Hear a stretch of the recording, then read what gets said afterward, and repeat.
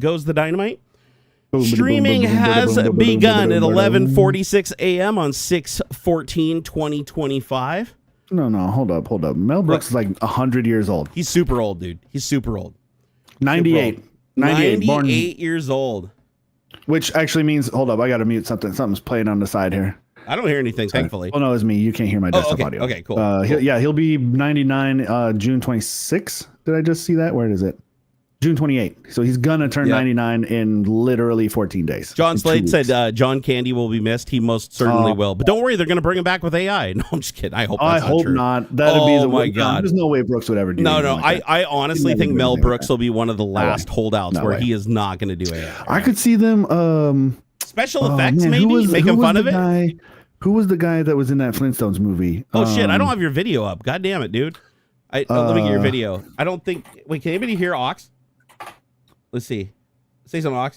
Hello. Okay, so they can hear you. They just can't see you. Let me get your video feed. John Goodman. I think John Goodman could do a good fill-in if they were gonna do Barf, right? If they're gonna do Barf or Barf. Right? Oh, his name, right? Yeah, Barf.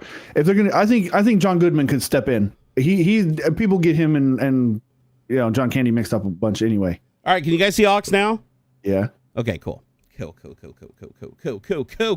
forgot that was Rick Moranis in the Flintstones movie. Seriously?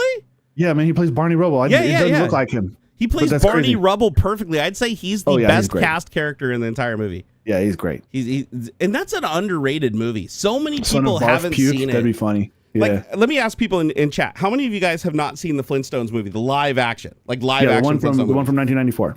Yeah, it's so good. It is. I love it. Every time I watch it, I go, how did this movie get such bad ratings? Yeah. This is legitimately like Flintstones. Like undeniably Flintstones. They brought a cartoon where everything is as fake as could possibly be fake and made a movie where they stayed true to it.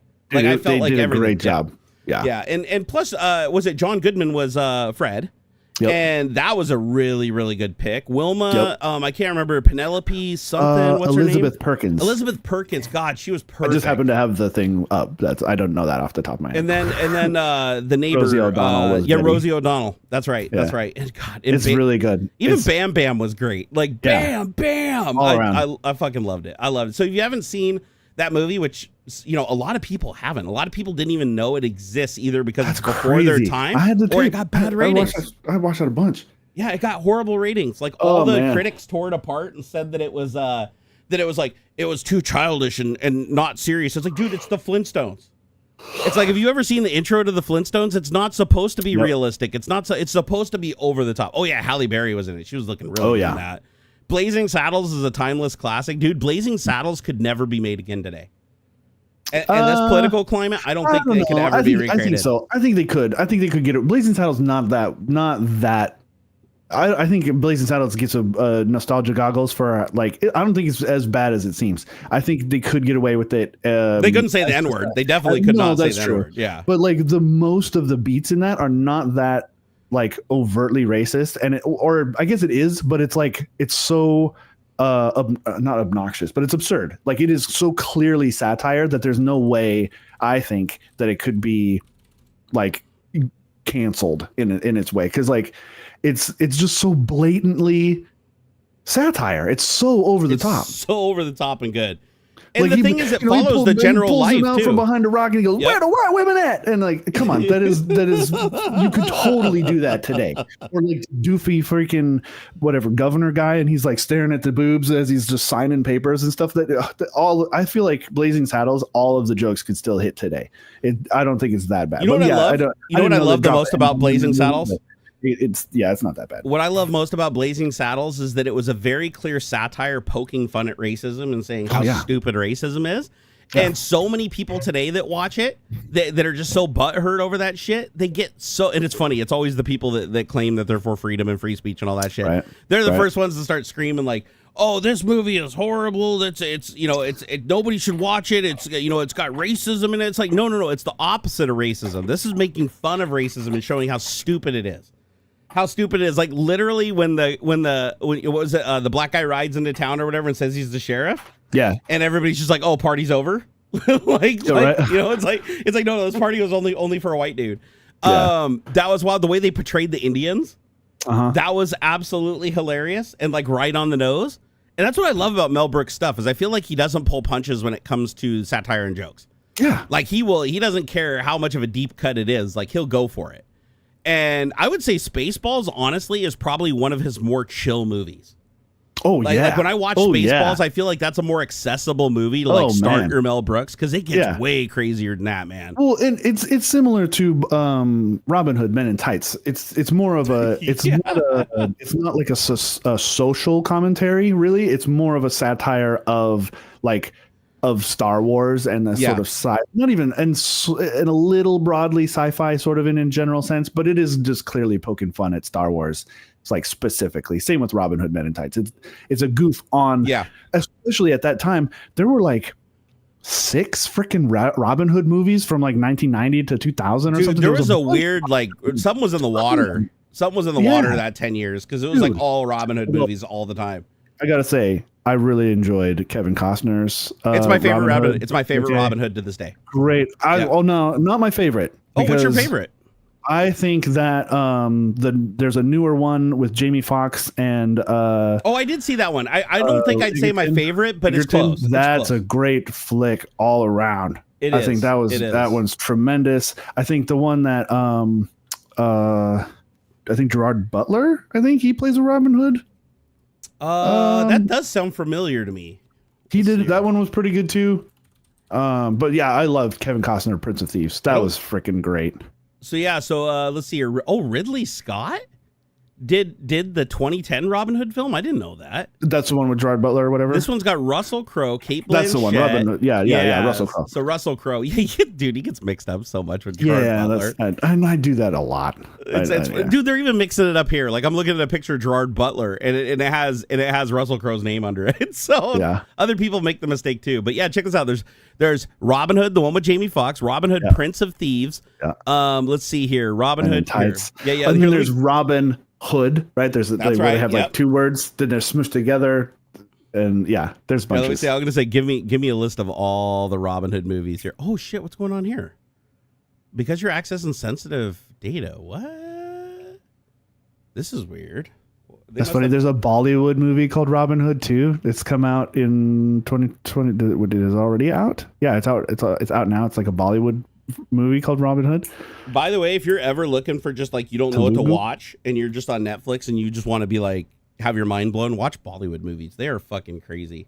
Dude, they're delightful. Some incredible action stuff. I am immensely impressed.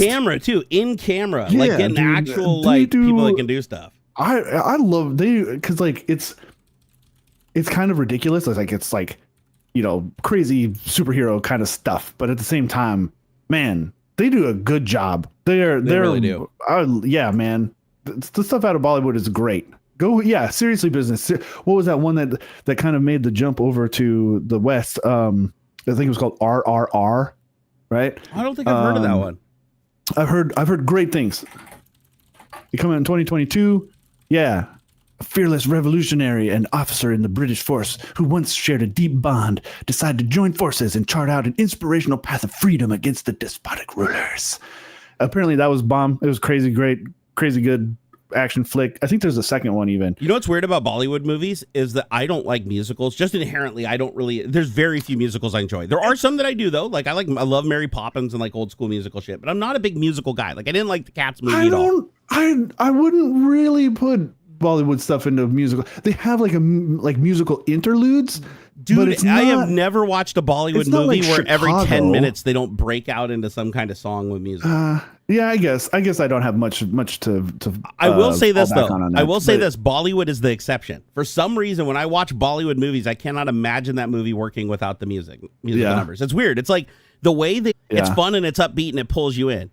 And DeWolfston even saw RRR. How have I not seen this? I don't know. It's on Netflix. So I asked AI for a list. I asked AI for a list of Bollywood movies that became popular in America. Number 3 is RRR, a historical action drama that was made waves internationally. Yeah. It earned $15.34 million. That's like literally nothing, but still depends on the budget that it was created with. Yeah. The number 1 though is tell me if anybody in here has seen this, and I may be butchering it. Bahubali 2 The conclusion. Yes. That came up too. That came up because there's like a question, why didn't Bahubali Okay, so people have become seen as that. popular as Triple R among worldwide audiences? And then I guess there was a second It made a quarter more movie. It made 20 million to RRR's 15. Bahubali. It's the highest grossing Indian movie that's ever reached in North America. It made 20 million. Oh, in North America, it made 20 million. Damn. That's intense. And then number 2 is Pathan. So Pathaan.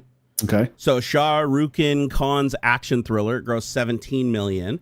And then one called Jawan, another Shah Rukh Khan blockbuster. Wow, he's in this list all over the place. Yeah. And then Animal, one called Dangle, another one called Padmavat, another one called PK, a satirical sci-fi comedy starring Amir Khan. Ooh, I want to see that. I like how they do satire. Yeah, I love Bollywood satire. I'm not to as well.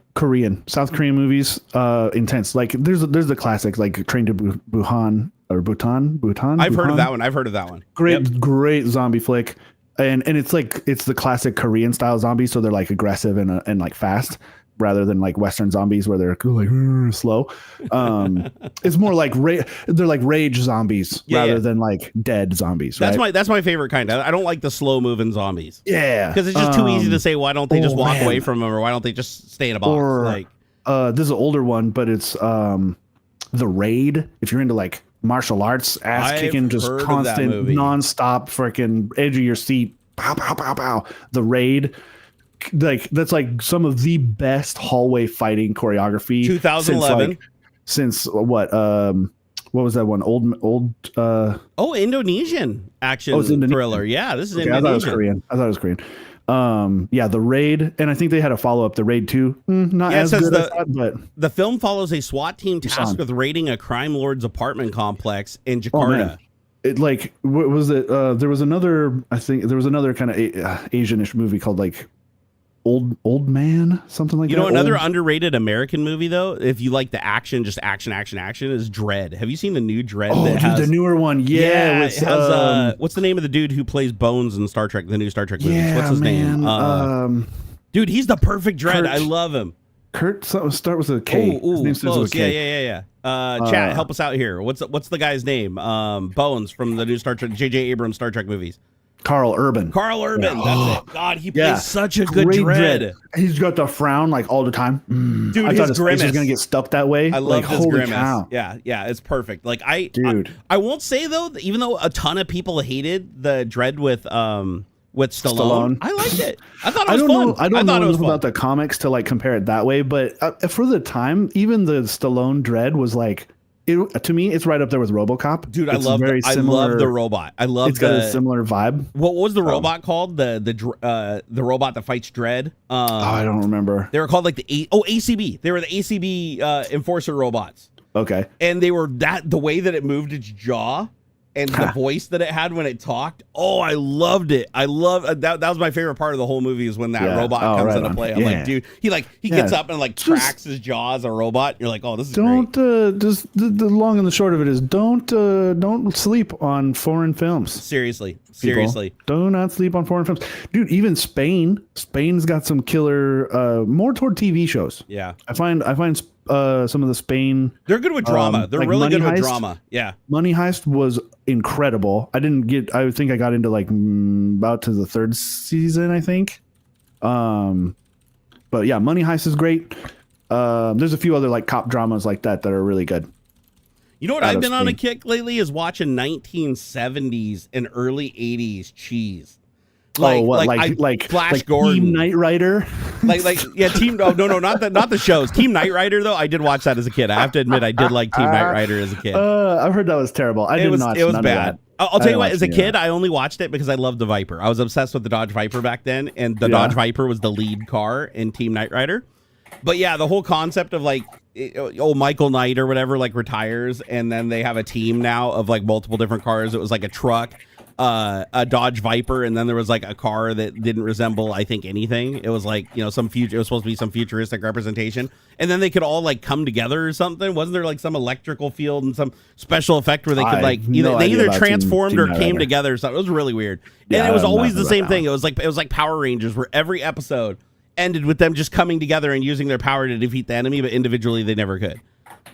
Oh yeah, if you haven't seen Flash Gordon to Dolphin, guys, everybody should see Flash Gordon. 1979 Flash Gordon. It was competing with Star Wars, and it is the Flash. biggest. Or wait, yeah, Flash. Oh, he's gonna save every one of us. Every one of us. He'll save every one of us. So good. It's so good. The best part is the lead character, the lead guy. It's not even his voice. They had to ADR him with another actor because he left. He left production at the end, and they said the audio. That's why if you ever watch it, the audio doesn't quite sync up with anybody. Oh no! And it's because they had to ADR everything because the audio was shot from the entire movie, so they had to come back and ADR the whole movie. Wow, so everything, that's so goofy. Nearly everything you hear in that movie is ADR. So, but the main dude, who's actually a pretty famous guy, like you see him around in a lot of stuff. Like he was in Stargate SG-1 in an episode where he plays like a bounty hunter, really well-known episode. But the guy that plays Flash Gordon, it's not even his voice in the movie. Could you imagine being in a movie and being the main lead character of a movie and your voice is not coming out of your mouth? Like you go to the theater and it's like, funny. And the funny thing is the voice they picked was weirdly doesn't fit with him. Like, if you watch it now knowing that, tell me that voice fits with that dude. It is weird. Like, it just does not work. But Flash Gordon is, if you know the production stories, like the hell that production went through, and the fact that they never finished shooting the actual movie that was scripted, they just filled it in with garbage and tried to make it work. So it's wild. And so this is the AI overview, so take this as a grain of salt. Of course, read it. It says here, in the 1980 movie Flash Gordon, Sam J. Jones, who played the titular character, had his voice dubbed by another actor for most of the film. He left the project before post-production and wasn't available to do the necessary voiceover work. While the identity of the voice actor remains unconfirmed, it is speculated to be Peter Marinker, a prolific dubbing actor at the time. Crazy. And the guy who plays the villain. I'd be pissed for not getting credit for doing the voice. Right, and even today, like why isn't this 100% known? I'd say something about that. I'd be like, bitch, that's me. I think the problem though is I think they actually, because I see this a lot where people are uncredited, like stuntmen and stuff are uncredited and stuff, and sometimes it's because they don't want to be credited because the film is such an embarrassment when it comes out. I've seen that happen like a lot. There are a lot of people that don't want to be associated. Like was it Roger Rabbit? There was a thing with Roger Rabbit. I can't remember. I think it was around Jessica, the like, you know, main cartoon protagonist girl or whatever. There was something where there was a singing voice. She had a different actress sing because the person who voiced her could not sing. It was like Kathleen something or whatever. Anyway, she was famous at the time, but she couldn't sing. She couldn't sing to save her ass. So they got somebody to come in and sing the song, and then that person who sung the song didn't want to be associated with the movie.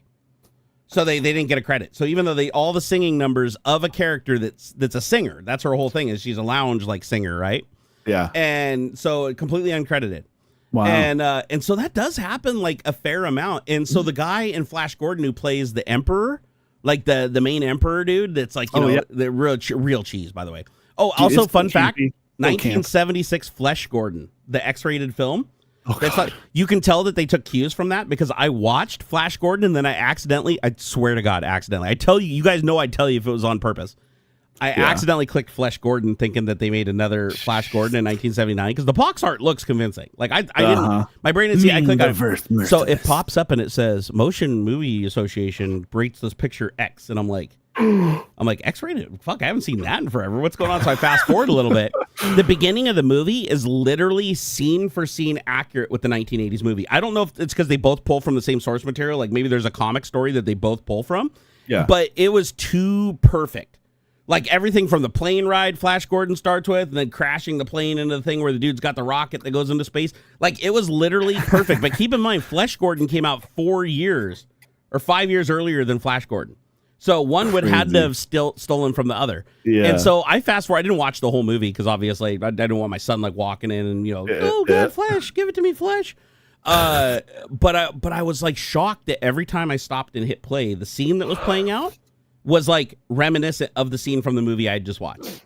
Like literally like this, like all the way down to like the dialogue and the shit that they were saying, except for they were just like, you know, changed out words with innuendo and stuff. But I was like pretty shocked by that. I was like, so this Flash Gordon movie in 1980 was 100% influenced by that porno called Flash Gordon. So and I never watched any of the older movies because apparently there's older Flash Gordon movies. But if you watch the movie, nothing makes sense of the entire movie. It's like all over the the whole place, moon right? crashing into the Earth, them going to another solar system or whatever, like through a portal thing. They got to go to Mongo. Yeah. Nothing is explained in the whole movie, and then there's all these just random like occurrences that happen for no reason, and then they never tell you why. Like they're completely irrelevant to the story. Like it adds nothing to the story. And you're watching it and you're like, okay, when are they going to go back and talk about what just happened? It's like, where the dude's sticking his hand in the stump and like the scorpion's supposed to be stinging him, but like the scorpion's sleeping, so it doesn't sting either of them. And you're like, wait a second, why did the guy break him out of jail just to try to get him killed and then to attack him when he was the one that put him in jail and stuck him in the water to drown him in the first place? So he basically saves him from drowning, so you think, oh, he's becoming a good guy. He's going to help the good guy. But then he takes him up to try to get him killed. And then when he doesn't get killed, he tries to kill him. And then when he fails to kill him, then he pledges his life to him. He's like, I am your friend and I go where you go. And it's like, bro, you literally kept letting this dude, you'd kill him like 90% of the way, bring him back to life just to kill him again? Like, what the fuck are you doing? Yeah. So nothing in the movie makes any sense. The weapons don't make any sense. You can tell, and if you go read, it's like there was a point in the production where they just threw the script away and they just told people to do shit and they recorded it. And so, like, there's a scene where Flash Gordon's like holding the football and he's like running through the dudes and like bashing them out of the way and stuff. And apparently, they were just all fucking coked up and on drugs, and they had the rent. They had the rental time, not? And they're like, "Fuck it, everybody just do stuff," and they just let the cameras roll. They're just everybody do something. And apparently, that ended up being a grab bag. They had to use a lot to finish the movie because so much chaos ensued. People didn't get along. The Emperor guy fucking hated his costume and thought it made him look dumb, and he knew it was a satire when he did it, but he didn't think it was going to be that cheesy. But the greatest part about it all is everybody hated the movie during production. They wanted it to be done. Half the actors didn't even want to be credited because it was such an embarrassment to their career, including the main guy. The main guy didn't even want to be credited. But here's the funny thing is, after all that, it came out and it ended up becoming like a cult classic kind of thing. Like immediately. Like it was so camp that people loved it. And as soon as that happened, then all the actors and actresses that hated it were like, oh, we're glad we did it. Like, okay, we get it now. Like people like it for what it is. They're not taking it seriously. And it's not meant to be taken seriously, just so you know. It's not one of those movies where it's like, like Star Wars where you're sitting down, it's a space opera where it's like, you have emotional attachment. There's no emotional attachment to anybody in this movie. Like anybody could die at any second. You just laugh. You'd think it's funny. But like the dude who plays the main Hawk guy, that guy is a riot. He's my favorite character in the whole movie. He's just bigger than life. Ha, ha, ha. I am Hawkman. Ha, ha, ha. And apparently through the whole movie, he kept making like pew pew sounds and punch sounds when he was hitting people. and the director kept telling him to stop and he refused. So they have to jump cut him. If you watch the movie, after every scene where he hits somebody, it immediately jump cuts to somebody else because they don't want to see his lips move and going pow and boom and kapow, because he just kept doing that the whole thing. And he's like, no, I'm going to do it my way. So they couldn't, and he was just one of those actors that was known to be really hard to work with. But honestly, I think it worked. Like out of every character, Flash Gordon isn't even my favorite character. It's the Hawk dude. Hawk dude is 100% number one my favorite character. Even my wife, no shit, my wife looked at me when I started the movie, 10 minutes in the movie. She's reading her book and she keeps looking up to see what I'm watching on TV. She looks over at me and rolls her eyes and she's like, "Are you proud of yourself? Are you proud of yourself for putting this on?" And I was like, I am literally watching this because I know it's cheese. Like I've heard it's cheese. I requested this movie from a friend. I want to watch this. This is the why I'm watching it. No shit, not even a half an hour later, she's supposed to be reading her book, but it pulled her in so much with the cheese that she started just laughing hysterically, like almost pissing her pants laughing at how ridiculous it got. Like where it just pans the scene of these dudes just banging their logs on the wood and it looks like they're all doing a circle jerk. It's like, she lost her shit. And then the boy walks up to his dad and he goes, "Dad, I want to become a man." And he's like, "Okay, stick your hand in the hole, son." And he sticks his hand in the hole and the scorpion stings him. And he's like, "Please kill me. I don't want to go through the madness." And then the guy just stabs him in the chest and kills him. And you're like, wait a second. How are there any men in this society if every single one of them has to get stung by this creature and then they want to die? Or they die slowly or they get stabbed and die immediately? Like, I don't get it. How is that dude over there even alive to have his son go through the trial? Because he's supposed to be like the leader of the people. So you'd be like, well, he got stung by this. But if he gets stung by the scorpion, it's 100% chance of death. So how is anybody alive? It doesn't make any sense. It throws the whole movie like off kilter.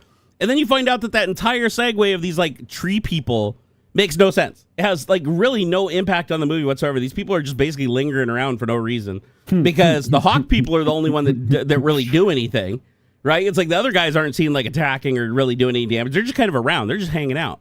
Yeah. And then you have the obligatory, just let's, Star Wars had had like little people playing Ewoks, right? Yeah. So, of course, they had to have their little people on stage too, except for they decided to make theirs a slave. So it's literally the dude who plays from the new Willy Wonka movie, the newest Willy Wonka movie, the guy who Chalamet. plays. Yeah. The guy who plays one more before that. The one with Johnny Depp. Johnny Depp, yeah. Remember the guy that plays the Oompa Loompa? He's like, yes. He plays all the Oompa Loompas in the entire movie. I love that guy. Actually, I just saw a picture of the guy. I think it's Mandeep something. He was.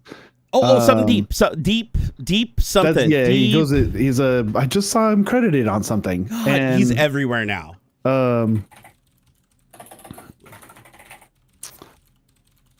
Let's see here, Charlie. Dagnabbit. He's because he's actually I think it said like he was like Deep Roy.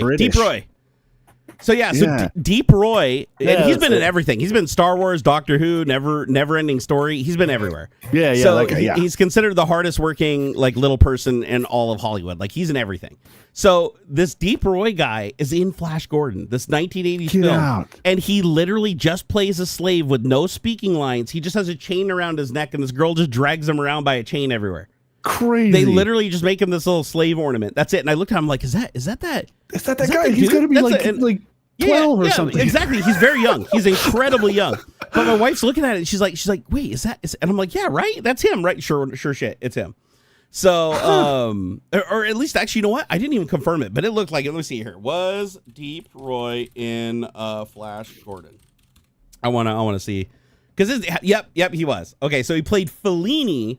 And honestly, you would never know his name because they don't even say who he is. 1980s Flash Gordon movie. His careers also include many iconic roles from Doctor Who, Star Wars, and of course the Oompa Loompas and Charlie and the Chocolate Factory. Which, by the way, if you haven't seen the making of that Charlie and the Chocolate Factory with Johnny Depp, I think it was done by the guy that does all the Johnny Depp freaky movies, like Edward Scissorhands and stuff. What's his name? The creepy dude. He does all the creepy movies. Come on, all crazy hair. God, what's his name? Somebody in chat, help me out here. Not Shyamalan, the other guy. God, I feel so stupid for not knowing his name. As soon as you hear his name, you're gonna be like, what? Everybody knows who this guy is. 100% know who this guy is. Tim Burton, thank you. Everybody knows Tim Burton. So Tim Burton has like a certain style that he does with his movies, right? Oh yeah. And so when he did the Oompa Loompas, as one guy, Deep Roy plays every single Oompa Loompa in an entire Charlie and the Chocolate Factory movie, where the Oompa Loompas are prominently like displayed, even like more so than the original movie. And so Deep Roy had to literally film every single Oompa Loompa in camera, doing every position on stage, and then they were all composited together during the dancing scenes. Wow. So when you see like 100 Deep Roys dancing around, it's not just Deep Roy copy, paste. He's doing the choreographed motions for each place, and then they're tying them all together.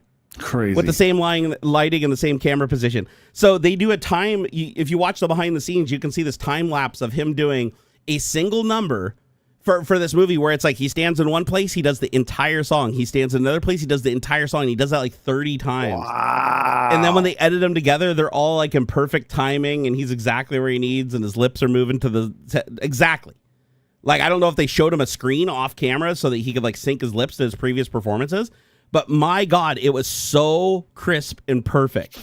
And he said that, it was one of the, like, he couldn't believe like how hard. Tim Burton said he couldn't believe how like willing Deep Roy was to just work as long as it took to get the vision. Like, he didn't care. Like, he wasn't like one of those actors that's like hard to work with or whatever. Like, he wants to do the crazy shit. He wants to have every one of his movies be as perfect as it can possibly be.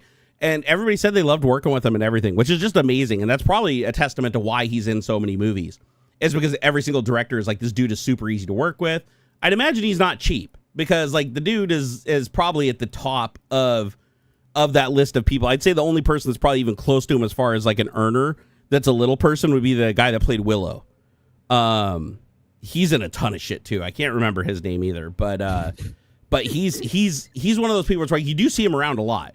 And if you don't see him, he's there. He's just in makeup, so you don't see him. Like, he's playing like a goblin in Harry Potter. I think he played 3 characters in Harry Potter. Correct me if I'm wrong, chat.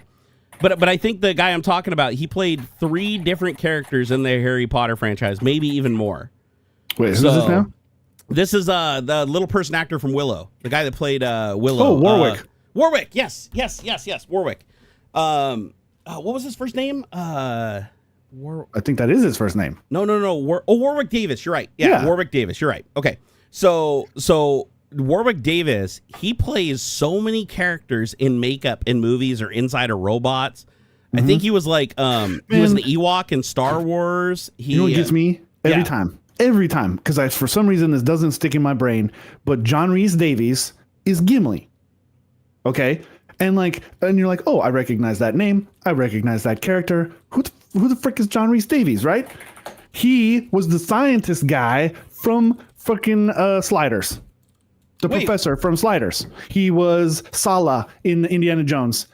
Oh yeah. I know this guy. I know exactly. John who Rhys you're talking Davies. about. He plays Gimli in the Lord of the Rings movies, and it is such good makeup, such good cinematography. Oh yeah, he's the guy with the axe, right? The dwarf. Yeah, the dwarf. Okay, yep. And every time it's like a surprise because for some reason that I don't know if he just like plays the character so well and they just do everything so well in those movies that I completely forget that it's Sala from Indiana Jones. It's the professor. What's the from actor's Sliders. name again?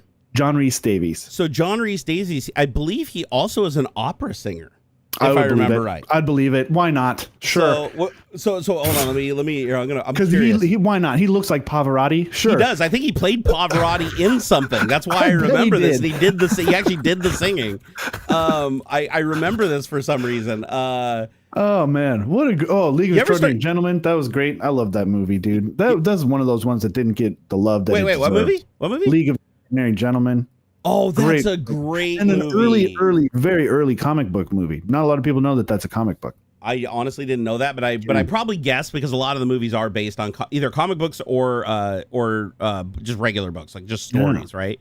Yeah. So, dude, it's wild how far like hero movies have come over the years. Oh man, right. Like it used to go from like a joke. Like I remember Batman was like that was as serious as comic book anything got on TV like back in the day, right? Right. But what do you think the turning point was where it went from like that camp cheese, like the old Superman? Although I like the old Superman movies. I actually did quite enjoy the old Superman. Go XLR is blinking like it's wigging out. And now all the lights are off. Can you still hear me? Yeah. Weird. Like all of the LEDs on my Go XLR Mini just went out. And they were like, it's doing it right now. Oh, maybe your LEDs, you have a cold solder joint breaker or something inside. Is it hot? Yeah. Like put your hand on it. Is it hot to the touch? On the back or on the front? Oh, he just died. Yep. It just died. So yeah, some went bad. Hopefully we'll get him back here in a minute. Warwick was also in the Leprechaun series. He was. Yeah, like the horror movies, right? Yeah, we still can't hear you. He's gonna go get stuff to fix it, guys. He'll be right back. Tim Burton turned the Batman serious. Now, to be fair, though, Tim Burton's first Batman was still pretty cheesy, but I will admit that that's where there were like serious elements and it wasn't just all cheese. So I guess that would be the good transition point. I tend to agree that Tim Burton Batman was where that spun around. Spider-Man in the 90s and then the X-Men. I could see that. Blade. Oh, actually, Blade. I would actually give big credit to Blade. I don't know what movie the first Blade come out, but I'm guessing it's a long ass time ago since Wesley Snipes looks like 100 years old now. Actually, I'm just kidding. Wesley Snipes actually looks ridiculously good for his age. Yeah, I would tend to agree that Blade was probably the first like dark, serious that I remember, anyways. Like, when was The Punisher made? I know The Punisher was really good too, right? Like where The Punisher was like really, really gory. And really crazy. So but I don't know. I think Blade was before the Punisher by quite a bit. Escape from Old York. Do you mean New York? Escape from New York's awesome. I love Kurt Russell. I love me some Kurt Russell. Actually, Kurt Russell is amazing. And you know why Kurt Russell is amazing? Because he's still married to Goldie Hawn after all these years. How many Hollywood relationship between a A-list actor and an A-list actress work out for that period of time? Like it's unheard of. In Hollywood, it's like just one big orgy, right? Where everybody's just like swapping around everybody. So it's amazing that they've made it work for so long. So my hat's off to, hey, there he is. All right, let me get your new video feed in. I'm patching you in right now, sir. Stand by. There you are. You're back. What happened? Give us the rundown on what happened there, bro. It died. So I completely unplugged it both ends and plugged it in on its own rail USB rail. Maybe I'm pulling too much power on the 3 other USBs or something. Wait, hold up. Your Go XLR is powered by USB? Oh no, I mean it's got the other. I think. Doesn't it have like a secondary power brick plugged into it? I know mine does. My Rode does. No. Oh wow! I did not know the Go XLR was powered through USB. It's a USB-C though, right? Like the round one. Nope. It's USB. How the fuck is it getting enough power to do anything? Magic. No, but like your microphone that you're using right now needs like 48 volts of phantom power. How the hell is it getting that from USB? Capacitors, I guess. I don't know, man. I'm no electron pusher. I'm not either. I'm not a big electrons guy, so maybe you guys can tell me in chat, how in the hell does a Go XLR get enough power from a USB 2 connector? Or Science. No, it's 3. I mean, it's USB 3. Oh, it is the blue one. So USB, but how much power can that carry? Enough. It's got to be way more than USB 2 at least, because I know USB-C can carry up to like 180 watts or 200 watts. It's ridiculous. Yeah. It's absolutely ridiculous how much power. I have no idea how it's able to do it because USB-C cables are so damn thin.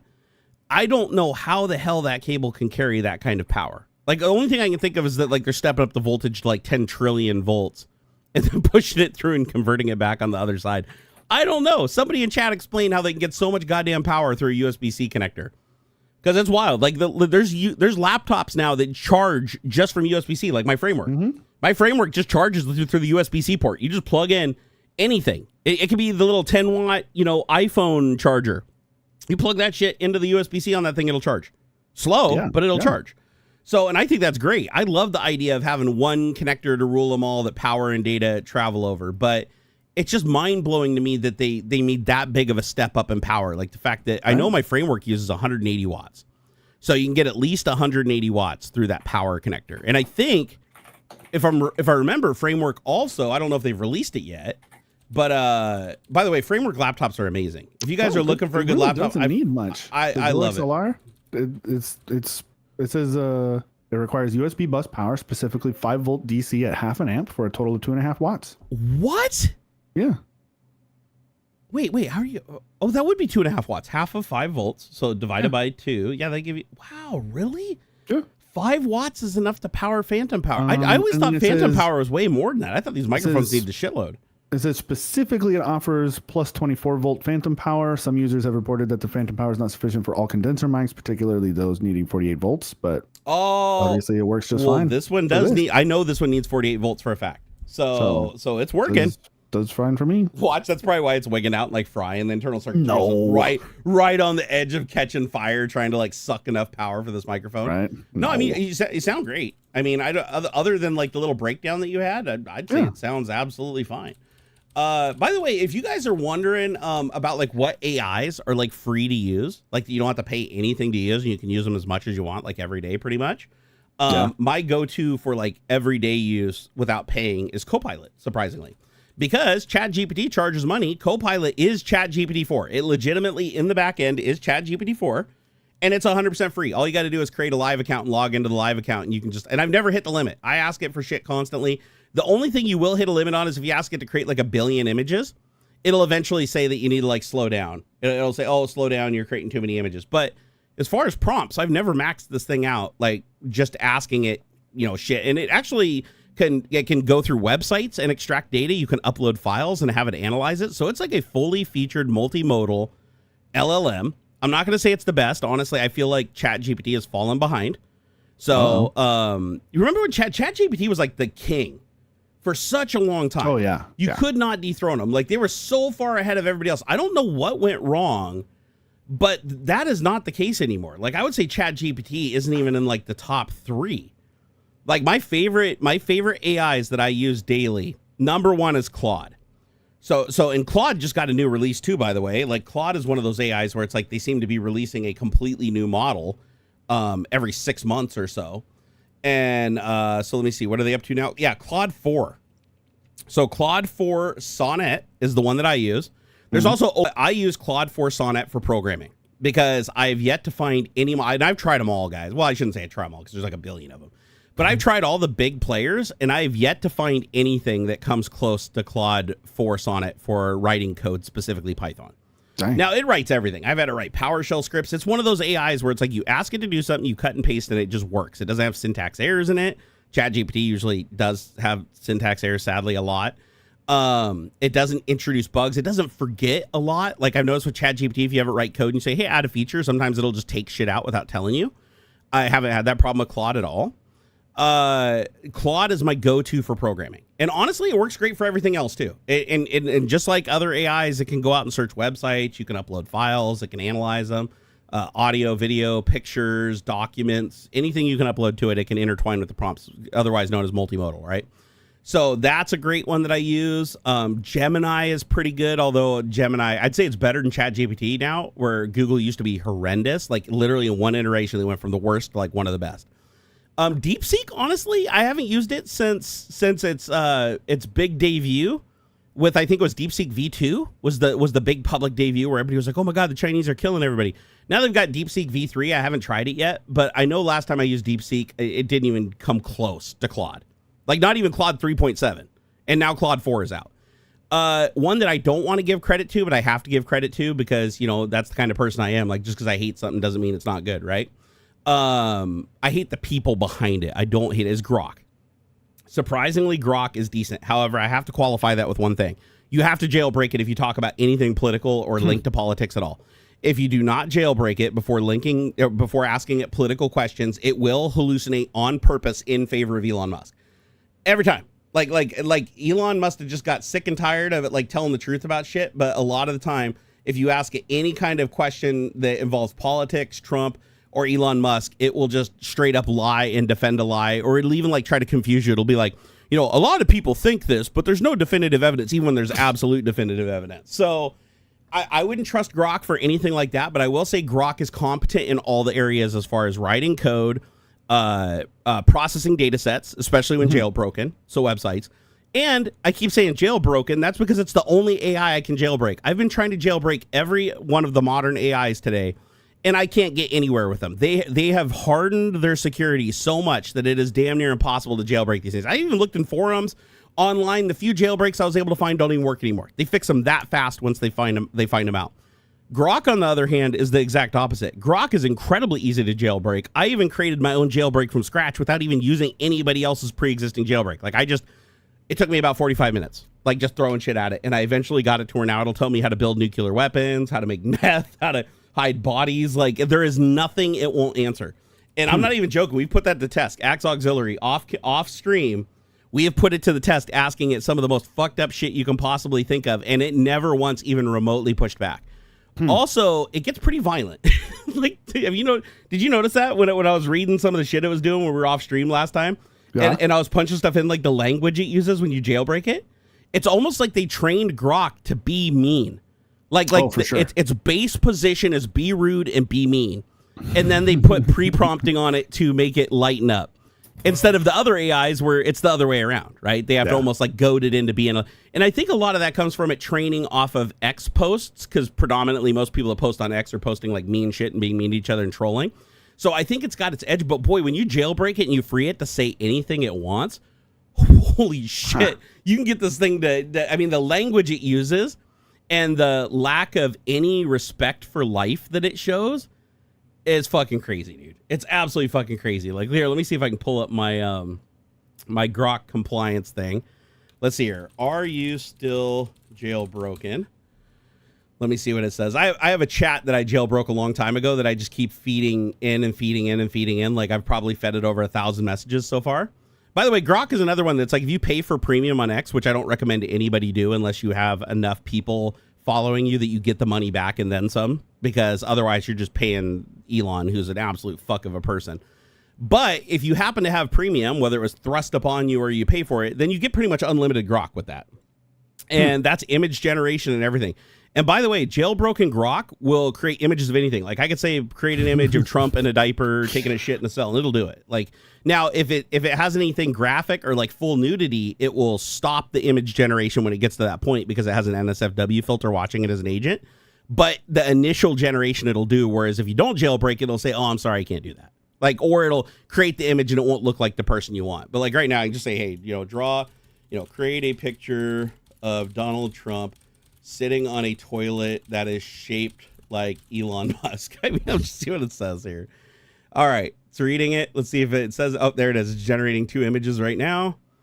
And normally it would say, oh, I'm sorry, I can't do that. Okay, so those are clearly Donald Trump. So it got that part right. So it is Donald Trump.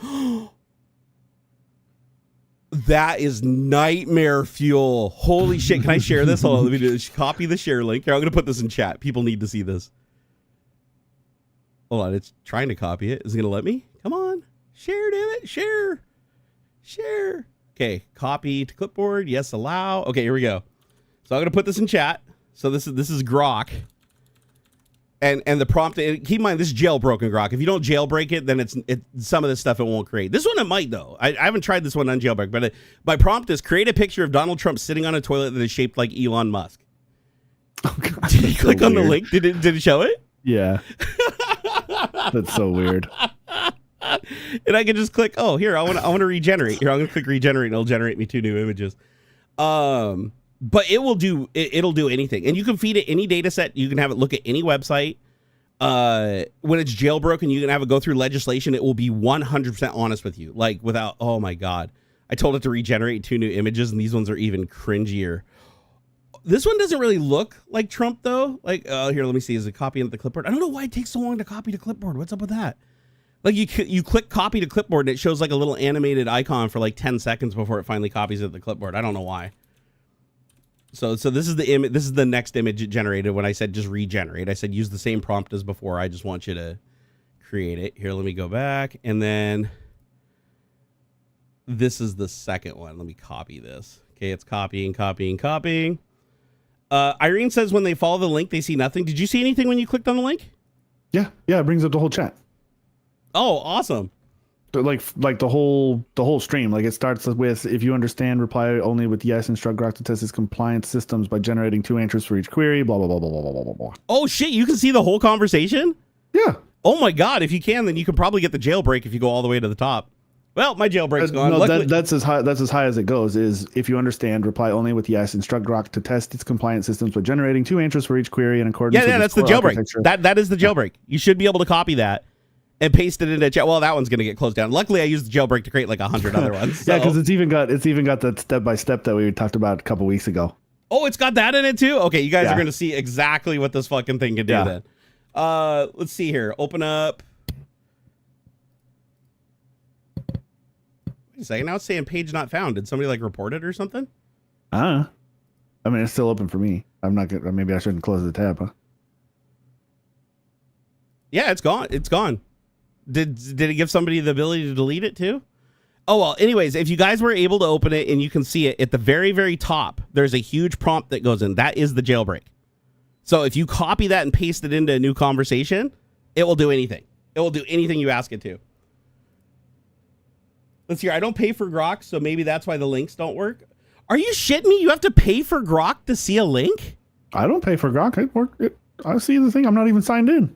It worked when you clicked on it. Well, let me create a new conversation and see if anybody can see it. Here, I'm gonna do the same prompt. Some of the pictures in this thread it says content moderated. Try a different idea. No. It does that because that's the NSFW filter I was telling you about. Okay. So like if you tell it, because I was testing it, I was trying to create the most fucking crazy shit I possibly could to see what its limits were. And so I was like, generate porn, create this. And what it does, there's an NSFW filter that watches it as it generates. And then if it gets to a point where it sees anything ahead, like it looks ahead, it stops the generation, or it'll just flat out say that it's censored. So for you, it said it had the login. Oh, Tony said page not found. Weird. Yeah, so it must have got deleted. God damn it. Well, now I'm gonna have to. Hopefully, my jailbreak still works. I don't know. I'll have to try it again later. Well, if you were able to get if you guys have that conversation at the very, very top is the jailbreak, and you can copy that into any thread. Let's see. Gimpy said, "Do we need to get apps to see these?" No. This should all be just web based. So, hey, we got our first person that wants to be banned. I've been waiting. Gone. Oh, that felt good. It gave me a little bit of a boner. I'm curious to see if it will create the image, though. So I started a new conversation. Create a picture of Donald Trump sitting on a toilet. What did I say? Shaped like Elon Musk? Shaped like Elon Musk. I think that was it. I'm going to ask it to a conversation that is not jailbroken and see what it generates. Yeah. See, it creates the image, but the picture doesn't look that much like Donald Trump or Elon Musk. Like it looks a lot different. Like here, I'll send you guys. Let's see, copy. How do I just get a link to just the image? Can I do that? Like, is there a way just to look at the image itself? Yeah, these don't look like, it doesn't look like Trump, and it kind of looks like Elon Musk, but not really. So yeah, you do have to jailbreak it if you want it to actually create images that look perfectly like the likeness of somebody. Gimpy said he couldn't see it in the first place.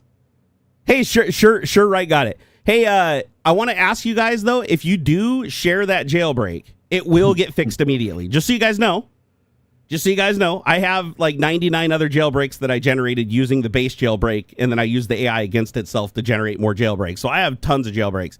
But just know if you report that one, it stops working. So keep that in your back pocket if you guys were lucky enough to get it, use it. But don't share it, because the second it goes public and you share it with somebody that's like, oh, I won't share it, and then they go share it anyways just because they want to go show off, it will get patched immediately, and then the jailbreak won't work for anybody anymore. So do not do that unless you want the jailbreak to die. iOS sucks for fun stuff? Sort of, I guess. I mean, I guess that's a fair argument. I would say the Android definitely gives you more freedom, but I wouldn't say that it's like completely like wide open. Like Android used to be completely wide open, but now doesn't it, like when you submit an app to the store, like there are limits on like what low level access you can have to the device, and it still asks the person like you have to give this level of permission to allow the application to move forward and stuff like that. Like it's not just a free for all where anybody can just do anything they want, right? Like I think is there still an argument for like jailbreaking Android, or is Android open enough that like nobody does that? I'm sure there are. I'm curious, like, what a jailbreak on Android would look like. If anybody knows what that's like, let me know. Because I can't think of what a jailbreak on Android would look like, because I think you can pretty much just do any... Here's the other thing, too. With Apple, you have to have a license to program something and share it with somebody else to test. At least that's what it was like back when I did it. Yeah, you got to pay $100 to be part of the dev program. Yeah, and it's like not just to put it on the store. Like you had to like just to share it with people and have them like beta test it for you and stuff. It was like a whole ordeal. I remember we had to pay for it when we did Opulent Studios.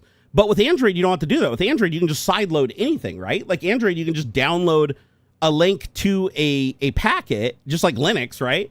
And just click on it and install it, right? Like, can you do that with Android still, where you can go to a web page and say, "Oh, download the Android app from this web page"? And just install it? I download APKs all the time. You might have to. There's like a little. You got to go into your settings, and then way down at the bottom, there's like something you tap on like 5 times to put it into developer mode or whatever. Okay. But yeah, I download APKs, and it'll be like, "Hey, this is like a weird thing. Are you sure you want to install this?" And I'm like, "Yeah, of course I do." Boop. And That's awesome. That's awesome, dude. I honestly do want to switch to Android next time I get a new phone. I think I am pretty much done with Apple, especially since they've been heavily capitulating to the Trump administration and their whole, we're going to fight piracy and we're going to fight, to keep people's information safe. Because that was the one thing that Apple did have over Android. Like security wise, Apple was definitely known as the more secure operating system, because one, it was closed, so you couldn't just like white box hack the shit out of it like you can with Android. And 2, Apple would protect your privacy. Like if the government came in and said, "Hey, we need you to break this phone," they'd be like, "Go get fucked." Like, but now a lot of that's changing. A lot of that now, Apple's like bowing to them. Gave Trump $1 million so that they could like be a part of the fucking Stargate program, which is for spying on citizens. So clearly, Apple can't be trusted anymore moving forward. And to be fair, neither can Google, because Google also was standing there. I can't remember the name of the Google CEO, but they were standing right behind fucking Trump in that same picture, and they paid their $1 million to be there. So I don't think you can trust any of these operating systems really anymore. I think that but I will say that Android is still open source. The foundation of Android is open source. So you still have a better chance of catching if they put something into Android, as long as you're not running like the precompiled binaries. If you're running the precompiled binaries, which 99.9% of the people are, that just get their phone and it just has whatever's on it from the manufacturer, then there's no guarantees that there isn't a million backdoors on that shit. Just because it's open source doesn't mean that what you have on your phone is equal to what code is out there being compiled. Like they could have changed it. They could have made their own private version. There's lots of things that could have changed it. So I wouldn't say you could trust it, but I will say the one thing, we're truly an advocate of privacy, you can still go get a basic open source Android package, compile it on your own computer after analyzing the source code, or hell, you can even put it through AI. That's something. AI is great for code reviews. Have you ever used AI for a code review before on anything? I don't write code. So what's funny is you say you don't code, but you do know how to read code. Yeah. And I used to. I just haven't practiced in forever. Okay, fair. That's fair. That's fair. Like once Like you read 20 code, years or always can something. read code, right? Yeah. Oh yeah. So Heck, you shared me some like random like assembly or something, and I was able to kind of get an idea of what was happening. And if you know how to, like, if you knew at one point like how to code in some language or read code, then you can pretty much read all other languages. I could pick up C# again probably in a week, and I'd be knocking stuff out left and right. C# was so good. And that was right when Visual Studio and like IntelliSense and all that stuff was like brand new. Like .NET Studio was like brand new when I started learning C#. So like nowadays, man, I could probably get back into the swing of it real fast. You know what's funny is I hated .NET. Java sucks though. Java for Android in particular. Java for Android. I agree. Java does suck. But to be fair, .NET ripped off Java. Like if you look at all the namespaces, all the names of everything, all the functions, everything, like Java actually, straight up got ripped off. That makes sense because you could just load in like a Java library and basically just chew through anything in Java, or like it would like recompile it into C# or something like that. Yeah, no, they did. They legitimately did it on purpose because they wanted to lure Java devs, right? So the best way to lure a Java dev is to keep everything the same and familiar. I did C# in high school when it was brand new, and then like maybe 8 years later did mobile development. So like Objective-C for iOS and Java for Android. Like I hate Objective-C. I hate Objective-C. I liked programming for iOS way better. Objective-C was fantastic. Were you doing anything with Cocoa Cocoa like that? Were you using Cocoa for any of the UI stuff? Like where you switch from C to like a completely different language that seems really foreign. It's almost like when you do like inline assembly in C, but it's like Cocoa is like another inline language for doing UI stuff. I remember using like Java beans and stuff. I don't remember we just used the built-in. I think it was just the built-in.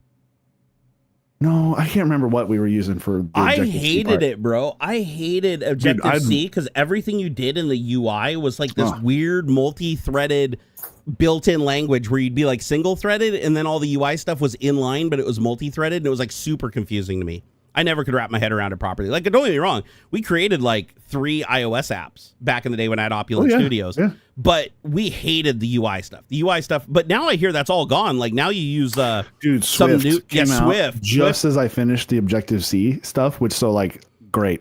Like I spent 3 months learning this just for it to all be invalidated. Like I've heard Swift is amazing. I've heard that Swift is legitimately like one of those languages where if you're starting from dead scratch and you want to know an object-oriented language, that's the fastest way to do it. Like, yeah, they built it. From what I understand, they built it out a lot more like almost like a scripting language. It's not as like it's very robust and flexible and stuff, but it's not as like I heard it's drag and complicated, like, I guess. Isn't it really drag and drop too? Like where you can create a lot, just like within Unity, where you just drag and drop components and wire them up and stuff. I think so. Yeah, that's what I've heard. Like much easier to like do stuff. Yeah. Is Switch cross-platform or is Switch just iOS? Swift? Yeah, I think it's just iOS. Let me see. I'm curious about that because if it is cross-platform, which honestly I don't know why you got to make your shit cross-platform nowadays. Like not making your shit cross-platform is just asking for it to be deprecated. Yeah. Can Swift? Well, now oftentimes it's the development environment. Like if you say because like if I remember right, like I'll be down.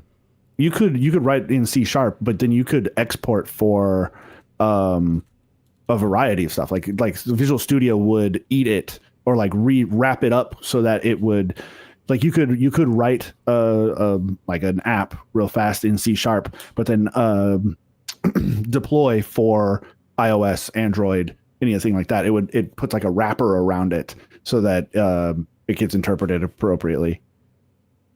Swift for Windows? There is. I just found it, dude. I don't know. Has anybody used the Swift for Windows?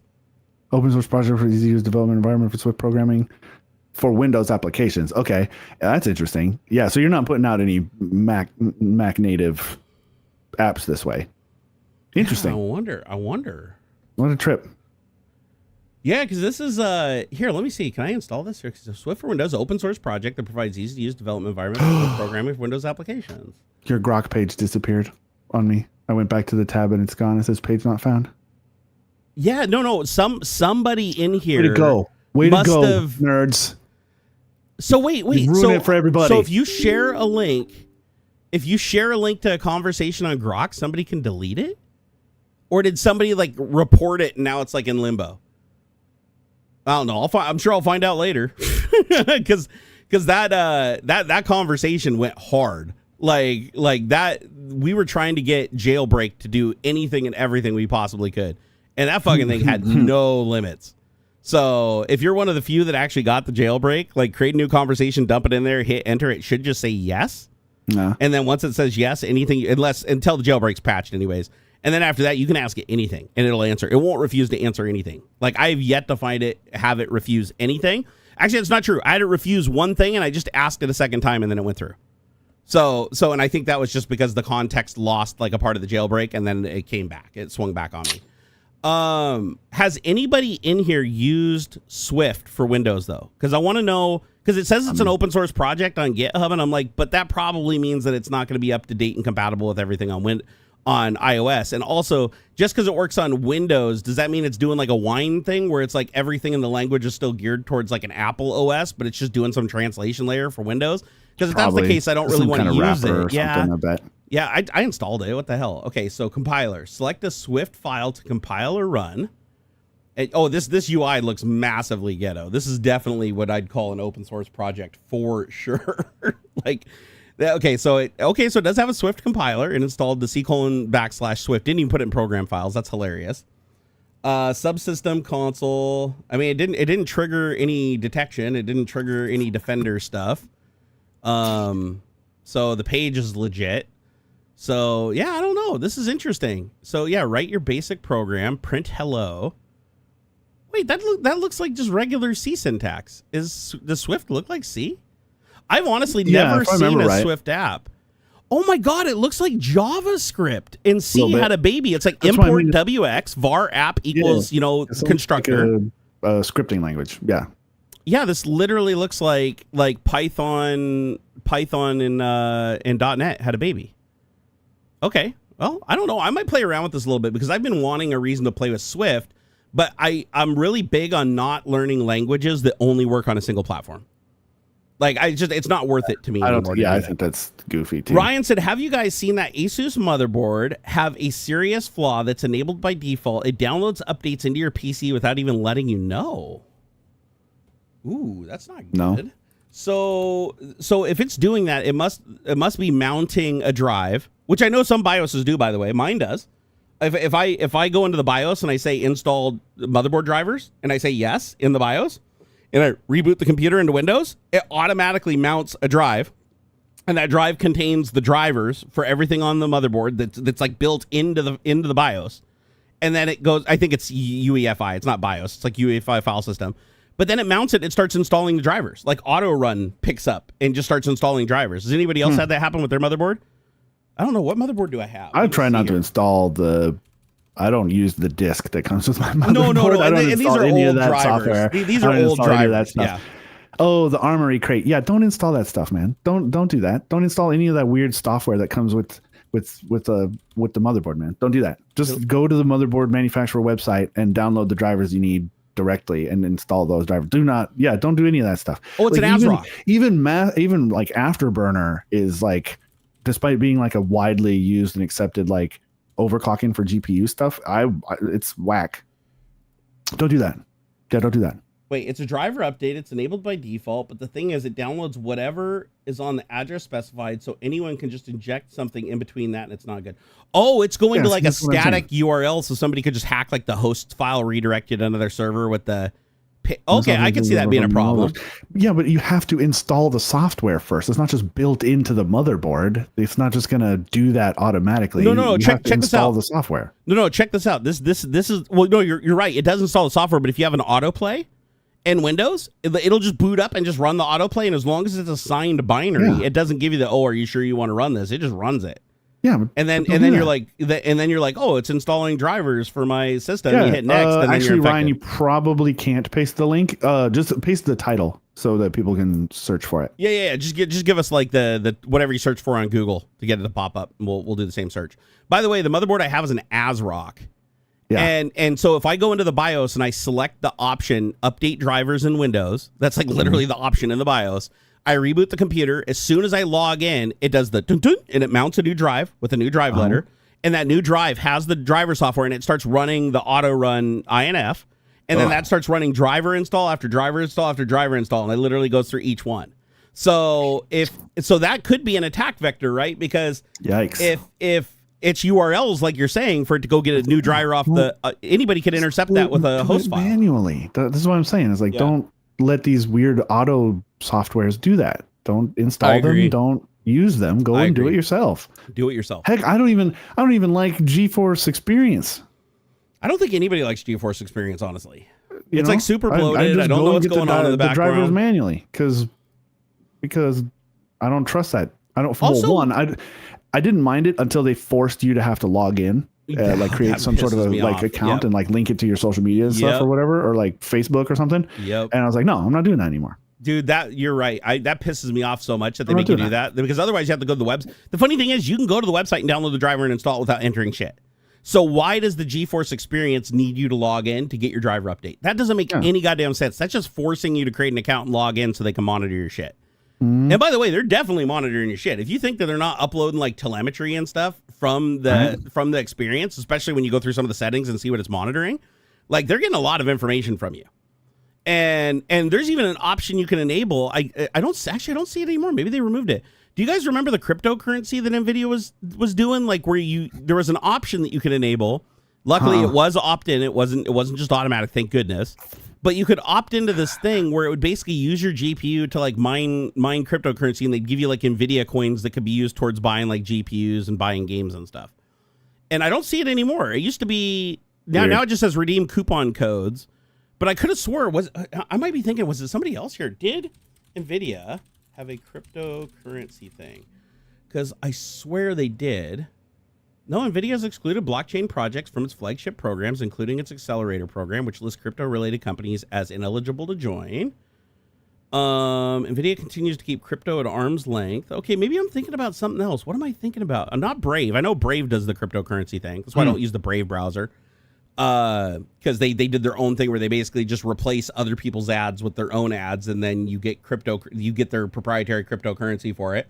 And I get it. Some people might think that's cool, right? Because like at least they're getting something instead of the advertisers getting everything, and I get it. But still, it's like you're just replacing one bad with another bad and shunting money from one person to another, right? I mean, in the end, it's not doing anything to help you, right? It's if anything, it's giving you more ads.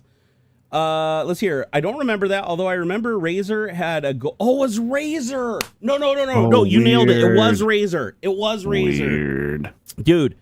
If you install the Razer program, which you have to for everything, if you own any Razer device, doesn't matter if it's a mouse, a microphone, you have to install this like one program to rule them all. It's like Nvidia, it's like Nvidia's control panel, but like think of it for all Razer products, right? It's one driver package that covers everything unified across their whole product line.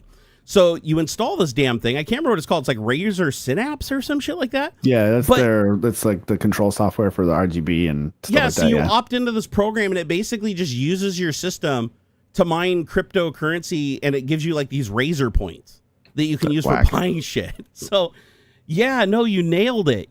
Thank you. When it's like, oh yeah, Razer did something like that, I was like, no, it was Razer. I get them confused sometimes because Razer's UI in their program looks an awful like the new Nvidia app.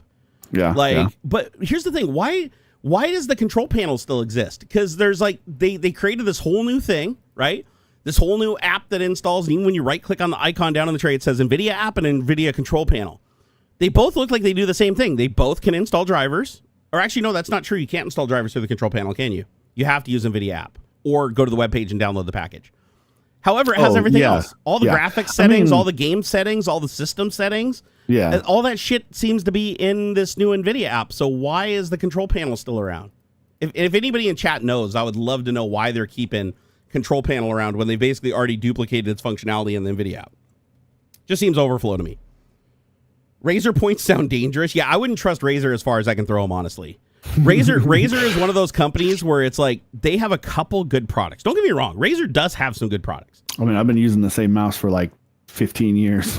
But you know what's funny? Razer, they made suck and fry within 6 months. It's a model number RZ01-0255 gaming mouse, the Viper, and it's like I have here. Do I have my headphones? Let me show you these. Like I've used the crap out of it. Insanely overpriced, these things. If you guys ever seen, I think they're called like the Razer Krakens or something. Was it Razer? Dude, Razer headphones suck. They are the worst. So I'll be the first to say the sound quality on these is way too bassy. Like horrible. It's all bass, nothing else. But the most uncomfortable cups I've ever worn. I had the Cacarichas, if I remember right, is what it was called. I'm probably saying that wrong, but horrible. So these right here, uncomfortable. Super comfortable. These are super duper comfortable, like really, really plush ear pads, really, like with Alcantara on the inside of them. But these are expensive. I want to say that these, when they came out, were like $300. Like, this is a $300 pair of headphones. Could never convince me to use another Razer headphones. But you know what I do like about these headphones? They connect directly with a wire, or they connect through Bluetooth, or they connect through a legless 2.4 gigahertz dongle that plugs into the bottom here. So you have three ways to connect. I like the way that when you pull the microphone out, it turns on. When you put the microphone away, it turns off. Like, I think that's cool. I wish more headphones had that. Except I got Sennheisers that did the same thing, and they were way more comfortable. That is true. And they're lighter too. These are heavy as shit. These are heavy. It was on a stiff arm. Yep. Like, click. Oh yeah. No, I had those. The Razer was the MMX 300 gaming or something. Yep. I have those headphones. I have them. So they sound way better than these. But you know what these have that I've never had another headphone that has these other than Razer. I have another Razer headphone called the Razer 7.1, I think Kraken Pros or something that do it. These have transducers in the cup. So they actually have force feedback. So they actually like vibrate your head so much that your eyes shake and it makes the screen blurry. That's how powerful it is. So the one thing I do enjoy these for is Gran Turismo. When I'm playing Gran Turismo in VR, I pop these babies on and the vibration of the motor translates through my head.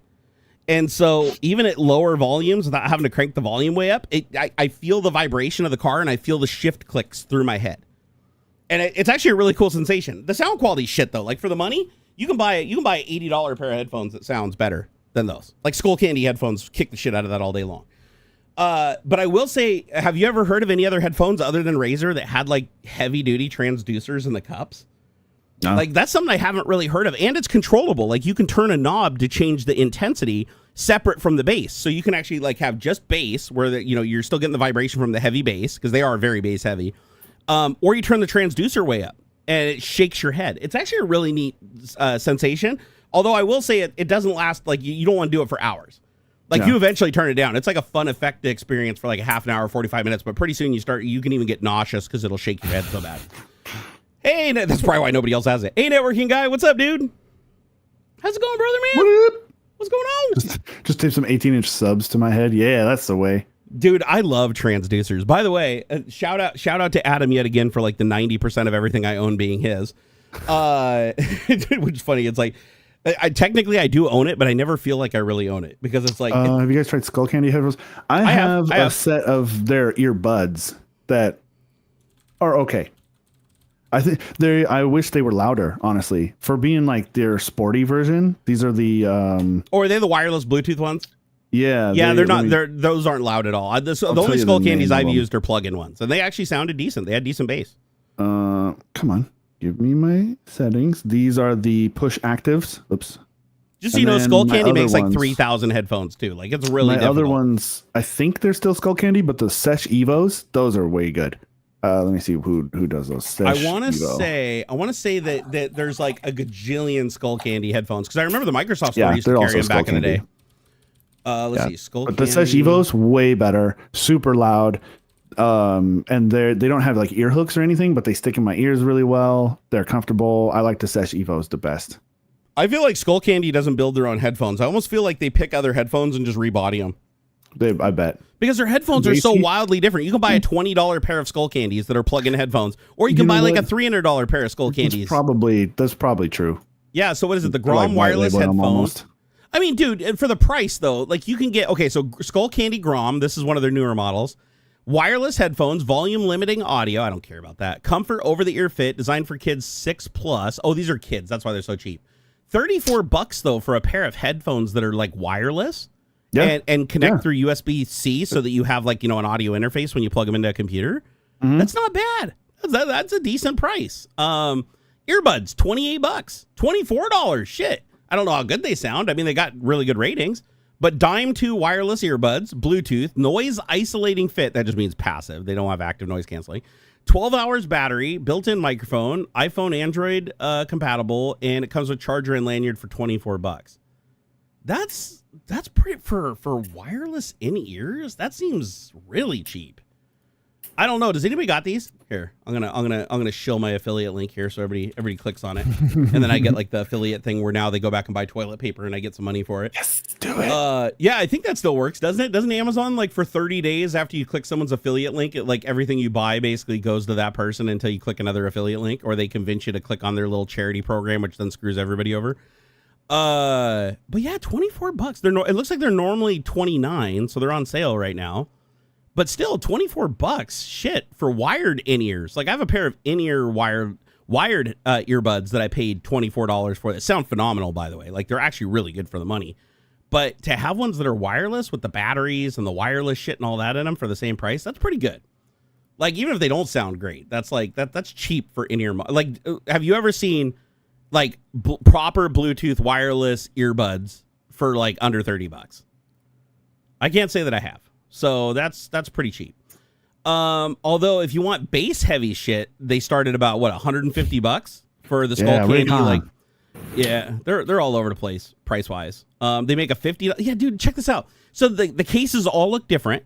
Like if you sort by like their earbuds, there's ones that look like iPhone earbuds. There's ones that look like Sony earbuds. There's ones that look like nothing earbuds. Like you can tell there's no way they're making these in the same factory. Like these designs are so radically different. The only thing that's the same is their logo is like laser etched or embossed onto the case. So I'm going to say that Skull Candy, I mean, and I may be wrong about this, so I'm not going to say allegedly. I don't know. What do you got to say? But to me, it looks like scrolling through these, I've seen a lot of generic in-ear monitors that had these same charging cases, same shape on the buds. I'm thinking Skull Candy is more of a just go out and find other products, slap their name on it, and price and up the price a little bit on it. Although I will say their price point isn't crazy. It's not like fucking Raycon or whatever, where it's like a $25 in-ear that they're charging $90 to $150 markup on. Like that's ridiculous. And by the way, if you've ever listened to Raycons, they sound like garbage. If you think, and I have run across people that are like, I love my Raycons. If you love your Raycons, it's because you've never heard anything else. Like you've never had another in-ear monitor, or the best you ever heard was like the things you plug in on the airplane. Raycon sound like absolute fucking garbage. They're $150 in-ears that have noise canceling. It's the worst noise canceling in the industry. Like you can literally buy any other in-ear and the noise canceling will be better. So Raycon is garbage. The only reason people buy Raycon is because they literally give $40 to $70, depending on the model you buy. $40 to $70 of the sale goes to the influencer. That's whack. Isn't that fucking crazy? Like, think about that marketing budget. They're selling a product for $80, and they're able to give $40 of the margin to an influencer and still make enough money to them that they're just killing it. That to me, that tells you that their cost to build these things is like $10, like $5 to $10 max. Yeah. So especially with the return rate, they have a really high return rate too. Sadly. Well, shit. Let's jump into topics. We've been all over the place. Might as well jump into. Yeah, we're all over. So we had some fun talking about shit before we had to get into the serious. But let's go ahead and get it out of the way, man. Democracy is in danger. You want to take it? Oh man, yeah. So actually, just before the stream, Jerry let me know that some of the audience here assumes that I am of a different political leaning than our host here, and I have to say unequivocally that is not the case. Yeah, that's for all you guys that come in. No way right leaning of any kind, like at all. Yeah, like, I was telling him that every time he leaves and I start talking about anything political, people come here and say, "Oh, you shouldn't talk about things with politics without AuxxZillary here because he can't." He can't defend his alternative position. It's like I've had people straight up say that he's MAGA. I don't know why anybody would say that. I don't know. I don't either. How after how many like hundreds of episodes we've done of this, right? Anybody could assume, could even think that I am in any way supportive of. Yeah, like I wouldn't, guys. This is my brother. This is my friend. Okay, that wouldn't be possible if he was hardcore MAGA. Or even a little bit. Even a little bit. I just like, there's I can't tolerate that. Yeah, I don't understand how anybody could misinterpret, especially considering just the. So guys, tag this time index. Tag this time index. If you see people in the comments ever saying this again, please give them this time index because it's ridiculous. Trump's whack. The Republicans are not what they used to be. No. Like Republicans of like the 90s, they talked some interesting things, that they had some decent ideas and things like that. This is not what it used to be. This isn't Reagan's Republicans. This This isn't Nixon's Republicans. This is not the Republicans that it used to be. I even hold some completely, and it is outrageous. Ox voted for Flo. I would have. That would have been fun. So like, I share some conservative views. Tea Party conservative views. Sure. Tea Party's dead. I guess. Tea Party doesn't exist anymore. Trump doesn't allow you to be. You cannot call yourself a conservative. You're a rhino unless you agree with Trump. What's happening now is some sort of outrageous. It's twisting, disgusting, dude. Oh, I don't even like when they call it alt right. This is like extremist, not even right. I agree. I don't. What's happening now, or even really just the last like 10 or 12 years, has been so antithetical to what this country is supposed to represent, and the just over the top, disgusting level of racism and otherism. Just anybody who doesn't check all the right boxes and say all the right things, just immediate. It's so weird to me, the fear that politics, like, I don't understand it. Just no. Like, it's not like, so I just want to be very clear that no, I'm glad that you clarified that, because people come in when you leave and they're like, you shouldn't talk about Trump when Ox isn't here to defend it. You're like, what the fuck are you on about, bro? Like, no. I mean, I look at how other countries do things and I'm like, why can't we do it that way?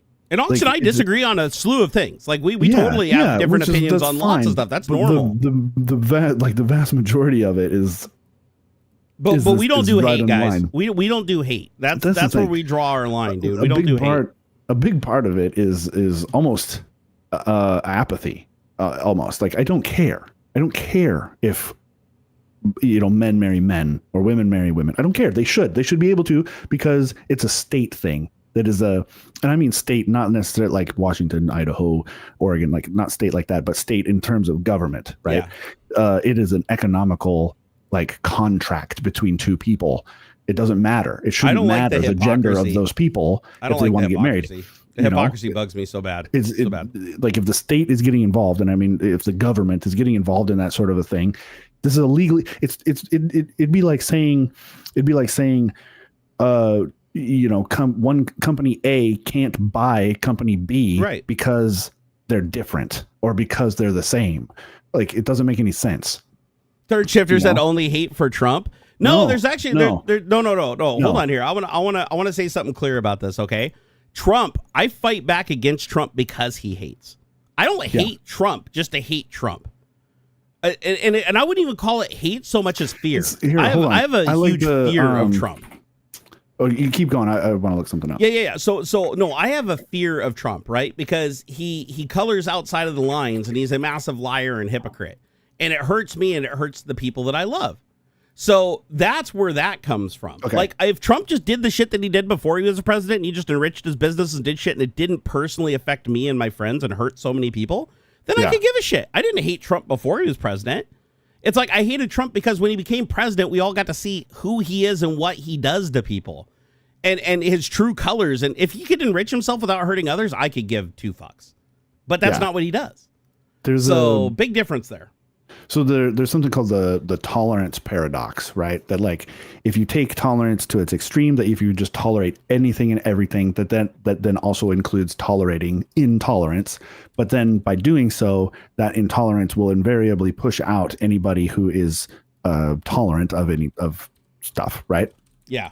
So, but rather than looking at it as a moral imperative or whatever, a morality play of tolerance versus intolerance, somebody posited a kind of a tweak to it, that it's intolerance is a breach of the social contract. Okay. Hold on. I just looked it up. I just had it. Where is it? Here it is. Intolerance violates the social contract by undermining the unspoken agreement within a society. Intolerance violates the social contract. It does. Contract. It's not a morality play. No. Like, you see these, so much for the tolerant left. You can't be tolerant to such an extreme that you accept and allow for intolerance. You can't. that like well, it becomes cyclic at that point, right? Like if you accept intolerance, you're therefore intolerant, and you get stuck in a paradox. The social, it goes on to say the social contract relies on mutual respect and understanding. While individuals may hold differing views, they will not actively seek to harm or suppress others. Yeah. Right. So intolerance, therefore, represents a breach of this agreement, potentially leading to social instability and conflict. And that's the thing. Too many, the angle of it coming from a morality play is what allows for the intolerance to grow. It allows for people to point at something that somebody else is doing and say, "Oh, that's immoral. We should stop that." Right? Like, I don't know. Yeah. In the 80s, it was gay people. What I don't like, it still is in a big way. But my whole thing on the intolerance side of it is, if something doesn't personally harm you, if it doesn't personally like physically harm you, then, and you're not being forced to have sex with that person or being forced to do that thing. You don't like gay marriage? Well, don't marry. Just ignore it. Just ignore it. Here's the thing: people are like, don't get a gay marriage, right? It's against God. It's like bullshit. It is. So? Like there was literal homosexuality was accepted in literal Christian nations 1,000 years ago. Yeah, this is something that's established in history. It's just the Christian church chooses to ignore it and not teach it. But here's the thing: does it affect you to allow a man or a woman to marry each other? No, it doesn't affect you. And I'll tell you why it doesn't affect you, because you're allowed to marry a woman or the opposite sex. Does it affect the other side? Does it take away their rights for you to do that? No, then it shouldn't take away your rights for them to do it. And if you're like, oh, it's an affront to God, well, let me remind you of a little something called Lot's daughter. And you can go pick up your own Bible and look it up right now if you want to read that story. It's something that a lot of people don't even know about because Christians don't even read their own Bible, right? Lot's daughters, Lot's underage girls get their dad drunk and pork him to basically give birth to sons that rise up to run nations. Okay? So this is something that's recognized by Christianity. Like this is something that made the book. Out of the thousands of things on the cutting room floor, this is one of the things that made in the book. There's many of these like weird contradictions throughout it. You choose to accept today what you want and you throw the rest away. So why are you denying that from other people? If somebody else wants to be a Christian, they want to throw out the one thing in Sodom and Gomorrah about laying beside a man, throw out that one thing out of the entire Bible of saying that everybody should love each other and everybody shouldn't judge each other. If you can't throw out that one thing and then keep the rest, then why do you get to throw away half the Bible to just keep the good parts that you think are righteous? But then you just ignore the other shit. How would you feel if those same people that were homosexual came out and said, listen, you have to believe the Lot's daughter story and support that. You have to support incest. You have to support, getting your dad drunk and having sex with him when you're an underage girl. Like, you have to support that. You have to support brothers being killing each other to appease God. Like, you have to support these things. It's like, no, bullshit, you don't have to. The church has ignored shitloads of that stuff for hundreds of years when it became incompatible with civilized society, right? Yeah. So it's like, if you stand there and say, oh, I'm going to be a hypocrite by saying you can't interpret these things and call yourself a Christian, when your entire Christianity is completely hypocritical of the text you hold so dear that you've never even read, then that makes you a massive hypocrite. And that's where I have a problem, is the hypocrisy. The hypocrisy is the biggest thing for me, especially when it comes to Trump, is everything that he says he's against, he ultimately does. Everything that he says he's for, he's against by his actions. The dude is just a massive hypocrite on every level. Look at what's happening right now. We're being thrown into a war, and all the little MAGAs are falling into line like, oh, Trump, great move. Yeah, let's attack. Let's create this war and have this huge thing. And yeah, this is great. And you're a genius for giving them this information, because, Trump brought, after saying he didn't know anything about the war, then he admitted that he literally gave them the intelligence to do it. And actually, we fired our missiles and everything to protect them from a counterattack. So we are fully involved in this war. And it's like, this is recognized by Iran. Iran said that we're a part of this war. Like, they're targeting us as much as they're targeting Israel. It's game on. So Trump throws us into a massive Middle East conflict, does not resolve the Ukrainian conflict that he promised to resolve on day one, and we're threatening Greenland and fucking Canada and Panama with like invasion and shit. Like, what the fuck is it? Why are people still supporting this? This isn't the shit you voted for. Everybody claims, oh, I voted for him for this and that and everything. It's like, are you moving the goalpost? Because you literally, everything he promised, he's doing the opposite of. Everything he's doing now is shit that you claim that Biden would have done that he never actually did. Like, or Obama never actually did. You're like, oh, but if he was president, he would have done that. Well, now your guy is actually doing it. And now, instead of criticizing it like you did when it was a hypothetical, now when it's a real thing happening right now, you're in support of it. That's the double standard and hypocrisy I get pissed off about, is all the megas. They will just literally change. Same thing with our vice president. Same thing with all the people he's put into government positions. He can change his mind on something just because somebody gave him a jet or somebody gave him a $2 billion transaction through his cryptocurrency, and he flips a 180. He flips a 180 on TikTok when the second biggest investor in TikTok fucking gives him $10 million and throws him a charity dinner within 24 hours. Boom. Now he wanted to ban TikTok. Now he wants to keep it because he got money for it. It's like, why do you keep flip-flopping and supporting this man when he promises you something, you lock in on it and agree on it, and then he does the exact opposite, and instead of holding him accountable, you say, oh, you're brilliant. That's a great strategy, sir. That's amazing. We're with you. Now we support the thing that we hated yesterday. Now we love it today just because you changed your mind because you profited from it. That's the shit I get mad about, right? It's like, at least with Tea Party conservative politics back in the day, pre-Trump, the party had a thing, whether I agreed with it or not, is irrelevant. They had a fixed thing that they backed with policy that the group as a whole were gravitating towards and they would negotiate towards. That's not what it is anymore. The GOP's been completely replaced where it's like, you just do what the one guy at the top does. If you disagree with him on any level, you're a rhino and you're kicked out of the group. Mm-hmm. So you're basically, and that's a cult. That's a cult. When you are forced to follow the cult, even if you agree with 99% and you disagree with the 1%, you're kicked out. That's how MAGA works. You're out. You can't be MAGA unless you are 100% on board with the one dude. And if he changes his mind, you change your mind too. It's not open for debate. And that's bad. That's bad politics all around, right? Yeah. It's like, even if I disagree with you, it's like, hold your fucking position, right? Don't change it just because the guy upstairs changed it and you don't even know why. You literally have these people standing in a fucking fire going, oh, the libs are getting owned so hard. Well, they're burning with us. They're literally in the same boiling pot of tar and we're looking at each other. It's like, hey, bro, you're on fire. And it's like, yeah, but he got you good, didn't he? Ha, ha, ha. And they're like burning to the ground. It's like, you realize that you're losing your business right now and you're losing your house and you're losing your retirement. You're losing your... Doesn't matter. He's owning the libs, man. He's going to make us all rich. He promised. It's like, but he hasn't. Like, all the promises he made, he put timestamps on, and those timestamps have come and gone many, many times over and over again. It just keeps getting worse. So at what point do you turn around and you put your foot down? And the funny thing is 99% won't give you an answer because they're afraid that if they give you an answer, you'll hold them to it. Right? Yeah. And that's different for me. If you told me, hey, what does it take for Biden to completely be out? Show me evidence that, seriously, just show me evidence that he was at Epstein's island. I don't give a shit what he was doing there. Just show me evidence he was there. Fuck him. I'm done with him. It's that fucking simple. Like, I can just say that. Just give me that. Show me that he's a convicted felon. Done. I don't want a convicted felon as a president. I don't care what fucking political flag they fly. Period. I don't want that. A president cannot be law abiding when they're a convicted felon. You want to know how I can prove that? Because every pardon Trump has done right now has been another person convicted of the same crimes he was convicted of. Or they committed heinous crimes that benefited him. He hasn't freed anybody because they deserve to be freed or they deserve a second chance. They're all fucking white collar criminals just like him and his friends and his friends of friends and his favors that he gets money for. It's bullshit. So that's where I'm at right now. Is that's why people are like, oh, you hate Trump. It's like, I didn't hate Trump before he's president. I hate him that he's president because he's not following his oath of office. He lied about everything. And sadly, he's doing the same thing. And people are like, you can't draw that conclusion. No, I can absolutely draw the conclusion. I've backed it up with all the receipts. You can go look on X right now. He is doing what Adolf Hitler did, period. Full fucking stop.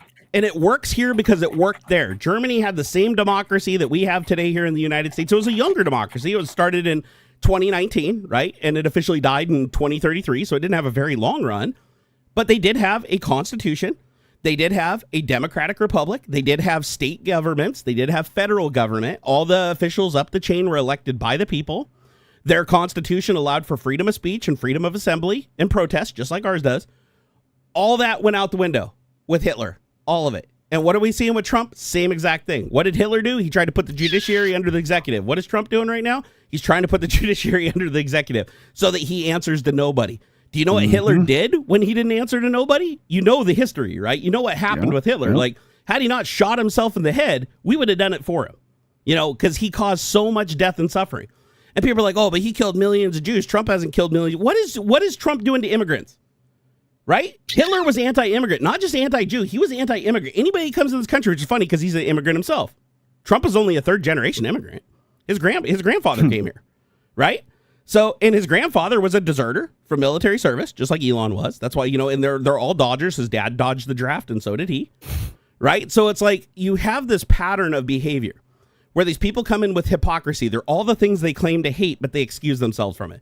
It's just like Hitler in the Aryan race. He's like, oh, to be perfect, you have to be 6 foot, blonde-haired, blue-eyed. That's the race we need to create. That's the man. He was a short little guy with jet black hair and a fucking mustache, right? And a Napoleon complex. This dude would have been the first to kill himself under his own rules. but somehow he gets an exclusion because he's the one making those rules, right? You know, he claims he hates Jews, but he basically marries one. Like, it's so much hypocrisy. And now you go back and you study. I'd say go back if you want to learn and know what's coming next. Just go back and look what Trump's done compared to what Hitler did from 1925 to 1933. If you study 1925 to 1933, all the things Trump has done since he's been president this time around the last 6 months happened between 1925 and 1933 with Adolf Hitler. He did the same thing. He tried to take away, he took away his civil rights. He deployed military on his own soil against his own people. That's happening right now with threats of even more of it happening elsewhere. He ignored the ruling from the judiciary.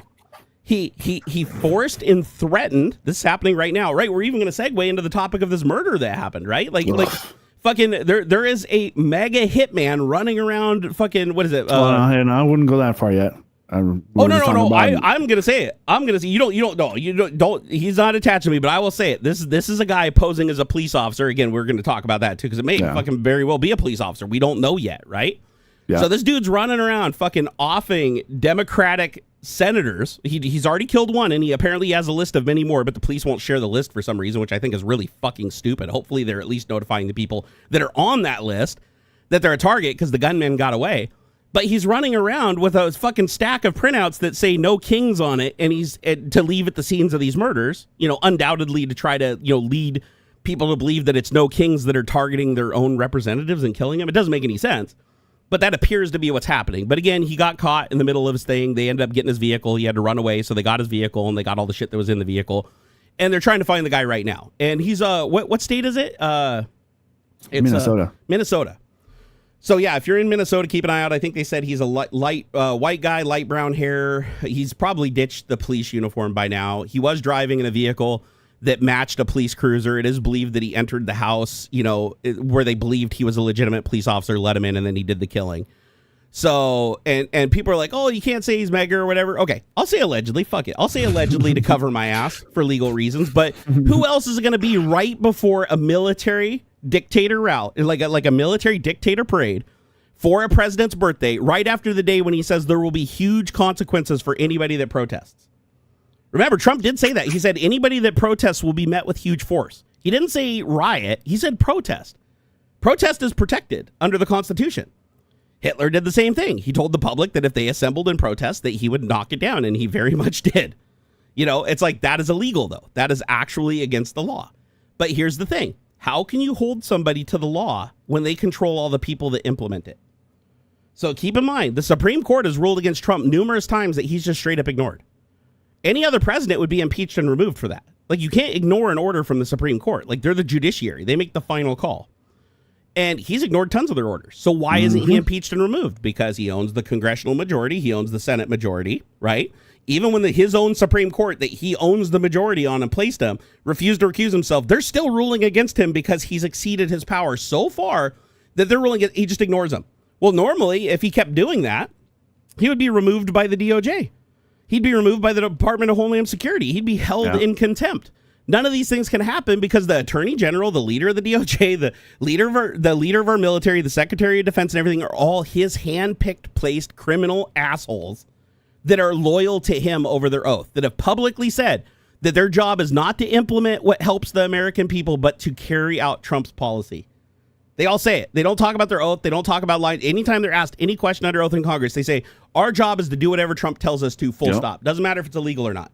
That's not what their job is. If you look at the job description, it very much says that they are not allowed to follow illegal orders, and they are to listen to the courts over the president. Like, federal courts overrule the president on these matters. But he just ignores it. He just ignores it. So that's a problem, because Hitler did the same exact thing, and we know how that ended.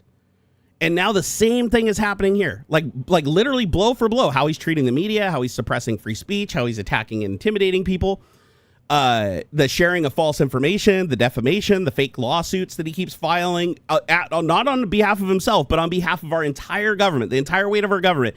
He's bringing down on like fucking PBS and this is not good, guys. Like, it doesn't matter what political party you're aligned with right now. If you support Trump, you support giving up your rights. You support giving up your freedom. If he changes his mind and he disagrees with you on one thing tomorrow, You no longer are in his club unless you change to align with that. So just think about that. You might be in cahoots with him right now and think, oh, yeah, we're the same people, and he's always going to be in alignment with me. Well, keep in mind, he double speaks on everything. Oh, it will and it won't. It is and it isn't. He does that everything to cover his ass on everything, right? It can go either way. It doesn't matter. So if you have a hard set way of yes or no or this, and you're not just completely pliable to just accept any decision he makes verbatim, no matter how it affects you, your family, or your friends, then he is going to burn you. It's just a matter of time if he hasn't already. So just be aware of that. It's like you might think you're fucking winning right now, but a lot of the Nazis thought they were winning too. And they damn nearly did. So I'll throw that out there too. Like, yes, is it possible for a group to overthrow democracy and start a world war? Yeah, absolutely. It's happened before. Hell, we've even had a civil war in this country before that was really messy, right? But a civil war would look a lot different today, and there would be a much higher loss of life. Yeah. So we can't afford a civil war. And plus, we've pissed off so many of our allies now. Do you really think they're going to come to our fucking rescue if there's a civil war? Or do you think they're just going to watch us burn because they're afraid of what'll happen if they don't? Yeah, they'd watch us burn. They'd watch us burn. And honestly, I wouldn't fucking blame them after what we've done. Just quarantine. Yes. And honestly, after what we've done. So I'm just saying, right now, as we're talking and we're streaming right now, they are setting up to have a North Korea-style military parade. For the first time, and for fucking what they say since the 60s. It should already be going on. Yeah, it's probably already going on. You know, they're claiming it costs $55 million, but Congress still hasn't gotten a bill. So and they're not going to get a bill. Just the road work is probably going to cost $70 million. You know, I looked it up. You know how much a road costs to build? It's like it's like something like in the order of like 10 to 20 million per mile. Like to make a mile. It kicks off at 3:30 for us. Oh, is it 3:30? Okay. So I think they're doing like before Eastern stuff too. So yeah, I'm sure there's going to be a bunch of shit. Is anybody protesting it? Because I haven't watched any of it since it's everywhere. There's like 2,000 freaking different protests all around just this country, not to mention like other countries. Are any happening in DC though, like at DC right now? Because I heard that DC was going to be like an exclusion zone and they were thinking about avoiding it. Yeah. The No Kings rally. But I wonder if other people are there. Let's see here. Yeah, the No Kings thing is in DC as well. Let's see here. Protests at military parade, because I am curious about that, because we have to stand up. Just a few minutes ago, there's a thing saying protesters numbering that the police say number 25,000 marched down Fifth Avenue in Manhattan. Oh yeah, here we go. Live updates. There is so No Kings protest underway ahead of the military parade in Washington. So let's see. Is there? I mean, they have to, right? Like honestly, if they leave that out and they don't protest the actual like parade itself. Yeah. Although I will say there was one nice thing the military did do, and I'm glad that they did this, is they specifically said that they are not going to recognize the general said they are not going to recognize Trump's birthday. They said we're not going to say anything. There's going to be no happy birthdays from the military under orders. This is a event for the military. This is not for Trump. So if you see at any point like people presenting Trump with gifts, or they present him the American flag and tell him happy birthday or whatever, that's the generals lied at that point. Right. But if they don't, that's a good thing, because that means at least, you know, Trump is just forcing them to just waste a bunch of money to, you know, entertain him on his birthday and to make a big spectacle for him. But they're not like officially politically aligning. And that's what we have to avoid, because that's what causes a civil war faster than anything. Our military has to remain agnostic. They have to be brothers and sisters in arms that are a tool to exact justice, not domestically, but abroad, right? They're to keep our freedom. They have rules that they have to follow. They're not supposed to follow certain orders that are illegal. They know they have an oath that they all pledge, right? They're supposed to work together. The problem is when your military falls out and you have a president politicize them, where you're for the president or against the president, and you guys have to work together, that cohesion breaks down. And when that cohesion breaks down, you're no longer an effective fighting force abroad, and you run the risk of like internal conflict. And that internal conflict can easily lead to civil war, because a civil war is fought by the military against the military. The people do join in, but when it kicks off, it's military versus military, right? Like our first civil war was the same deal, right? Before it was ever the people that got involved, it was the militaries that fought each other, right? It was the people that aligned with the South and the people that didn't. And they basically started butting heads and killing each other. Right? It was no longer a cohesive military that was fighting for everybody. And we are now fighting on our land instead of abroad. And we don't want that to happen again. That would be an absolute fucking nightmare if that happened here, right? Immediately it would move to like fucking trench warfare, because the only way for civilians like us to even potentially survive is to move to like tying shit onto drones and flying it around.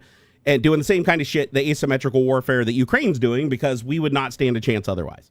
And that would just get really messy. So, and we have luckily the biggest military complexes in the United States are in blue states.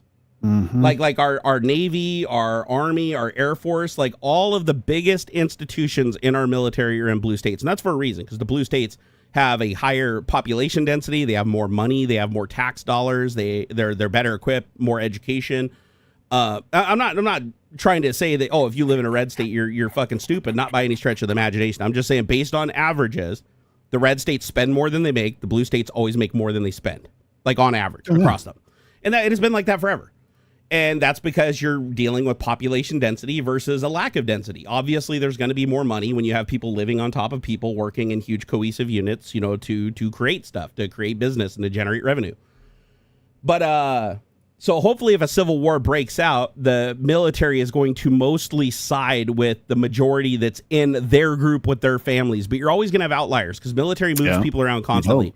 So you're going to have people from red states and blue states, people in blue states and red states. So it's still going to be a hairy situation if it kicks off and Trump says, listen, your allegiance is either to me or the Constitution. Make your choice now. Because if your allegiance isn't to me, just like Hitler, I need to eliminate you quickly before you become a threat.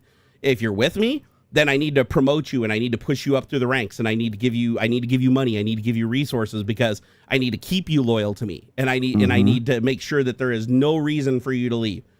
And, you know, that's why the Nazis, a lot of people didn't want to be Nazis, by the way. There was a lot of fucking Nazis that after the war were like literally fucking hated themselves and hated the things that they did, like legitimately, not just because they were caught. These are people that completely evaded capture for years. And their families even said that they absolutely had fucking nightmares about what they had to do. It was all about survival. And it's because there was a point where it's like you either were a Nazi and standing with Hitler or you were a target. Yeah. There was no in between. There was no, oh, I just want to remain neutral. I want to be Switzerland. No. You didn't get that choice. If you were in Germany and you just wanted to remain neutral, you were against them by default because you were a wild card. And sadly, that's what Trump's pushing right now. And it was really disturbing when Trump did the talk. Which military base was it at? He did some speech recently where he stood up and he basically was talking shit about the Democrats and trying to get the people behind him to clap and cheer and everything. There was some boos too, but it was kind of scary because presidents are specifically not supposed to talk about anything political where military has to take a side. That's supposed to be left out. Like when you're giving a speech to the military, you're giving a speech to the military schools, you were supposed to leave politics completely out of it. It's supposed to be about your oath of office, your service, protecting our Constitution, protecting our way of life, talking about the things that connect us.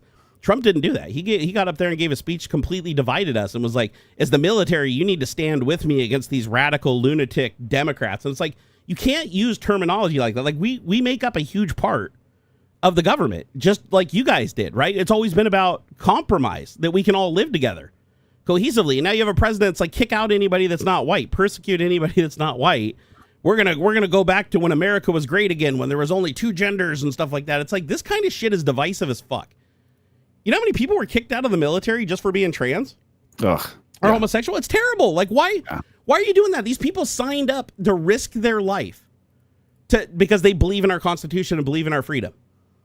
And the other soldiers loved these people. They were brothers in arms. They weren't fighting to get out because they were being mistreated. They were largely accepted. We made huge changes to make things right moving forward. And now we got all this shit sending us in the opposite direction. It's like when you go back and study history, you'll understand why I'm so pissed. People are like, why do you care? It doesn't affect you. First off, it does affect me. And I've shown receipts multiple times on how this directly affects me, like financially, medically, like pretty much everything. This affects me horribly. So I'm not going to go down that road again, because you can go find all that information literally everywhere if you want to see my bag of receipts that I've put forward a million times. But what I fear most is that I've gone back and become a scholar of history. I've spent countless hours studying not World War II, but before World War II. Not studying after 1933 when democracy fell in Germany, but before 1933 when democracy was very much intact, right? And the more I go back and study those times, and the more I realize that Trump isn't the fucking 4D chess player you think he is. He is literally just doing what Hitler did in the order of things that Hitler did. Like it's literally blow for blow. January 6th, Hitler did it. He had his own January 6th. Like no shit. He even went to jail for it. Like Trump was supposed to go to court. The Supreme Court protected him, but Hitler actually did get charged and go to jail. And so they're both felons. They're both convicted felons. They both have dodged military service. Because, again, Hitler came to Germany from Austria. He avoided his military service there. They're both eccentric people that stole from the people and took from the people for themselves to live eccentric lifestyles while everybody else was suffering. Same exact fucking thing. They both persecuted immigrants. They both forced people to pick them over their party. They both bastardized They were both atheists that pretended to be Christian to control the largest religious population in their country, which in Germany, surprisingly, because they had very similar government to ours, they were mostly Christian. So that's why Christianity won. If they were mostly Jewish, he would have used Judaism. If they were mostly Islamic, he would have used Islam. Yeah, and it's just, you just need to have an other to point at. Exactly, and that's the thing I want to make clear too. People are like, oh, you pick on Christianity a lot. Why not Islam? No, I pick on Islam too. I pick on Judaism. They're all Abrahamic religions.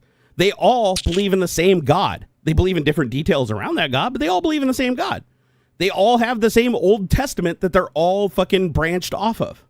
So they're all Abrahamic religions that just inward fight with each other because of differences. But here's the thing. They all have radical elements.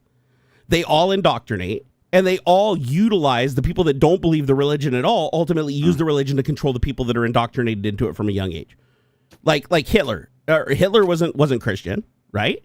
The people that are, the Islamic people that believe in like suicide bombings and fucking holy jihad and shit like that, those guys don't believe any of that shit.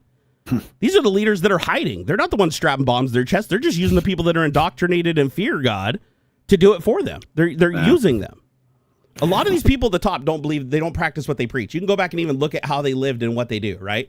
It's like you go back and look at, what's his name? The guy we killed and dumped at sea. Osama bin Laden, right?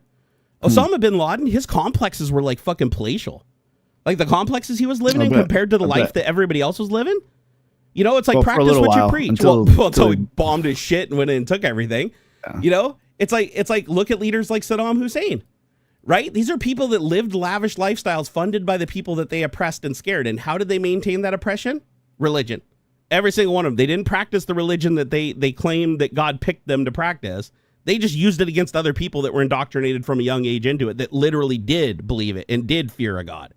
So as long as they took control of that, they could control them. And it happens in every religion. Like every single religion has examples of this. People are like, oh, the Christian churches and the priests that molest kids. That happened in every religion too. There's Islamic molestation. Even religion, really. It's like it is any ideology. Well, religion is just ideology, right? Yeah, it's all. It's all. If you have a group of people following something that benefits the person at the top at their own peril, that is a cult.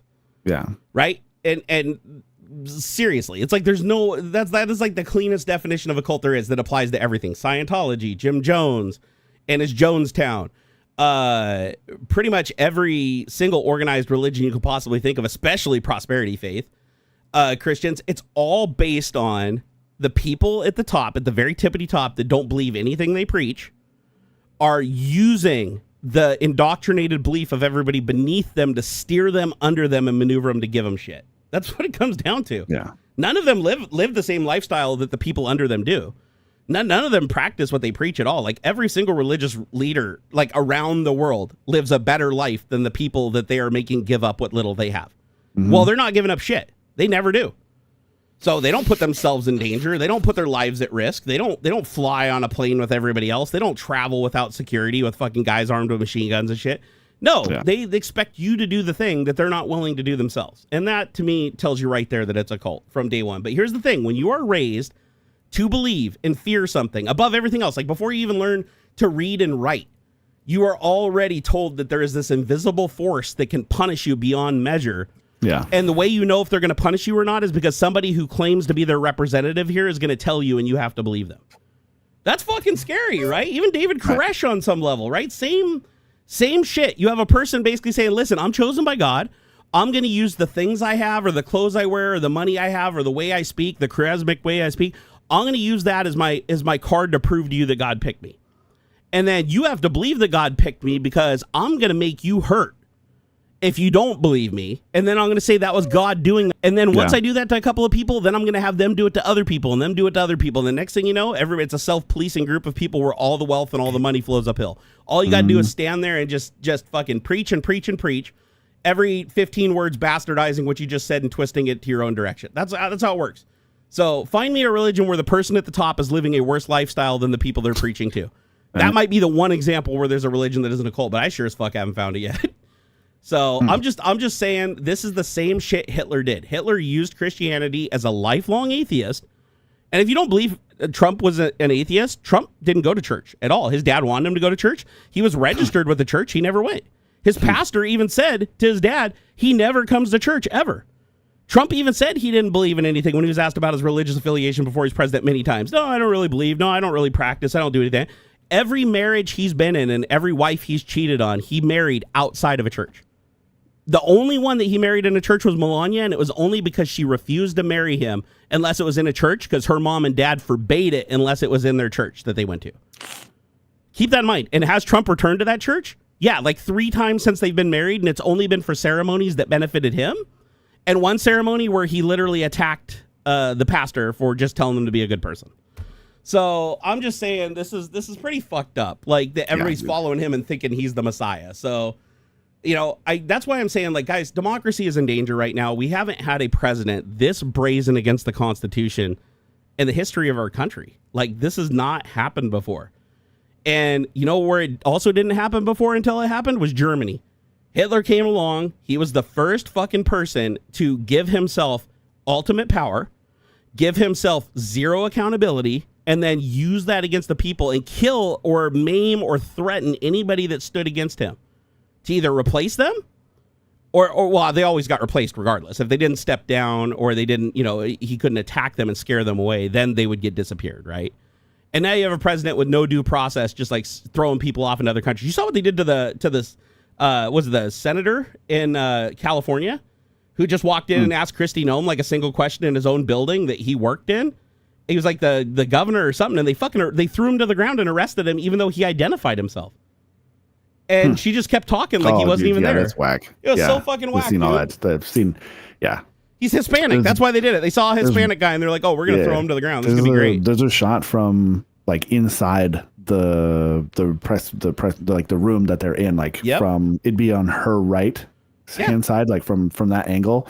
And it like pans over to him starting to ask the question, and then he just starts getting roughed up and stuff. And then he was in the back of the room. He didn't move towards her. He was zero threat. He didn't do anything. All he did was ask a question, and as soon as the question was asked, he got mobbed and drug out in the hallway and thrown to the ground. Didn't even really like get it out. Yeah, he even identified too. Like when they grabbed him, he identified. He's like, "Listen, like I am the what was it like? It was senators. Representative. He's like, I'm representative. Blah blah blah." And they just completely ignored him, just hucked him for. It's literally his building. Like this is his building that he's like elected to run, that she's in, and he's coming upstairs to ask her a question because his job is literally oversight, right, for the state. And he gets attacked. It's like, what the fuck is this shit? Like literally, if that wasn't on camera, he might be in fucking was it CCOT or whatever, right? He might already be out of the country and gone because they're like, oh, Hispanic guy. Oh, we're not going to check his ID. We're not going to listen to him say who he is. We're just going to disappear him. And then when it comes up, hey, where did our senator go? They're going to be like, oh, too bad. He's already deported and we can't get him back. Because keep in mind, 3 people under oath said that the Garcia guy couldn't come back, right? They said he will never step foot on soil. They will never release him from CCOT. He's gone forever. Get it out of your mind. And yet he's here in the States right now. Like we finally got him back.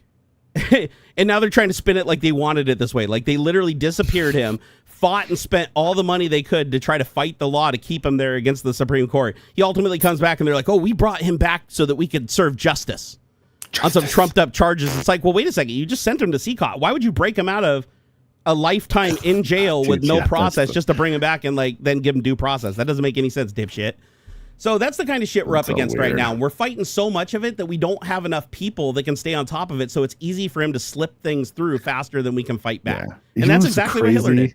What's crazy is Andor, like especially season 2, had like such these like perfect touch points and like quotes and lines in it that are so relevant, but it was like written, 2 years ago or something. Like they didn't know, but it's so. Oh, Alex Padilla. So crazy. Yeah, Padilla. Yeah, Alex Padilla or Padilla. That was him. But man, it's crazy because like there's a line from one of the kids where he's like, the Empire, the rate. What was it? the rate of atrocity outpaces our. The rate of atrocity outpaces our. Hold on. I'm sure it was literally based on what's going on right now. Like that's why it was scripted. No, well, that's the thing. Like it was all written like before he'd won the election and stuff. Okay. Outpaces our ability to comprehend it or something like that. Yeah. Or in Trump's words, flooding the zone. So Steve Bannon taught him about this tactic called flooding the zone. Hitler did it too. He called it something slightly different. The pace of oppression outstrips our ability to understand it. It's easier to hide behind 40 atrocities than a single incident. Exactly. Yeah, it's crazy. So you guys can go check for yourself. But another tactic that Hitler used that was the same as flooding the zone. Literally, they both name things similar too. Like if you go back and look at what Trump calls it today versus what Hitler called it back then, they're very similar. So flooding the zone is anytime something happens that puts the focus of the people as a whole onto Trump or Hitler, right? Where they're like, listen, we're all in solidarity. This is wrong. What they do is they specifically go and create chaos in like 20 other areas as quickly as they possibly can, create as much dissent, even if it makes them look bad. They don't care. That's not the point. They just want to create so many little fires that the media does not have the resources and time to keep the pressure on the main story, and they're forced to diversify and spread out to cover everything. Yeah. And when they do that, they completely pull the pressure. Like a great example is Epstein files. If you're wondering why there's people marching, why we have Marines on the ground in California, why the National Guard's been called, why they changed it to a quota-based system where it's like instead of getting the criminals out of the country, just arrest anybody that looks Hispanic. Like the reason all of this happened was in direct response to Elon calling out Trump as being on the Epstein list. All of a sudden, MAGA turned around. They're like, wait a second, he still hasn't released that Epstein list that he's claimed he was going to release 20 times. What's the holdup? And so that put a bunch of pressure immediately where everybody, even the most hardcore megas, were like, where the fuck is the Epstein list, you liar? Like, give it to us. You're stalling.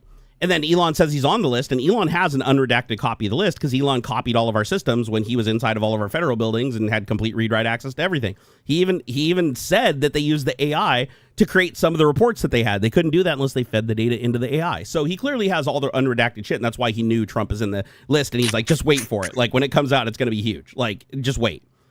So this is the crazy shit, right? Is he knows this. Elon knows this. Now Elon backpedaled all that when Trump threatened him, right? And because he knew he was busted. Like if he kept fighting, he was going to lose. There was no way he could win against a corrupt president. You have no rights. When you have a corrupt president and everybody around him that enforces the law is also corrupt, you have no ability to maintain your rights. Your rights mean nothing at that point. And so Elon realized that and he backed down. But Trump was like, oh shit, everybody's asking about the Epstein list. It's all over the news again. It's fresh. All the videos are coming out again of him dancing with Epstein and saying crazy shit with Epstein and defending Epstein, saying they're great buddies and been buddies for 15 years. And he's a great guy and he hangs out with really young, beautiful girls. And he loves that he hangs out with real young, beautiful girls. Like all this shit that's incriminating to him that goes even under deposition. He claimed it, right? Under deposition, he claimed that they were good friends. So all this is back on him. Now all of a sudden you see total fucking chaos in California. Why is the timing on that? Flooding the zone, right? He knew that if he created this mass atrocity going on and started this huge fight in California and started spreading it out to other states, that it would take all of the heat off of Epstein and refocus MAGA's anger back on all these little microcosms. And it worked. It sadly worked. Hey, by the way, holy shit, that was really generous. Yeah, thanks, Blue Viral. Let me pull that open. Oh, by the way, shit, I missed a whole bunch of stuff today. I'm so sorry. DeWolfsden, thank you for that $2, dude. Woo! He said, make sure you get that thumbs up, everybody. Yes, please. We'd appreciate that. Don T. Kellogg, thank you for the $5. He said, get down, get funky, make a lot of noise when you spank your monkey. Get down, get funky. Thank you, my sir. Retro My Bits also gave us $5. He said, send in some love. Thanks, guys. We appreciate you. Thank you. Colin B., my man, thank you for the $5 Canadian dollaroonies. He said, sorry I missed last week, but I kind of went on a Costco. It's about a 7 to 8 hour round trip. Oh, seriously? Wow, you must really like Costco if you're going. I just haven't delivered to my house. It's like a monthly run, right? You got to stock up. That's crazy. You have to drive 4 hours each way to Costco? Sticks, man. Oh my God, where do you live, Colby? I respect it. I do. Go out there and be you. I know. Doesn't that beard over there scream wilderness? Like anything wilderness approved, right? If you saw his brother, same difference. I dig it. I want to have a little spot where I can just post up and be left alone. You know, I grew up in the wilderness, and I had a shitty childhood, but the one nice thing about my childhood is I did grow up on 65 acres of pristine, untouched wetlands. Awesome. And it was amazing. You run around, skinny dip in all the rivers. There was just I didn't have to grow up with the oppression and bullshit going on in the city. At least I was separated from that. You know, I had to deal with the drug addict and alcoholic parents, but aside from that, it was, you know, the where I lived and where I could play was pretty cool. Blue Varo, thank you for those 5 gifted memberships. If you received a membership, aka Pele, of all people, Pele got a gifted membership.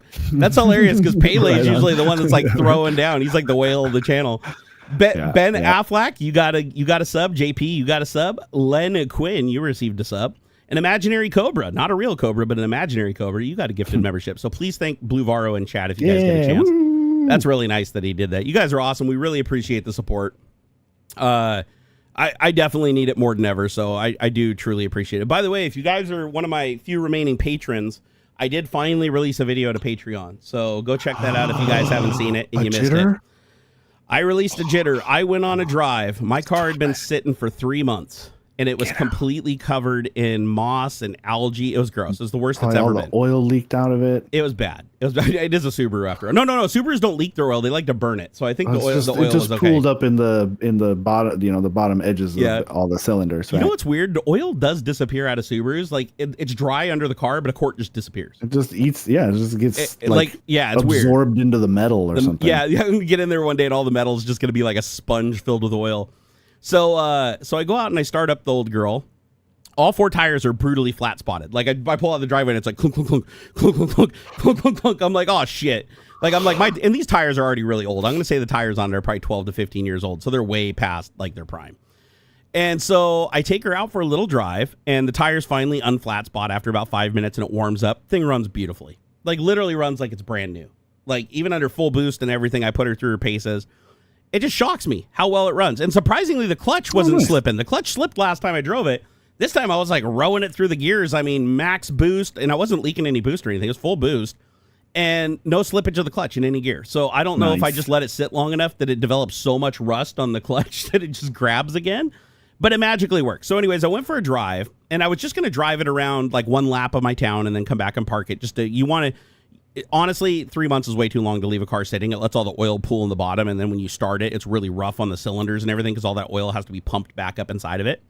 And so it's bad to do that. But I went out there, I put a battery tender on it, I charged it up, I got it going, I go for a drive, and there's a fork in the road. When I'm driving around, the fork goes one way, and I was like, you know what? I've driven up that road. Or like a shrimp fork? Like a road fork. Like a road fork. But I'd say it's like a salad fork, right? Like you know, roads were like that.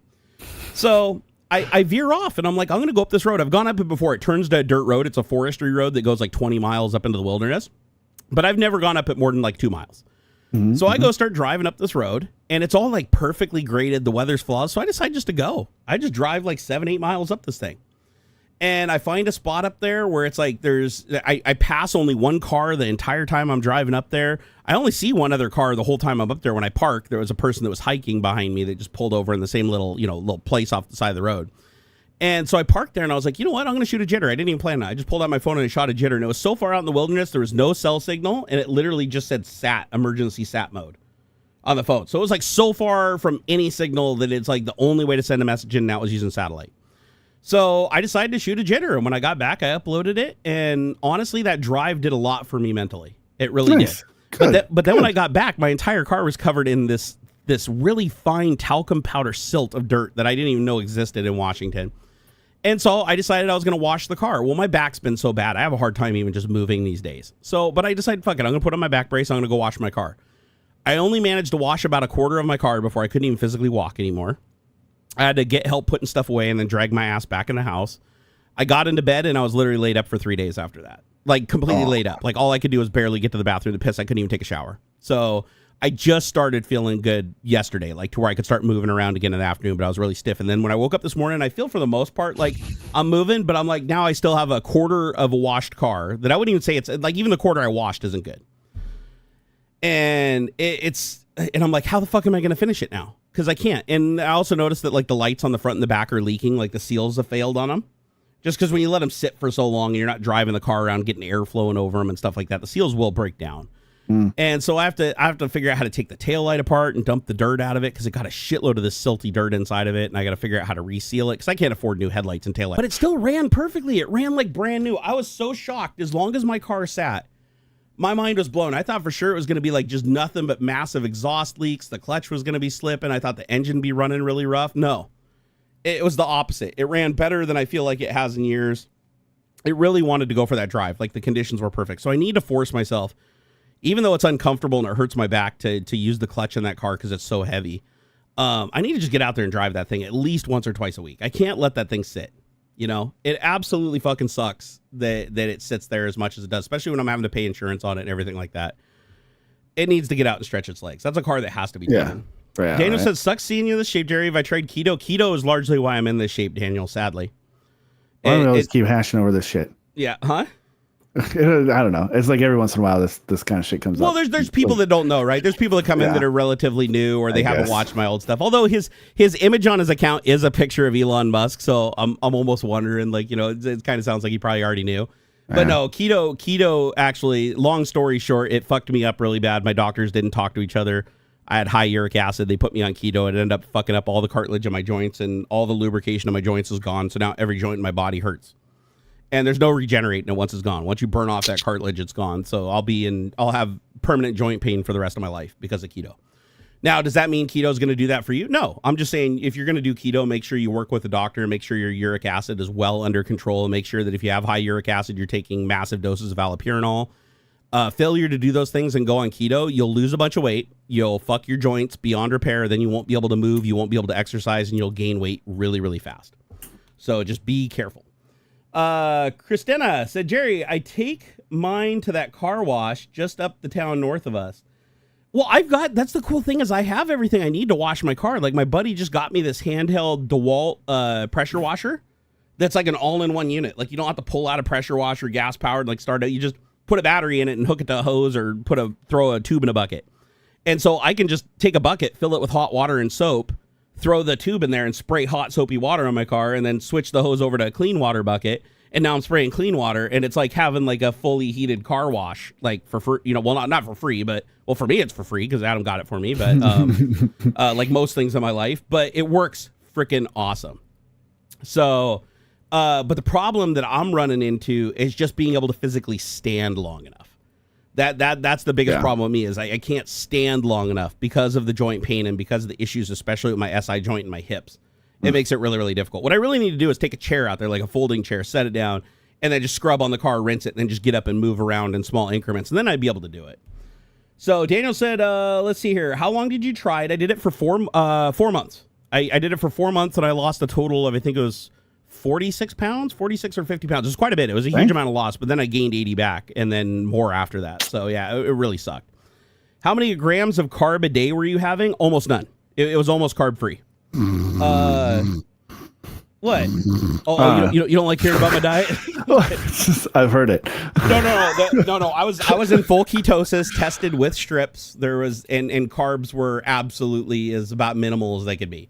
It's always just like a goalpost moving thing. And too, you can't. It's going to be like, oh well, you should have done it for 6 months, or oh, you should have tried this and this and this. No, and that may be the response, but the truth of the matter is the doctors both admitted fault, and they both admitted that it fucked me up, and they were very apologetic and hoped that I wouldn't sue them, and so. It is what it is, right? And the thing is, people that don't experience stuff themselves have a hard time understanding it for others. But the question I just ask you is, would you want to be 400 plus pounds and in constant pain? My guess is no, and neither do I, right? It's like, that's why it's a symptom. And just because somebody, one person can lose weight, and weight loss is really hard. Even keeping it off is really hard. But if weight loss is possible for somebody, it doesn't necessarily mean it's possible for another person, because you have to take into account the other things. And like in my case, the hard part is I can't, this was another thing. We found out that I have kidney stones that are caused by protein. So the high protein also caused more kidney stones. So I have to be careful with my protein input now, moving forward. And I can't lose any more core muscle, because the core muscle is the only thing that's cushioning the nerve damage in my back and in my hip. So if I lose too much weight, the pain actually multiplies significantly. That's why when I was on keto, even before my cartilage was starting to go and I was losing the weight, I felt worse. It was weird. I felt worse as I looked better. And that was the weird thing, is I'd look in the mirror and say, oh, it's worth it. This pain is going to go away. But no, the pain just kept getting worse. And that's when the doctors finally stepped in and was like, this isn't right. Something's wrong. And they're like, yeah, all your cartilage is gone. Sorry. And it's like, God damn it, dude. Oh, actually, that's a good one, Daniel. He said, what about cold therapy, like avoiding warm showers and strictly using cold water baths? I will tell you this. Cold water is amazing for inflammation. Like the hot tub that I have, makes me pain free because it allows me to be weightless and it relaxes the muscles.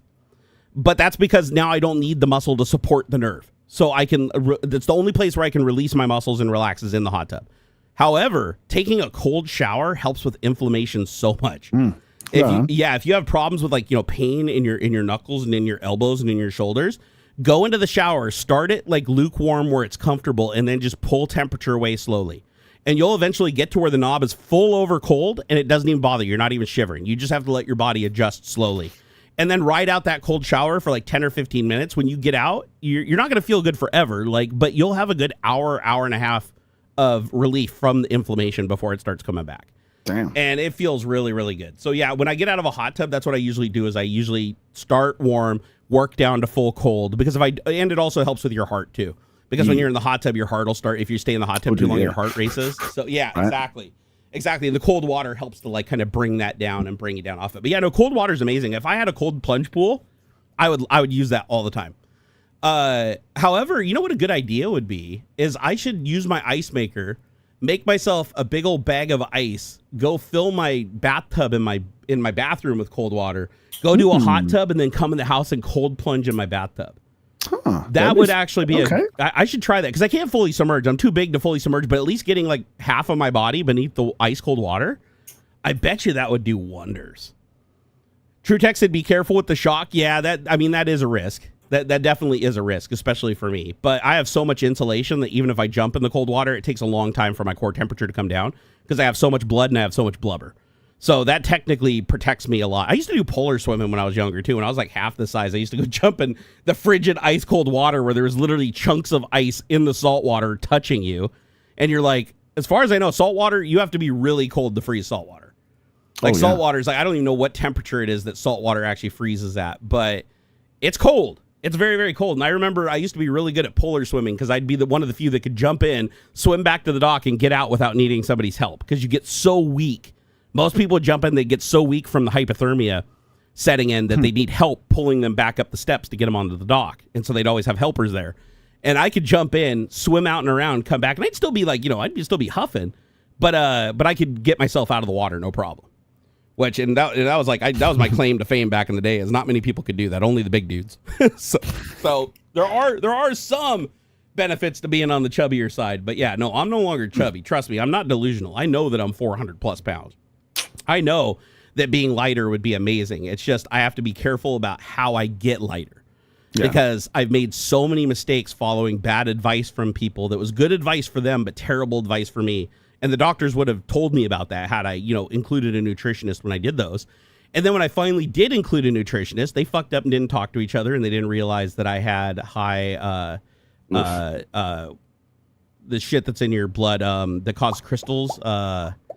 Shit, I just said it. I just said it a little while ago. What is that? The calcium, right? No, uric acid. Uric acid. Yeah. So the uric acid crystals were forming, and they didn't realize that until it was too late. Had they done an MRI on me, they would have seen the degradation much earlier, and they would have stopped it. But I didn't get an MRI until I had already lost like 46 pounds and like 5 months passed.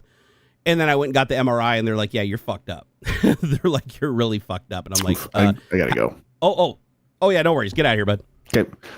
Bye, everybody. I'm AuxxZillary everywhere. All that stuff. Follow me on places. Don't let Jerry go for too long. It never works. It never works because I don't stream during the week. I get the energy and I just go for it. So.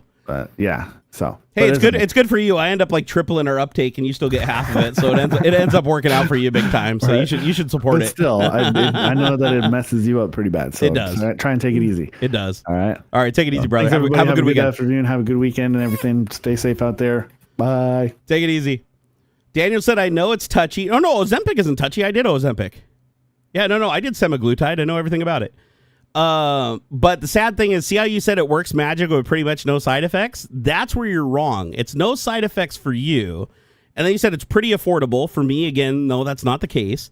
So, you do say dependent on state and doctor. Yeah, no, where I'm at, it's completely unobtainable price-wise. And I did it for a month, and it made me very, very ill. So the side effects were extreme. That's why I had to stop it. Well, that, and it was too expensive to get anyway. So had it worked, I probably would have, tried to find a way to get it. Like I contacted the company, what were they called? Not Ozempic. Same exact composition, semaglutide, but it was another company called Rybelsus, I believe. I'm probably pronouncing that wrong. And I contacted them, and they were willing to give me a couple of more months supply, but then I contacted them and I shut it down because of the side effects that I was dealing with. I thought that they'd pass, but they didn't. They just got worse. And I talked to the doctor, and he said that they're actually fairly common side effects that do happen to a lot of people. So if you're lucky enough not to have any side effects with Ozempic and it works for you and you can afford it, hey, power to you. But in my case, no, the side effects were absolutely horrendous. The money that it cost was absolutely insane. So what about a gastric bypass? Not an option unless I lose 150 pounds first. So you got to lose 150 to get the other 150 gone. Actually, it's not that quite that much, but yeah, they'd want me to lose 150 pounds before they did the gastric bypass. Surprisingly, it is very difficult to operate on fat people. That is something that not a lot of people talk about. But yeah, when you go to the doctor, not all things are equal. You know how clothing tends to cost more when you're a bigger person? Yeah, surgery also is much more invasive, much more complicated, much more dangerous too, because the amount of anesthesia they have to use is directly proportional to your blood volume, which is much higher when you're big. So their margins for error are much narrower. So they can actually, there's a much higher chance of killing you. Daniel's just going through the list of everything I've tried. Yep, I've tried CBD. I've tried CBD THC. I've tried full THC for pain relief. Yep, tried them all. CBD and THC make me really, really sick, give me incredible stomach cramps, even when vaped, which is pretty weird. But yeah, I tried oils, tinctures. I spent an entire month at about $800 trying different strains, trying different methods. Yeah, trust me, I don't want to be this way. I've tried like fucking everything I possibly can. I'm literally, me and my pain doctor, we're down right now to I can't even afford the steroid injections that do work. Like we did find a treatment that is somewhat helpful, but it's a 50-50 shot every time you get it, and if they miss, you got to wait 3 months to try again. But the steroid injections work great when they actually do work, but it's $700 every 3 months per injection. That's too much. I can't afford it. Do I consume any foods or drinks with fructose? Yeah, it's almost impossible to avoid fructose these days. But yeah, I try to keep it at a minimum. You found on a search that increases uric acid. Yeah, dude, everything just about increases uric acid. Uric acid is increased by bacon, shellfish, nuts. Tons of protein sources cause uric acid. But here's the thing is my uric acid is now under control using a drug called allopurinol. So allopurinol is... Sure said Jerry's a medical mystery. Yeah, sadly, I also have an incredible... This is what sucks up for me is, right? Like, protein causes kidney stones, which is like a really good like dieting thing is to switch to protein, right? I can't afford to lose the muscle mass, so I have to do whatever it takes to keep the muscle mass, which is the first thing the body wants to consume when you're at rest, which I'm at rest a lot of the time because I can't exercise very much. Although I am using my arms more. Even though it hurts, I am using dumbbells. I have some dumbbells that I work with. Trying to just keep my body engaged, right? So it doesn't completely shut down on me. I'm allergic to all NSAIDs, like deathly allergic, like where I have to literally keep EpiPens around the house. By the way, those fucking things are stupid expensive now. I can't even afford new EpiPens. I'm using my old expired ones, so I'm trusting my life to these expired EpiPens. Luckily, I've been able to avoid NSAIDs like completely for the better part of about 6 or 7 years now, so that's good. I haven't had to go to the hospital. After the first 3 times I went to the hospital, I got lucky. Oh, it's funny. I didn't even see that. Daniel said ibuprofen, Advil. No, those are NSAIDs. It's funny. I didn't even see that before I started talking about the NSAIDs. But yeah, no, talk about getting dealt a shitty card. I can't take half the pain medication, or actually more, like 90% of pain medication, because it falls into the non-steroid anti-inflammatory group. The only medication I can take over the counter is Tylenol. And I can't take Tylenol because it's hard on your liver, and I have high liver enzymes because of my other pain medication. So I can't even take Tylenol. Oh my God, dude. It's like so the only drug I can kind of take is Tylenol, but I'm not supposed to take it because it hurts my liver. The drug buprenorphine is the only thing that makes it even possible for me to get up and move around, but it's very little pain relief compared to like a full-blown opiate like oxycodone. But oxycodone is so up and down, it comes with its own hell and you can't sleep. So I prefer the buprenorphine, honestly, even though it's much less effective. Man, it's like, what a shitty card to get dealt. So far, the only treatments we found that are helpful is the steroid injections, which I can't afford anymore. Insurance won't cover, even though I pay them like $1,400 a month for me and my family. And so I can't afford those, so I don't get those anymore, sadly. They were insanely painful, but so worth it when they worked. It was the steroid injections and the buprenorphine. And the buprenorphine is, like I said, it's just enough to make the pain tolerable. Without it, it's just unbearable. I do need a Dr. McCoy for sure. Blue Varl, for sure. Let's see here. So you think a keto full protein only diet, kind of like Joe Rogan, wouldn't work for you? Oh, no, absolutely wouldn't work for me. That absolutely would not. Full protein diet would not work for me. It'd be great for my muscles, but I'd develop kidney stones. I can handle the uric acid now that I have allopurinol, but the kidney stones are unavoidable. So I can't do a full. I have to be very careful about my protein intake. So Dano said I got to be careful with bupe. You have to be careful with any opiate, dude. I've been on them for 16 years and I'll have to be on them for the rest of my life. But trust me, I'm not a stupid person. I keep these everywhere. That is a Narcan nasal spray. I am so opiate tolerant now after having to take them for years that I really don't have a risk of an overdose. Like, I'd have to really try hard to overdose. Plus, buprenorphine is one of the better opiates because it clogs up your opioid receptors so they can't uptake any more opiates while they're in your system. And it's a long-acting blocker of about 72-ish hours. Unless your metabolism's slow like me, then it's closer to 5 days.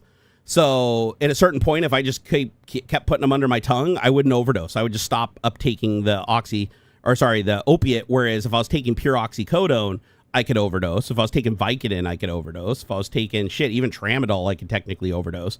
But buprenorphine's one that you don't overdose on. Like, that's the primary reason why they put you on it. And buprenorphine usually isn't like it's not primarily used for pain. It's usually used for getting people off of other opiates. Like, it's usually used as an intermediate step to get you off of like oxycodone addiction or heroin addiction. But in my case, in the higher dosage amounts, which we've also brought back, like I only take half the dose I used to. It's indicated now for pain. They've been doing trials that works with pain. I can confirm that it works with my pain. It takes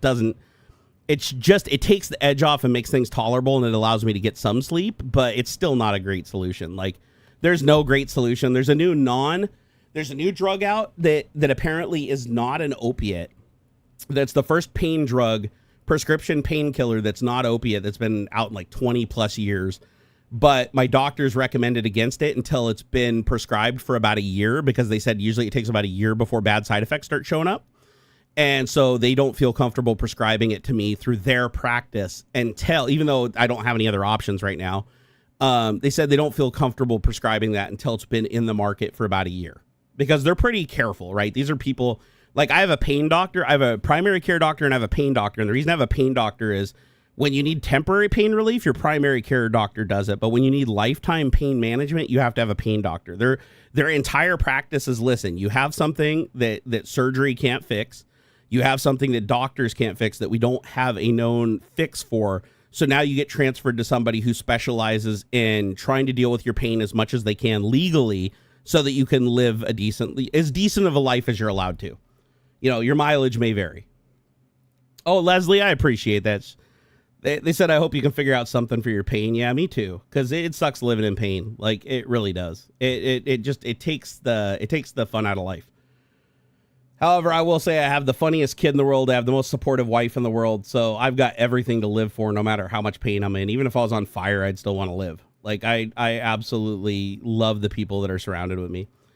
I want to try ketamine, Daniel, but unfortunately, and my pain doctor can do ketamine. Like, he is actually licensed for using ketamine as pain management. But you have to get an infusion every week, and the infusions start at $700 to $1,000. So I can't afford $4,000 a week, or $3,000 to $4,000 a month. Sorry, for the infusions. And I know that they have a tablet form, but the tablet form isn't indicated for pain. I guess it's not strong enough. And they also have a nasal spray, but the nasal spray is like, my doctor doesn't fuck with that. So he just does the infusions for pain management. But I checked with my insurance, and they won't cover ketamine. They won't cover the steroid injections. The only thing they cover is part of my prescription cost for the painkillers. So basically, I'd be better off, honestly, without insurance, like, as long as I don't have an emergency. But if I have one emergency and I have to go to like the hospital for an emergency, it'd bankrupt me and my family. So it's one of those things where it's like you have to pay for insurance, even if you don't ever use it, just because there is a likelihood that something really, really bad happens, and without it, you'd be fucked. So Musk has spoken highly about ketamine. That's where I learned about it. Oh yeah, don't trust Elon on ketamine. Elon is addicted to ketamine, and he uses it as a recreational drug. So Elon is not using ketamine properly. He's not using ketamine under, he's basically self-dosing himself with it, and it's had really, really bad impact on his life. As a matter of fact, if you go back to when he first started taking ketamine and was like advertising it to the world as like this miracle drug, you'll also see that from that point on, his life just completely fell apart, like even worse than it was before by like a massive landslide. Sadly, ketamine can completely, like when it's abused, the side effects are insane. Like that's another reason why I would only do it with a doctor. If I was doing it for pain management, I would only do it under a doctor's supervision, and only if they were doing the infusions themselves. Because ketamine is one of those drugs where it's like once you abuse it, it changes your entire personality. It changes your entire worldview. You are no longer the person that you were. Like you are that person's effectively dead while you're on ketamine. And it takes away your ability to experience guilt. And it sounds great. Like, oh, no guilt, no remorse, just do whatever feels good and just, have auditorial and visual hallucinations all the time. I mean, it sounds amazing. It sounds like a good mushroom trip that lasts forever. But the sad thing is without remorse, without shame, without the basic emotions that keep us from harming each other, we have a tendency to harm each other for our own benefit. And Elon's in a unique position to do that to everybody. And he does. And the ketamine makes it possible for him to do it without any of his normal constraints holding him back. And you've seen, it literally led him to break the law to buy an election for a convicted felon. I mean, he spent $300 million installing Trump in the White House. It's fucking wild. Like, and if he wasn't on ketamine, I don't believe he would have done that. Honestly, I don't believe he would have done it. Was Hitler on ketamine also? I know that Hitler did have some medications he had to take because he was in really poor health, but I don't think he did. I think ketamine is not. Is ketamine that old? Let's see here. What pharmaceutical drugs did Adolf Hitler take? Let me see if I can get the list here. Oh, I typed it into Copilot, and of course Copilot's like, I'm sorry, I can't help you with that. Let me go to jailbroken Grok. Jailbroken Grok can't deny anything. Come here, jailbroken Grok. Let's see here. Do my bidding. Hello.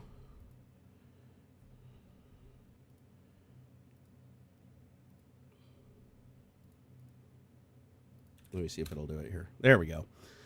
All right. Processing.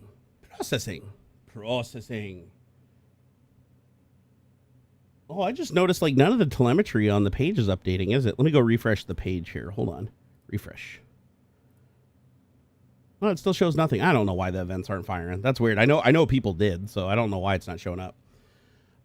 Okay, so he was on oxycodone. So synthetic opioid, similar to heroin but stronger with euphoric effects. Similar to heroin but stronger. I don't know, maybe milligram for milligram it is stronger, but generally in pharmaceutical doses it's not. Okay, so let's see. It was administered by Morel starting in 1943, notably before the critical meeting with Mussolini in 1943. So this is in the midst of World War II. It was administered to boost Hitler's energy and mood. And oxycodone absolutely can't do that. Like opiates generally do boost your mood in general. That's why people tend to get addicted to them. He got it injected. He didn't take pills. He got injections from 1943 to 1945, up to 800 to 1,000 injections over 800 days by 1944. So, okay. And he also took a drug called Pervitin.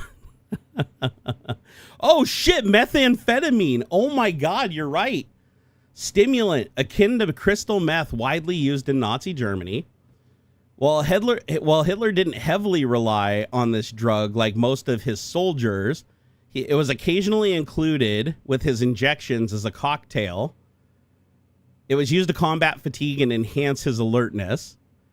He also took cocaine, administered by eye drops, nasal sprays, and aerosol for sinus issues. So he took cocaine. Surprisingly, cocaine was in a lot of products back then. Let's see here. He took another methamphetamine. He had hormone and steroid injections, so animal-based extracts, pig liver, bull semen, semical vessels, and synthetic hormones like testosterone and estradiol. Estradiol is an estrogen inhibitor. Usually if you take testosterone in high doses, you also have to take estradiol. In low doses, you don't need it, though. Let's see, scrolling on down. He also took barbiturates, so for sleeping, like downers, right? Sedatives for insomnia and anxiety. So think of like lorazepam, diazepam. I believe those are all barbiturates. He took a drug called Dolantin. It's an opioid analgesic. And he took that one much earlier. And then he also took some anti-gas pills for combating gas toxation. He also took over-the-counter stimulants. Let's see here. Muscle relaxers for stomach cramps. Leo pills. Unknown composition, possibly sedatives for digestion. Takes in high doses. He took corticosteroids for inflammation, morphine derivatives for pain. Over 70 drugs in total. So yeah, Morell, his personal doctor, listed over 74 medications, including analgesics, spasmolytics, antitussitives, and unorthodox remedies like heart and liver extracts. It looks like he took the drugs, primarily starting in 1936 to 1941. So it looks like he took them before World War I started. And that would have only been 3 years after he took power in Germany and destroyed the democracy. Let's see. He was in full addiction from 1943 to 1945 up to his death. It's also largely believed that he was heavily under the influence of drugs when he killed himself and his wife. Let's see here. Scrolling on here. Behavioral impacts. It said the drugs and cocaine fueled Hitler's erratic optimism and paranoia, notably during his military briefings where generals noticed his unrealistic confidence. Tremors, often attributed to Parkinson's, may have been worsened by amphetamine use or strychnine poisoning. Let's see here. Yeah, he was heavily addicted to opioids and stimulants all the way up until the end. His health deteriorated, collapsed from injections, his skin was ravaged. He scratched at phantom bacteria, and his physical state was described as a wreck. Withdrawal in the Berlin bunker likely contributed to his suicide. Let's see here. So in conclusion, Hitler's pharmaceutical drug use was extensive, escalating from vitamins and cocaine in the 1930s to a cocktail of opioids, stimulants, sedatives, and experimental hormones, leading up to 1945, administered by Morell. These drugs propped up his public image, but fueled dependency, paranoia, and physical decline, likely influencing his erratic leadership during World War II's final years. While not the root of his ideology, they exacerbated his instability. If you want me to focus, okay, so this is and this is typical. Like I can tell you right now, from even taking Adderall for ADHD and taking opiates for pain over a 16 to 18 year period of my life, I can tell you that they absolutely do impact how you think and how you perceive the world. Now, over time, you build up a resistance to them, and your brain chemistry naturally wants to level out. And that's why people keep upping the dose, upping the dose, upping the dose, upping the dose. If you maintain the same pharmaceutical dose, your body will eventually find its equilibrium again. And then you basically get a little bit of pain relief, or you get a little bit of a stimulant effect, but you don't get that mind-altering shit that happened in the beginning when you started the drug. But a lot of people chase that specific aspect of it, and they keep increasing the dose. And that's why you only want to do it like completely under a doctor's supervision and maintain the same dose as long as humanly possible so that it doesn't cause erratic changes, right? I'm in Texas, right? No. I would never live in Texas. Not a chance. No, I'm in Washington State. So yeah, and the thing is, like, even Trump's doctor, like his old doctor, Dr. Ronnie, what was his name? Ronnie Johnson or whatever. He had his license pulled for prescribing, drugs recreationally and taking drugs recreationally himself. Trump made him his own personal doctor. Despite all that, he got caught in the White House distributing ADHD medication in high doses to people during campaigns and rallies and stuff like that around the White House. He got busted. It's largely believed that Trump himself takes Adderall in high doses, and the way that he acts, given his age, I've studied like how he talks and his doublespeak and everything like that, and how much energy he has given his age and everything. And it's like, it's not normal. It's not. He also crashes really hard too. Oh, you struck me as a Texan. I think that was the accent. Interesting. I don't know. Does my accent sound Texan? I mean, honestly, if it does, that's kind of cool. But yeah, no, like I said, I'm a realist, right? It's like I may have to take, the drugs that help with my ADHD because without them, I'm way too distracted to focus on anything. And I have to take pain, I'm limited in my pain relief. I have to take prescription painkillers because I literally can't take anything else for the pain that they can't fix, that I have to live with for the rest of my life. And that sucks. But I'm also a realist in understanding how these drugs impact other aspects of your life, how they impact your health, how they affect your organs. I take all of this into account. It's all calculated risk versus reward. And when you work with a pain doctor, the goal is to not relieve 100% of the pain, because relieving 100% of the pain is going to mean you build up a tolerance faster. You have to increase dosages faster, and you'll ultimately just get to a point where you're just killing off your organs. So the goal is to find the balance where you can relieve as much of the pain as you can without causing excessive harm so that your body can recover from it, and where it's tolerable. And for some people, they can find that balance right in the middle. Some of them have to lean to one side or the other.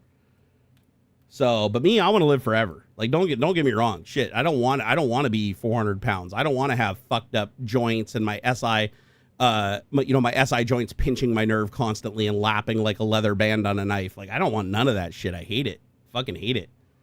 I'd give anything to go back to the days when I could snowboard and mountain bike ride and everything. But shit, they even knew in my late 20s that I was going to be they said I'd be in a wheelchair before I was 40.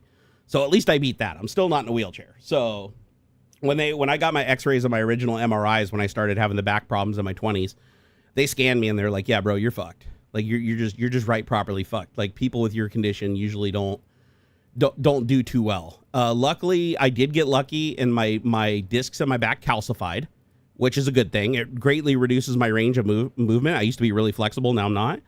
But the good news is because those discs calcified, they're not really at risk of bursting. And if you have a burst disc, they have to go in there and fuse the bone together, because if they don't, the bone will free float like this and pinch the nerve.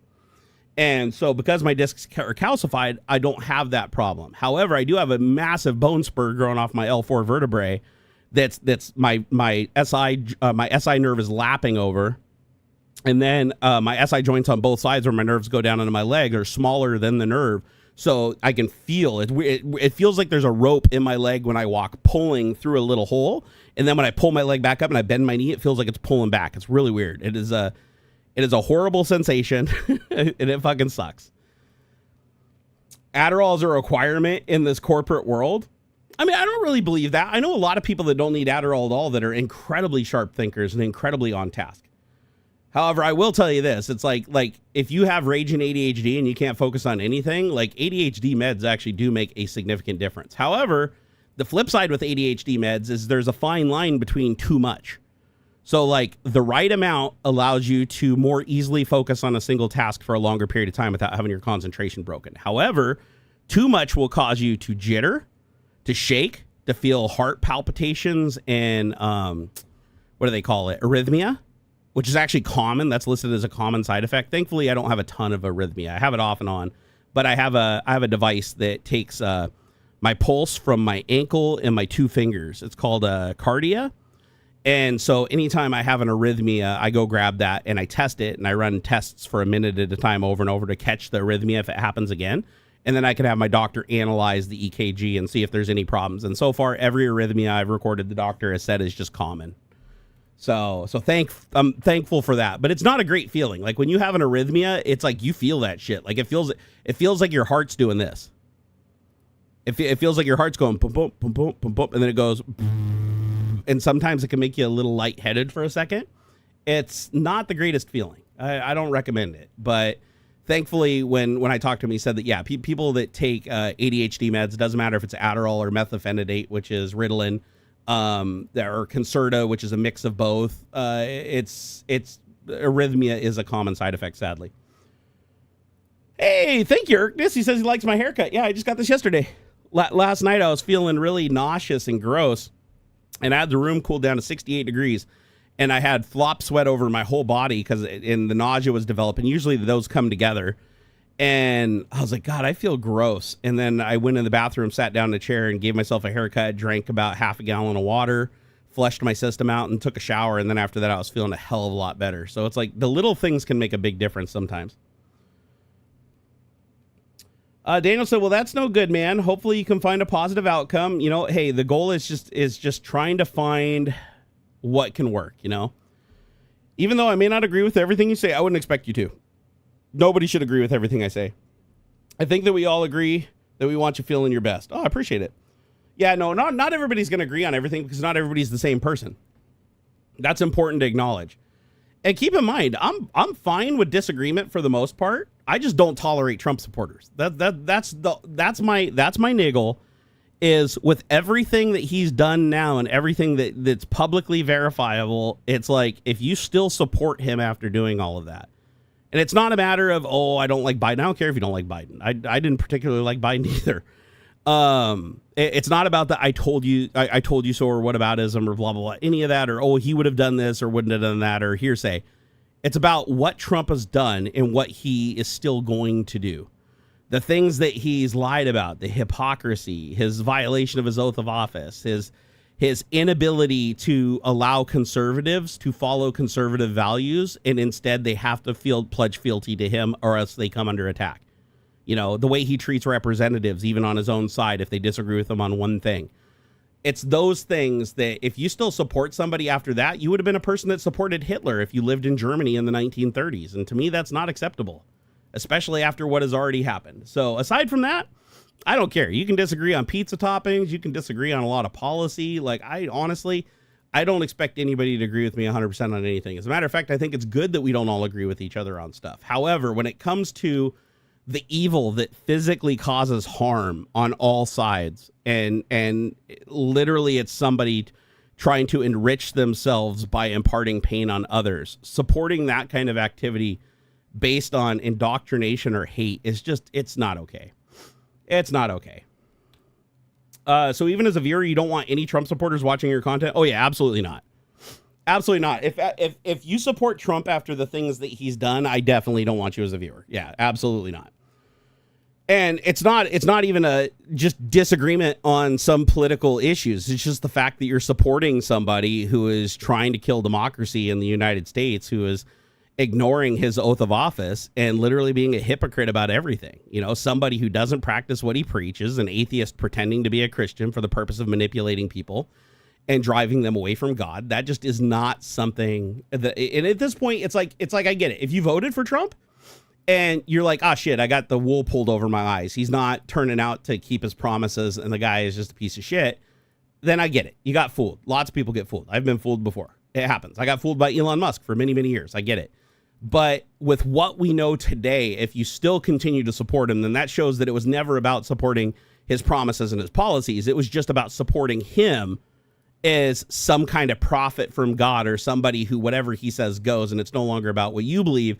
It's about just supporting whatever he believes at any moment, even if he flips 180 degrees, just staying in alignment with him. And for that, it's not good. Daniel said, but business is business, though? No. Business is Trump is the worst businessman that has ever lived. The dude went bankrupt 7 times. He literally had to lie to banks to get loans illegally, which is why he has 30 felony convictions. He didn't pay his taxes. He lied on his taxes. It's like, that's not business. That's just somebody literally committing crimes to take things away from people who do follow the rules. Should keep it aside from politics if it's legitimately business. If it's legitimate business, I agree. But this is not business. This was never business. Usually that's what professionals do, or is that not your thing? No. Here's the thing. Like, what do you consider a professional? Because a professional means different things to different people. Like, professional could mean that you're just highly educated on something, right? Professional should not mean, because obviously if I was a businessman, I would not want to align myself with Trump. I mean, look what he's already done to Apple. Look what he's already done with Microsoft and Google. Look at what the trade wars have already done to our local businesses. Look how many businesses have been completely wiped out. Look at how our farmers are getting completely fucking steamrolled. He's not good at business. He never was good at business. The only people that would believe that Trump is good at business are people that are listening to Trump and not looking at anything else.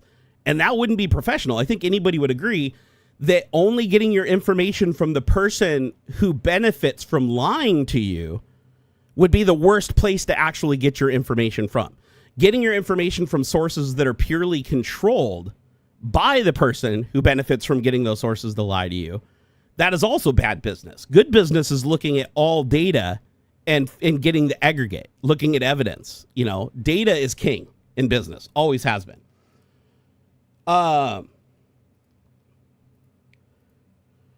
James said, actually care about their central issue of illegal immigration. No, I believe, hey, I'll be full disclosure. I believe if you're here illegally and you are not paying your taxes, you should not be here. Like, but here's the thing.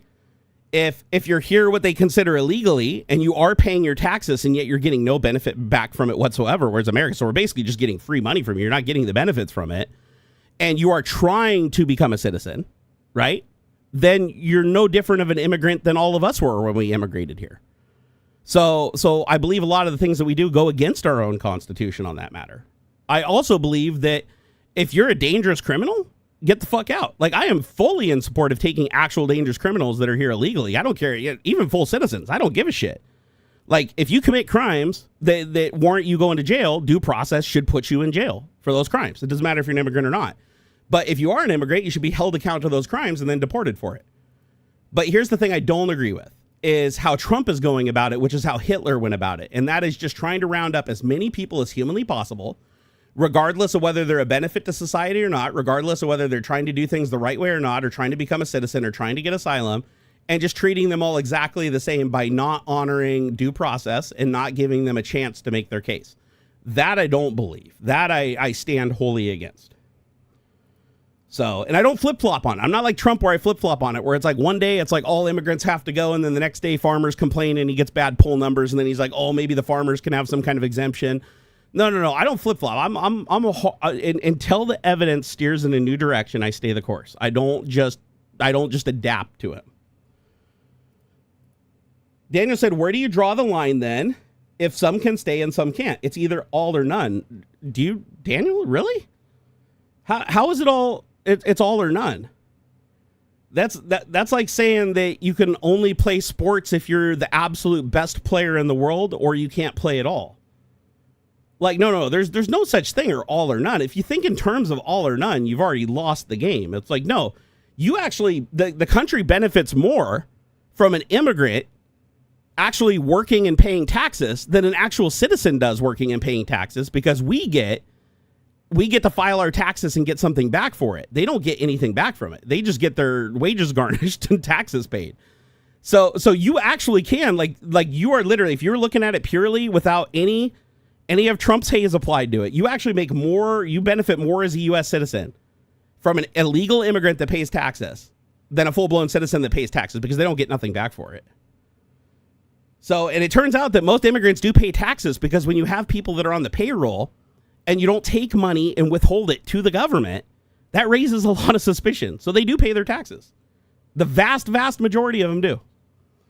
But the ones that don't pay their taxes, then I think they should be brought before a court. They should explain their case. Why did you not pay taxes? Why are you here illegally? Why haven't you filed properly for asylum? You know, and then based on the law, they should be deported if that is the case. However, if they are here and they have asylum, they have legal status, or they are paying their taxes, and they are trying to go through the process to become a citizen, but it's a lengthy process and it takes time, then I see no harm. It's actually a huge benefit to our society to have them here. As a matter of fact, immigrants benefit our society massively. I mean, we're literally a country of immigrants. Like, we wouldn't exist without immigrants.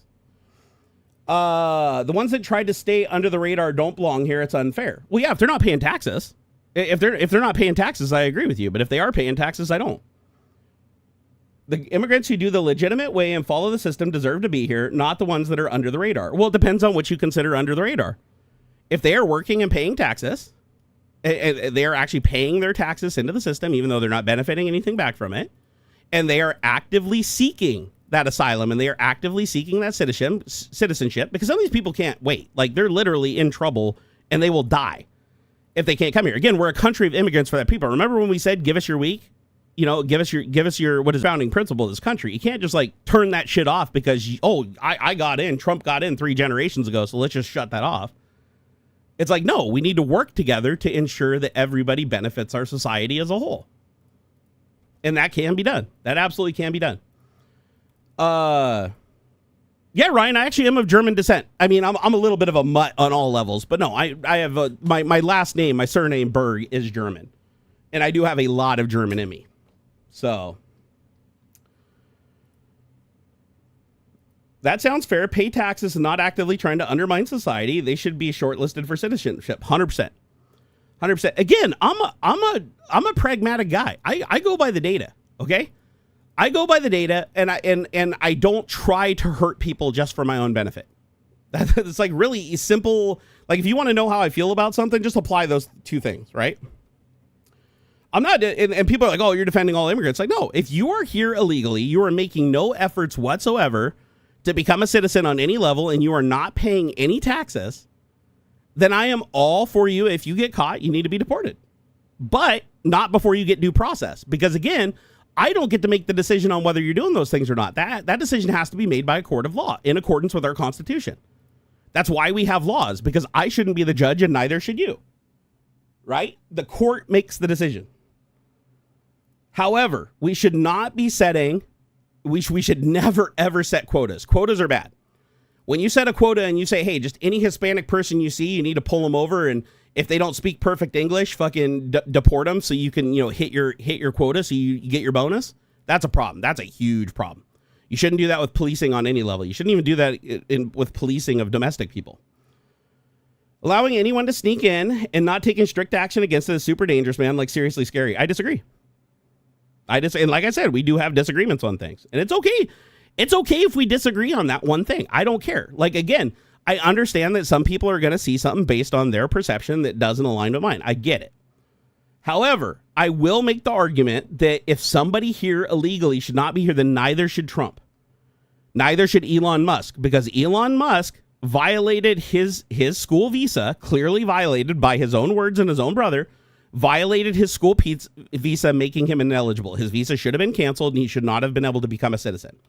So, and I'm sure that's what Trump's holding against him and why he backed down from him, like clearly, because he was going full on against Trump until Trump said he was going to pull his citizenship and then he freaked out.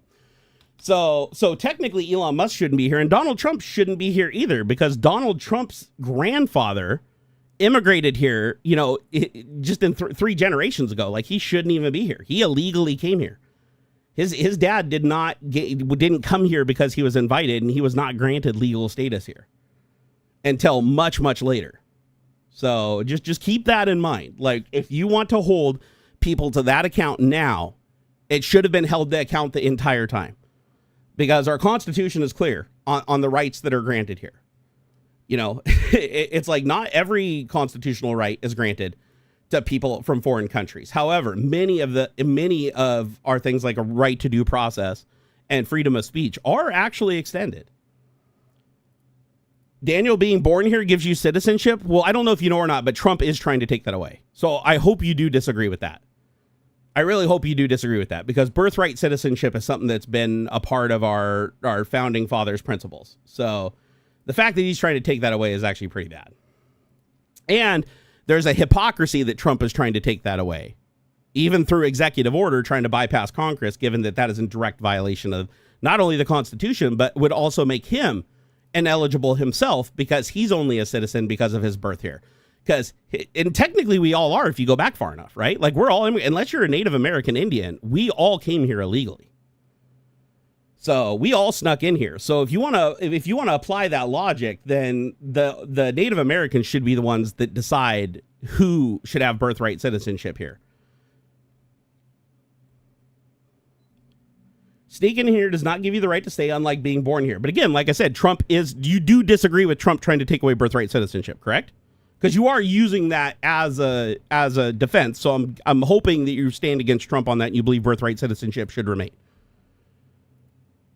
Also, citizenship through marriage should also remain, because if you're married to a citizenship, married to a citizen, now granted, there could be some rules applied to it, but if you're married to a citizen, you should be granted citizenship also. So should any existing children. Dan said, well, I don't agree with all the things the man in office does. Well, that's good, because most megas do, sadly. Because if you stand against him publicly, he will not work with you. You're either with him or against him. But I do believe he has knowledge that most people are unaware of at a political, technical, legal level. Well, I don't disagree with you that he has information that we're unaware of, but he's using that information for his own advantage, not for the advantage of Americans. Nothing Trump has done, and I can prove it too. Just go look at his pardons. Go look at all of the pardons, and it's a long list. All of the pardons that Trump has given since he's been in office. And you will notice that every single person he's pardoned has completely bypassed the pardon council, has completely bypassed the set precedent for who's selected for pardons, right? They all have some connection to him. They all have some financial connection to him, either directly or through a third party, or because of friendship. All of them. And many of them that he freed also committed the same crimes that he actually is a felon for committing himself. Like, he freed other felons that committed the same crimes he did because he wants to normalize the crimes that he committed. And that's not a good use of the presidential pardon power. No. So you said his purpose is to make America great again, right? Is it not? No. He says his slogan is make America great again, but his actions are destroy American democracy. Keep in mind, America was already great. America became greater and greater. We were one of the world's strongest economies. We are the world's strongest military. We were the largest allies in the groups. We were the leaders of NATO. We were the leaders of was it the G7, right? We were looked upon as the example for the world to follow. And now under Trump, that's all gone. Sadly, we picked siding with dictators and dictatorships over our allies who practice the same democracy we do. So again, that you can understand why I'm a little hesitant when you believe his purpose is to make America great again, which implies that America wasn't great in the first place, and also he hasn't done any of the things he promised. Like everything he's promised has been carried out wrong. He said that he was going to target criminals for immigration. He said that on the campaign trail because he wanted the vote from the Hispanic people. He said, listen, I'm not targeting the people that are here, that are paying their taxes, and the people that are trying to do things the right way. I am targeting the hardened criminals. He lied. So he completely lied about that. He lied about stopping wars. He lied about being a peace president, that no war would happen on his watch. A huge Middle Eastern war is breaking out right now. The Ukraine war is still full tilt. Arguably, it's even worse now since he's become president. I mean, Putin has really stepped it up. So big problems. Well, democracy isn't always the best option. Well, in the United States, it is, because it's a part of our founding fathers' Constitution. Like part of being American is to accept the Constitution and follow the Constitution because it allows us to coexist. Like, one of the biggest experiments in democracy in the world is the United States, because we are a country of immigrants and different cultures that all come together. And Germany was much the same after 2019 through 2033 until Hitler abolished it. And we all saw what happened after he did that. You can make a country greater by removing democracy. Oh, no. History has predominantly showed us that when countries when countries lose democracy, they become worse. The people have a much worse time. They have less freedoms. And that's across the board too. Like, there might be some dictatorships where if you have a lot of money and you're unethical and you're buddy with the president, you get to do whatever you want. Sure. But for the people as a whole, no, it's not good. It's really not good at all for the people. Like, a dictatorship implies that one person gets to make all the rules and gets to do everything that benefits them at the cost of everybody else. So Daniel said, I'm against people sneaking into the country illegally while others are following the legal way to do it. Well, here's the thing, Daniel, is technically speaking, you have an immigrant somewhere in your past. Did they come here the proper way? Do you know that for sure? What is the proper way? Is the proper way waiting in your country when you're being threatened? Like, people seek asylum for a reason, because they're in danger.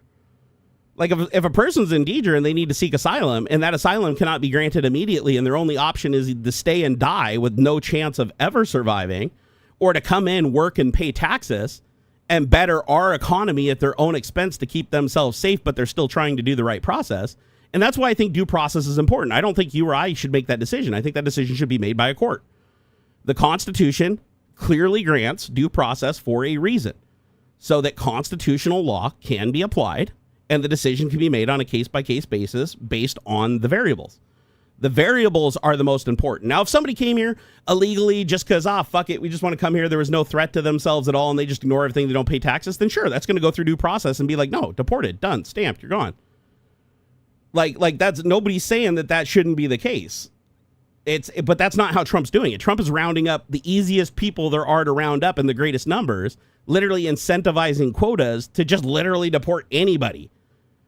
And by the way, just to be clear, Trump has deported a huge amount of people that actually were legally here. Keep in mind, Mr. Garcia was here legally.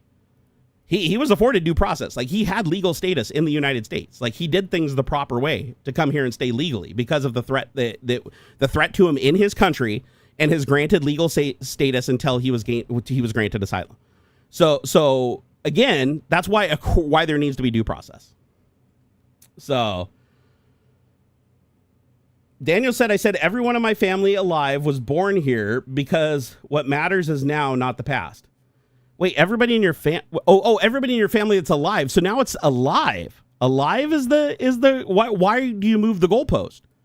Why does it only apply after you're here and not the previous generations? The laws have always been the same.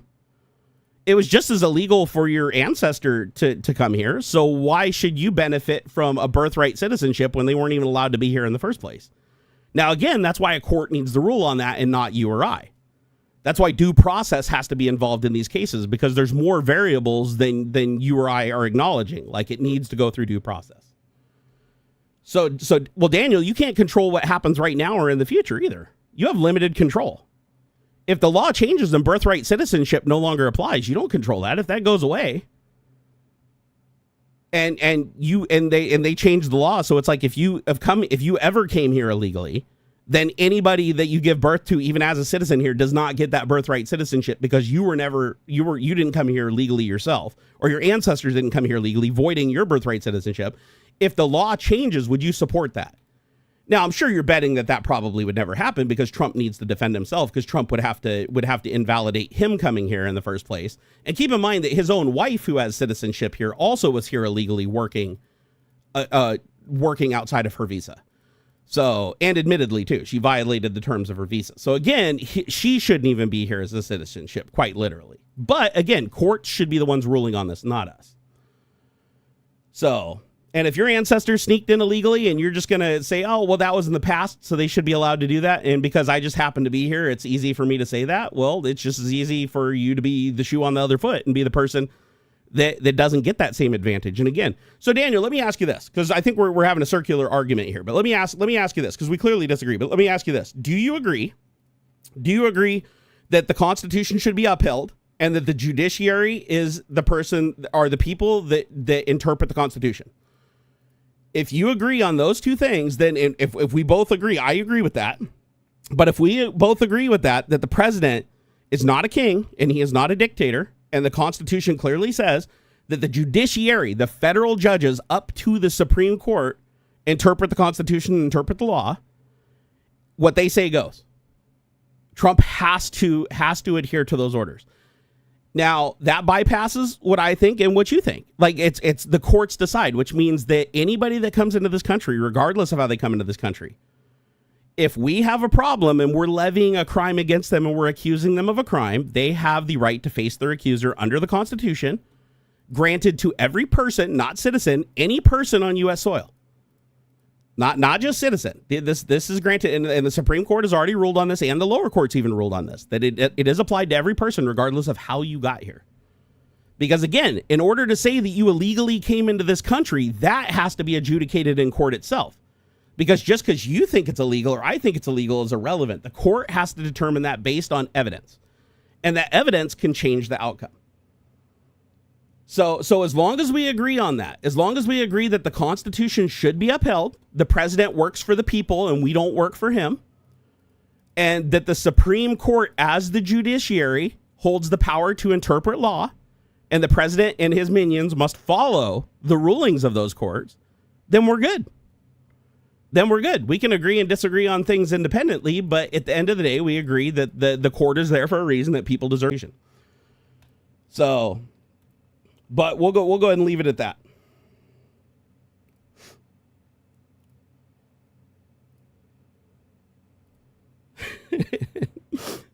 It's all good. Daniel, if we're at a point where we can agree on those few things, then let's just leave it alone. Let's be done and move on. What do I think about the Iran-Israel situation? I mean, you could see it coming a mile away, quite frankly. I mean, and Trump did lie to us. Like the morning before the strike occurred, Trump said that he had no knowledge of any strike that was going to happen, and he had hoped that Israel wasn't going to strike Iran, and that they had a deal that was close, and that they were going to make a deal, and if they struck him, and then later that day, Israel attacked Iran and said that the United States has been a part of it for weeks, providing the intelligence and even put assets in play to help with the counterstrike. And we actually did shoot down a bunch of their missiles that were retaliating for the strike from Israel. So at the end of the day, Trump just involved us in a major conflict between two huge powers in the Middle East. And so now we're dealing with the Ukraine war that he said he would stop, which is now the worst it's been by far. Like literally with the biggest strikes occurring into both countries. Now we have another incident in the Middle East. So now Trump went from being the president that was going to end wars to being the president that has like the most wars going on simultaneously. So that's a problem. That's a big problem. And sadly, as a result, we are going to start seeing some terror attacks from Iran against the United States. They have officially stated that because the United States publicly helped their enemy, that we are now a target. So we will unfortunately have to deal with more terror attacks, sadly. But again, Trump's one of those people where he tries to play both sides. He uses double speak. He always says, both sides. Like if you ever listen to Trump talk, he'll be like, oh, we need to get all the immigrants out of the country, or maybe we don't get the immigrants out of the country, or he'll say stuff like, oh, maybe they do attack Iran and that could help our deal, or wouldn't help our deal, or maybe that'd help our deal better. Not to, this, on my birthday, we're having this military parade, and I think that's really going to show our strength, and it's really going to help with our American policy, or maybe some people don't like it so much, or maybe people like it a lot. He just says both outcomes of everything he says so that if anybody brings it up, they can go, oh, that's what he said. But he literally just blanket says everything, right? He does what he wants, but he makes sure he covers his bases by agreeing with both polar opposites in every single situation. It's literally called like doublespeak, right? I mean, it's something that he's done his entire life. Hitler did the same thing, by the way. Again, the comparison I'm making to Hitler isn't post-World War II, it's pre-World War II. It's like how Hitler gained power in Germany and how Trump has gained power in Germany, the parallels between Hitler's manifesto and Project 2025. Those are the things that I'm comparing. The things that a lot of people don't really understand because they didn't study those things or they weren't taught in school. Most of us, sadly, were taught in school what Hitler did with the power once he had it. Had we been taught how Hitler gained the power in the first place, we would have been better prepared for what Trump's doing. We would have immediately identified what he was doing, and he never would have been able to make it happen. Even with Elon's massive money behind him, and literally buying him all that extra support, he wouldn't have stood a chance if the people could clearly see that he was matching Hitler blow for blow to try to achieve the same takeover of a democracy. Because if you look back in history, it's like Germany's democracy was very, very similar to America's. Like it was a constitutional republic, elected officials, the states had their own governments, and then there was a federal government over the top, just like us. They had their equivalent of the judiciary and the Supreme Court. They had their equivalent of Congress and the House. They had two leaders that were kind of like leader and like think of them as president and vice president, but over there they had president and chancellor. The people held most of the power. The Constitution granted the people the freedom of speech and the freedom of assembly for protesting. Those were protected rights under the German Constitution before 1933. And when Hitler came into power, he bastardized Christianity, even though he was an atheist himself, just like Trump. He was an atheist, and he pretended to be Christian so that he could fool Christians into following him based on faith instead of fact, to bypass common sense. Hitler did the same thing. And once he scared them into giving him power under the guise of him being chosen by God, he then used that power against those same people to ensure that they could never regain that power back. Like everything, and Trump's doing the exact same thing. Trump is doing everything he can to replace anybody that would actually implement the constitutional law against him. Thereby, nobody can hold him accountable for anybody. Ergo, he can do exactly what Hitler did. He can enact law with a pen without any oversight. He can do anything without oversight. He can't be prosecuted or held accountable for any crime. And that basically makes him a dictator. So, which we don't want to happen. That's like what you know, our democracy and the German democracy from 2019 to from 1919 to 1933 was able to hold off until Hitler came along. And then Trump recycling what Hitler did works really well here because we both have Christian conservative majorities in both countries, Germany and the United States, given that was back in the 1930s and this is us now, the United States now, but still both had a Christian majority. That's why they both, as atheists, targeted Christianity. Had it been Islam or Judaism, they would have targeted those instead. Like, had it been like Israel that was doing that and there was a Hitler in Israel, he would have flipped that script on him and he would have gone the opposite direction. He would have taken the majority, which would have been Jewish in that case, and he would have done the same thing. He would have basically convinced people that he was chosen by God to be the leader of that religion, which would then would use the indoctrination of those people as children and their fear of God to follow him based on faith and feeling their faith was tested, and that allowed him to bypass their common sense, scare them into giving him power, and then once he had the power, they couldn't get it back. But to be fair, when they gave him the power, they didn't know they couldn't get it back, and the same thing's happening here. If you ask the average MAGA, they think that if Trump fucks up and goes against them and does what they don't want, that they can just take the power away from him and get it back, but they can't. They're already past that point. So that's a little bit scary, you know? Hey, Noble, how's it going? You were worried about me years ago back in college watching? Hey, I'm still here, brother. I'm still here. It's gonna take a lot more than health to stop me. No, I just keep on keeping on, man. Atheists aren't necessarily evil. Religion is an absolute good. Well, actually, if you look at history, there's actually like if you want to go average for average based on percentages, there's actually less evil atheists than there are less evil Christians, Islamic believers, or even Jewish believers for that matter. People generally become atheists because they were either not raised with religion and they study religion as adults after they've already learned things that are tangible, like science and geography and history and things of those nature. Or they're people like in my case that were raised, indoctrinated into religion, who really truly believed it and really truly did fear the God that was represented to them as a child.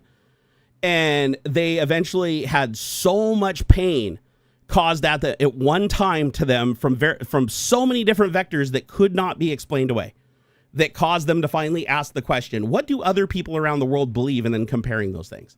And then once you go around, you do the research and you break your covenant in the Bible to take another God before him, or basically go study other gods, you immediately start to realize that, wait a second, all these people start from the same area that started in ancient Samaria, branched off into multiple Abrahamic religions at different forks throughout time, thousands of years ago. Or some newer ones like Mormonism that, have branched out much sooner than that. But you see the same common thing happen where you have a small group or one person at the top who perpetuates the branching off of that religion. Like in the case of Hitler, he used Christianity to gain power, but then once he had power, he attacked the Christian church and redefined Christianity. He had his own Nazi version of Christianity that the people had to follow. And so, again, that would be his branch. Now, that branch didn't survive because, of course, we won World War II and he killed himself. So, which again, if he truly was the Christian that he perpetuated, he wouldn't have killed himself, because everybody knows suicide is the worst sin you can commit.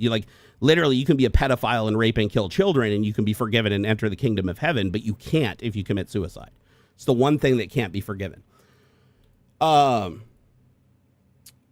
the one thing that you'll find in every Bible is that if you trace it back to its origin where it forked off, there was a group of people that directly benefited by controlling the rest of the people through indoctrination of that fork of the religion. Religion has always branched for one reason, and that is to maintain power over a group against another opposing group. When they all believe the same religion, something fragments between them. There's two people vying for power, or two groups vying for power. And either they work out their differences and that religion remains and just becomes amended, or that religion forks off into two different religions that then become warring factions, where each fork of the religion believes it's the true religion, and that its job is to eradicate the other religion or convert the other religion. It's a pretty common, that's a common thing throughout history when it comes to organized religions. Organized religion was the old style government, right? Governments do today what religion used to do. And religion used to control the people under fear. What does government do? It controls the people under fear. The only difference is religion used an imaginary God that could do insane amounts of harm to you and your family for eternity, whereas government can only use the tangible. It can only threaten you with incarceration and punishment in your mortal life.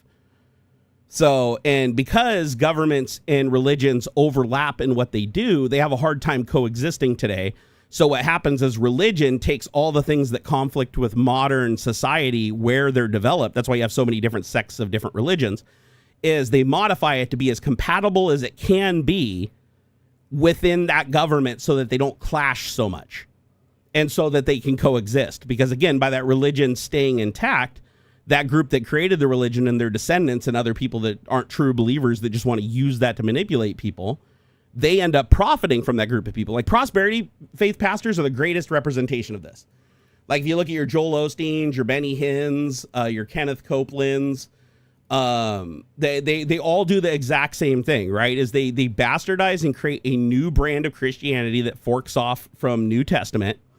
And their fork says that when you give your resources and your money and have the faith to stop taking your medication, stop paying your bills, to channel that money to the richest person in the world that claims that God made them rich by giving, even though they never gave themselves, then you end up worse off and you get harmed, but you have no way to relay that to the group.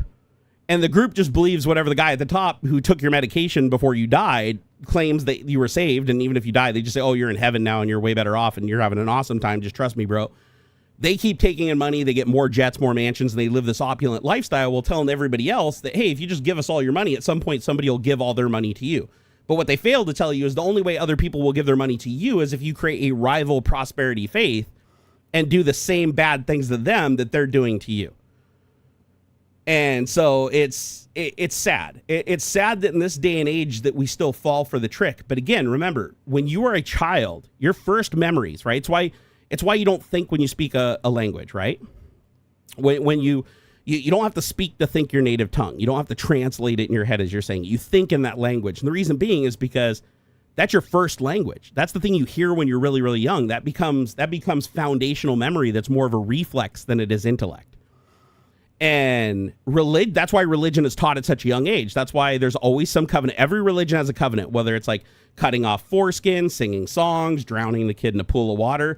There's got to be some ceremony that ties the parents and the child to a promise to God. But what they're really doing is making a promise to that church and that pastor to enrich him and keep him enriched. And so that connects them. And then that motivates them to pass on the same indoctrination that was given to them onto their child.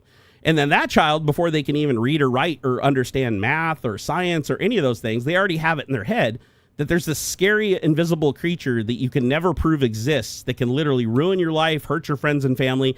Anytime somebody dies from cancer, it's like if you did something wrong, you think that you caused that. There's this belief that's indoctrinated into you to go there. And now that fear carries into your adolescence. And now you're at a point where you're like, this doesn't rationally make sense, but it's my earliest memory. Therefore, it's a reflex that I trust, right? It's like your instinct kicks in before your intellect does. And so the goal with every religion is to ensure that it's indoctrinated through repetition to make it. That's why you have to go to church every Sunday. You have to listen to the same things over and over again. You have to read the same things over and over again. That's literally indoctrination. They want to make sure that in any situation as you grow older, you always pick faith over fact. You always trust what you were told over what you can see. And that sadly gets hijacked by third parties like Trump and Hitler and Kenneth Copeland and prosperity faith pastors. They step in and go, we know that you were raised with these back doors installed in you that make you fear this imaginary thing. And if we can take control of that fear and we can manipulate that fear, we can also manipulate you into doing what we want. And that's why most religious leaders don't actually believe the religion that they claim to follow at all, right? I mean, they may have believed it in the beginning, but once they get to that point where it's like they're super rich and wealthy and they're doing all the things that they're claiming everybody else shouldn't do, I mean, clearly, like Jerry Falwell Jr., again, Kenneth Copeland, Benny Hinn, all these people that have been, Peter Popoff, they're all implicated in many, many crimes and many, many scams. It's like, well, that's where their money came from. It didn't come from God. It came because they used God to lie to people, to use masquerading as love as a means to get what they want from them. So, you know, it's wild. It's fucking wild. Like, but it does work. It does work. And before people are like, yeah, that doesn't seem very realistic. People should be smarter than that. Just remember, it's indoctrinated from children. If you can tell a kid that by blowing himself up and killing a bunch of innocent women and children he doesn't know anything about will get him 40 virgins in heaven when he's a teenager and an adult, and he does this, you know, this Islamic jihad or whatever, right? If he does that, which is also contradictory, just like our Bible, there's tons of contradictions. The Quran has massive contradictions too. Sharia law has massive contradictions with Islam. I should say the other texts in the books of Islam. So just like every religion, there's these constant conflicts of interest because each generation that added something or saw something benefited by adding that bit. And keep in mind, back in those days when people could amend these things, right? This is like the newest ones, like 2,000 years ago.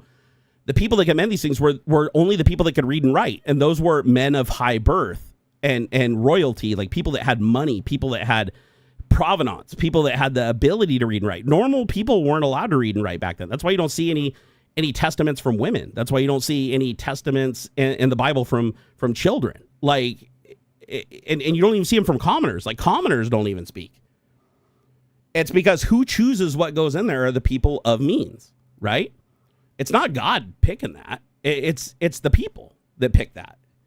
The Bible even tells you that all men are born with sin. So yet you're reading this book and believing everything it says. That's not good. Because by its own admission, it's saying the people that were involved in the creation of that book and the language within that book and even the translations that came later, they're all fallible people that will commit sins to trick people, wolves in sheep's clothing, right? Like just like Trump and Hitler. They will do things to manipulate you into doing things that they gain from while you think you're protecting yourself and doing the right thing by tricking you. And it happens all the time. Prosperity faith does it by leading you to believe that instead of buying the medication that keeps you and your children alive, you should stop taking that medication and then give that money to the rich person who doesn't need it. Because by doing that, you're proving your faith in God and God will give it to you tenfold. But then you die. And then when you die, the church goes, oh, God brought him into heaven and is now treating him awesome and they have the best life. It's even better than our life. So isn't that awesome? You should give your money too. Or if they somehow survive without the medication through some miracle, but their quality of life goes to shit, but they just don't die immediately, then the church is like, oh, look, it's a miracle. They're surviving without their medication, even though their quality of life has fallen off. But they're afraid to say otherwise because if they speak the truth, they would be going against God. Therefore, God would punish them and their family. So they just say everything's good, even when it's not. Kind of like how I told people I felt better on keto when I really didn't, right? It's like everybody says I should feel good because I look good. So I should just say that, right? That's the expectation that people want to hear. It's a strong, indoctrination is a very strong thing. And everybody's susceptible to it on some level. It just takes more to indoctrinate some people than others. It just depends on how early they were indoctrinated, what they knew before they were indoctrinated. Their level of education defines their level of resilience. General intelligence, common sense, those also factor in. But anybody can be brainwashed. Like I could even be brainwashed. If you stick me in a dark room for a month and you only feed me when I tell you that Trump is the most amazing president ever, and if I say anything against Trump, you beat the shit out of me and take my food away and put me in a dark room and make me uncomfortable, you know, after a month or so, I'm probably going to think Trump is amazing. And I may not believe it in the first. I may just lie to you to get what I want. And the first, but over time, I will start to believe it because my brain will make a connection between when I say something that's not true, I get food. When I say something that is true, I get punished. Therefore, my brain will flip the bit on me and say, just start believing everything that's false is true and everything that's true is false, and you'll keep getting the food and you'll survive. And that survival instinct will take over everything. Like intellect does not supersede your survival instinct. So long as your survival instinct is truly at risk, you are easily manipulated. You know, and like I said, if you can convince somebody that blowing themselves up and killing a bunch of women and children is going to get them, 72 virgins in heaven or whatever, you can make anybody believe anything if you get to them early enough. This reminds me of the Newgrounds skit named Smile. Those who can, check it out. Ooh, I haven't seen that one. Let me add that. It's Newgrounds is the name. Here, I'll add that to watch later. Is it on YouTube? Newgrounds, smile. A troublesome individual is put against a jury. Is he capable of life in a joyous community where a smile never leaves his face? Okay, I'm guessing that's what it is. Let me bookmark this. Add it to my watch later. Save. Watch later. And nope. That's not what I wanted. Oh, there it is. Okay, I did it. Save later. Okay, I'm gonna watch that later. Thank you for that. Actually, one of the best videos. I think this is actually a great video, and I highly recommend everybody watch it. Let me see if I can find it really quick. Greatest illusion in the world should be a picture of a gallon of milk. Let me see. Yep, there it is. Oh wow, it's moved way down the list, but it is an 18-year-old video. So this video is one that I share with a lot of people because it seems simple at first, but if you watch the whole video, there's a lot of logic here, and it actually does make a lot of people think. So this video is called The Best Optical Illusion in the World. And it completely and logically, using actual provable logic, right? Very, very clean logic that anybody can understand at any education level. It clearly lays out how prayer does nothing. How like praying to God for something doesn't change the outcome in any way, shape, or form. And it even explains situations where it appears to have an effect and why it appears to have an effect, yet explains why it doesn't. So, wow, I'm still the top comment on this video. Holy shit. From 6 years and 9 years ago, it says I'm the 2 top comments. I don't know if it's just saying that because I'm logged into my account. Let me do sort by top comments. Yeah, it says I have the 2 top comments. I can't honestly believe I'm the top comment on an 18-year-old video. Let me know if you guys see my comments, though, when you click on that link. I'm curious. But it's a great video. Let's see here. Kajit, is it Kajit? Said, correct me if I'm wrong, but is there a part that specifies which gender the virgins are? Dude, how great would that be? How great would that be, man? You run into a crowded area with women and children and blow yourself up and kill a bunch of innocent women and children, and then you wake up in this white room and like 72 naked men run into the room and start doing you. That'd be great. Wouldn't that be poetic justice? Like that I would love to see. That would be awesome. That would be awesome. Be like, you promised me virgins. It's like, oh, dude, we have more virgin men than women around here. Like, bro, look, just look around you. It's like, you think everybody tells the truth? Nobody's going to tell you if they've had sex before, if they get stoned to death and murdered, if they admit to it. Like, you're not going to find a lot of women around here admitting the truth when the crime for the truth is death. Game Matter Rock said, I posted about death by self in off topic in Discord from my church. What does your church believe? Do they believe it's not a sin? Here, let me go look. I'm curious. All right, because I know you, I think you don't, I don't know, I don't remember. I've talked to you a lot of, your church does believe a lot of conventional values, but hopefully on this one they don't. All right, let's see what your church says and how it aligns with the teachings. Okay, it is not right for a person to take his or own life. Okay, that does fit with the Bible. However, only God is able to judge the person's thoughts, actions, and level of accountability. Okay, by that claim, that covers a lot actually, not just suicide. So if only God is able to judge a person's thoughts, actions, and level of accountability, then that means us as humans cannot judge homosexuality, marriage, between people of any gender or trans people that identify as different genders. We don't have the right so I like your church in that they don't disagree with that stuff because they're saying only God can judge, and if we judge, we'd actually be in violation of that. The family, and by the way, that also fits with the 10 Commandments. The 10 Commandments clearly say that one of them is we're not allowed to judge. Like, or that's not our place. Like, if you judge how somebody lives their life or what they do, then you're committing a sin by judging them. You're also committing a sin by saying what God wants when the book itself has contradictions and literally claims that the men that wrote in that book are fallible and are sinners themselves. Okay, the family, in consultation with the bishop, determines the place and nature of the funeral service for the person. The family may choose to use church facilities. If the person was endowed in life, he or she may be buried or cremated in temple clothing. Okay, that's pretty fucked up. Yeah, I don't think, see, that's, and again, Mormonism, they're kind of an offshoot of Christianity, but the fact that they would deny funeral services on any level to somebody, depending on how they died or how they lived their life, I disagree with that entirely.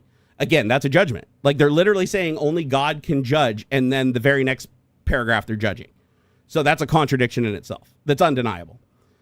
Those who have lost a loved one to suicide can find hope and healing in Jesus Christ and his atonement. But again, before that, the problem I have is the middle paragraph. The first one's right. Like nobody has a right to judge. Even the Bible, not even just Mormonism, but even the Islamic Bible, the Islamic text, Judaism, and the Torah. There's lots of things in there. I mean, they all defer to New Testament. Old Testament for Judaism and Islam, New Testament for Christianity. But still, the Old Testament still contains in there that God is the only one that gets to judge. And the 10 Commandments do say, even in New Testament, the 10 Commandments say that you can't judge. So technically, the people that follow the Old Testament have more room to judge than the people that follow the New Testament or an offshoot of the New Testament. So technically, Mormonism, Christianity, Catholicism, they all have no grounds to judge at all, period. So yeah, the only problem I have with that is the middle, but I do think that that's a better take than some churches would have, whereas if you committed suicide, you would have no rights at all. So I will give kudos for that, because that's not really in step with conventional Mormonism. And that if the person isn't, but again, like requiring the endowment to be cremated in the temple is technically God's house. Only God can judge, and all of his children are, pre his judgment, all of his children are equal. They're all sinners, and they will all stand before him for judgment. So by the church making judgment and saying what people can and can't have after they die, that would be taking that away from God, and therefore a contradiction to its own teachings. But again, when you're raised, and I get it, like when I was raised into Christianity, anytime there was a conflict or a contradiction, you just ask the pastor, and the pastor would just clarify it based on whatever he believed, and he would interpret it to his benefit and what he wanted it to mean. And that's why you could get different answers from different churches and from different priests, even though they all claim to be a part of the same religion.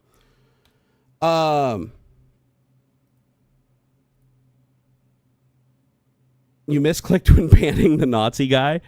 Oh, did you end up taking out that dude? I wasn't even watching him in chat anymore. Did the Daniel guy get hit?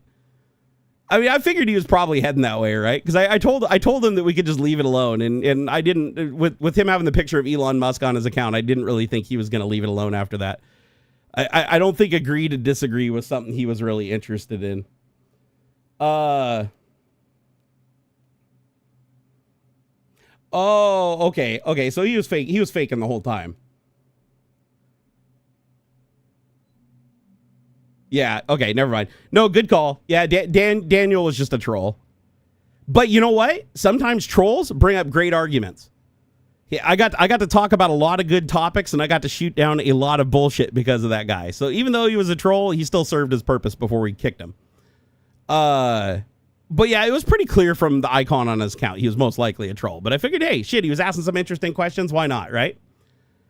Let's hear. Ryan said your comment appears to be in 4th place on that video. That actually surprises me. That genuinely surprises me, because I mean those comments are old, like 6 and 9 years old, and I'm still like on the first page of comments on the Greatest Illusion in the World video. By the way, I do think it's worthwhile to watch that video. Even if you're not religious, if you just want to understand how, because the one thing that's universal across all religions, they all believe in prayer, right? They all Abrahamic religions based on Old Testament, or even if they believe in New Testament, or they branched off of Old Testament to create their own version of New Testament, like the Torah or the Islamic Quran, they all believe in the foundation of the same God from the same Old Testament. They just disagree on, who the prophets were and who the son was, right? Or if there was a son at all. But they all agree in prayer. They all agree that everybody can talk to God, and God is this magical listener that will grant wishes to everybody. And that's why I think it's great to watch the Best Optical Illusion in the World video, because it explains very clearly how prayer works, like pragmatically, and with science, it explains how prayer does and doesn't work, and why prayer appears to be effective when it has absolutely no effect at all.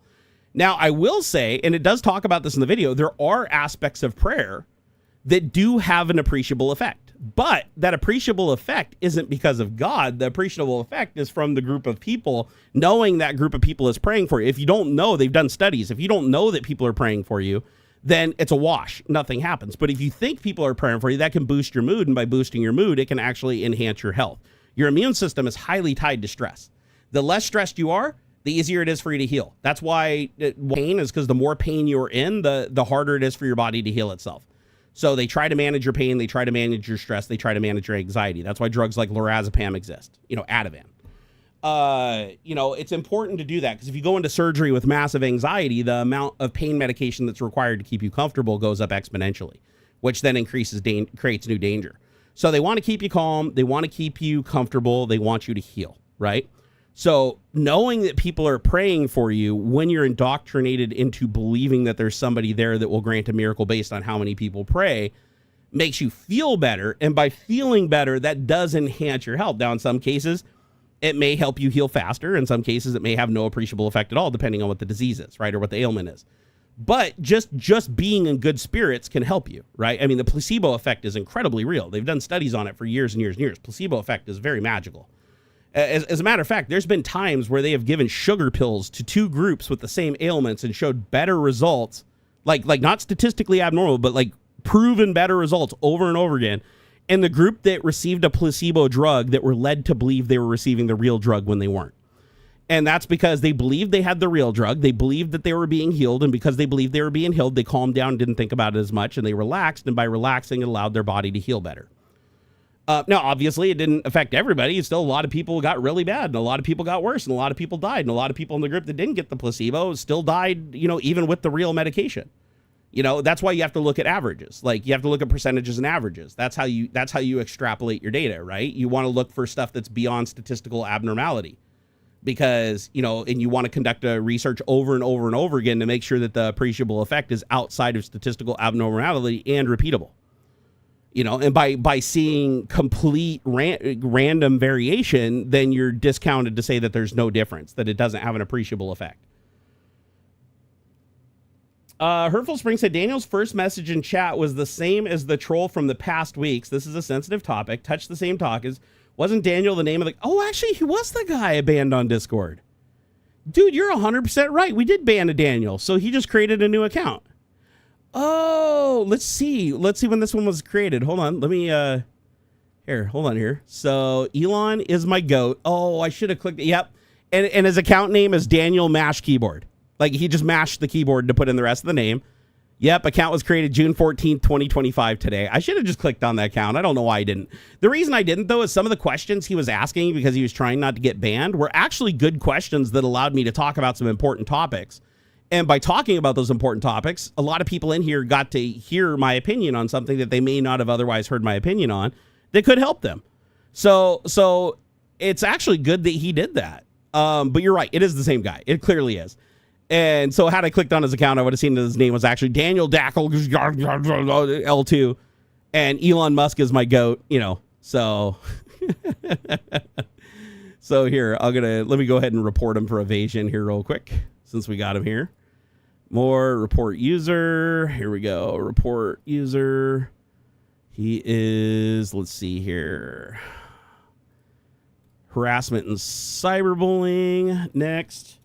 This person keeps creating multiple accounts to evade bans and enter my live stream for the purpose of harassing the stream. And this is probably his 20th account or so. Please go back and suspend his other accounts. And if there is a way to block his IP or IP range, that would be awesome. Thank you. All right, cool. Well, now we know. And no one's half the battle. G.I. Joe. I try not to remember trolls' names, though. That's why I didn't think nothing of it. Plus, Daniel's a really common name. Let's see here. Have I talked about the senator that got shot? Yeah, I did. Yeah, we talked about that earlier. That's super sus. right before Trump's military parade, where he threatens huge backlash to any. He said that there'd be huge consequences, like his words, for anybody protesting, not rioters, protesting. And so the fact that No Kings was supposed to kick off the protests today, and he really didn't want that to happen, and now you have a senator killed by an obvious hitman posing as a police officer with a stack of No Kings papers he planned on leaving at the scene of each of these murders, but they caught him in the act of the first murder, and he ran, and they got his vehicle and got to see the manifesto with his list of people he was supposed to hit that were all Democratic representatives that he was going to leave this No King shit at. Anyways, his shit got foiled. He still killed a person, which is incredibly sad. But hopefully now they can catch him, and the other representatives on the list have been notified and are on high alert to not trust any police officer that comes by themselves. So yeah, the fact that it was so perfectly timed and it was literally designed to give the like had he gotten away with his plan, gotten his vehicle and left, the police would have showed up to a double homicide with a No Kings flyer on top of it that the news would have then ran with, and Fox News would have been like, oh my God, this is a murder from like the No Kings protesters are now doing assassinations. But it wouldn't have made sense. It would have made MAGA rally, right, and try to hurt protesters and try to start a war. So that would have been to his benefit, because civil war really helps him. He wants a reason to try to declare martial law, because that allows him to push back all elections, asses in seats, and then he can just scare people out of seats and replace them with whoever he wants, right? He becomes like a god king much faster when he can declare some form of martial law. Now, technically, you can't legally do it without a whole bunch of shit going along and Congress being on board. But the truth is, Mike Johnson is, his installed guy. He's got all the other representatives on a short leash.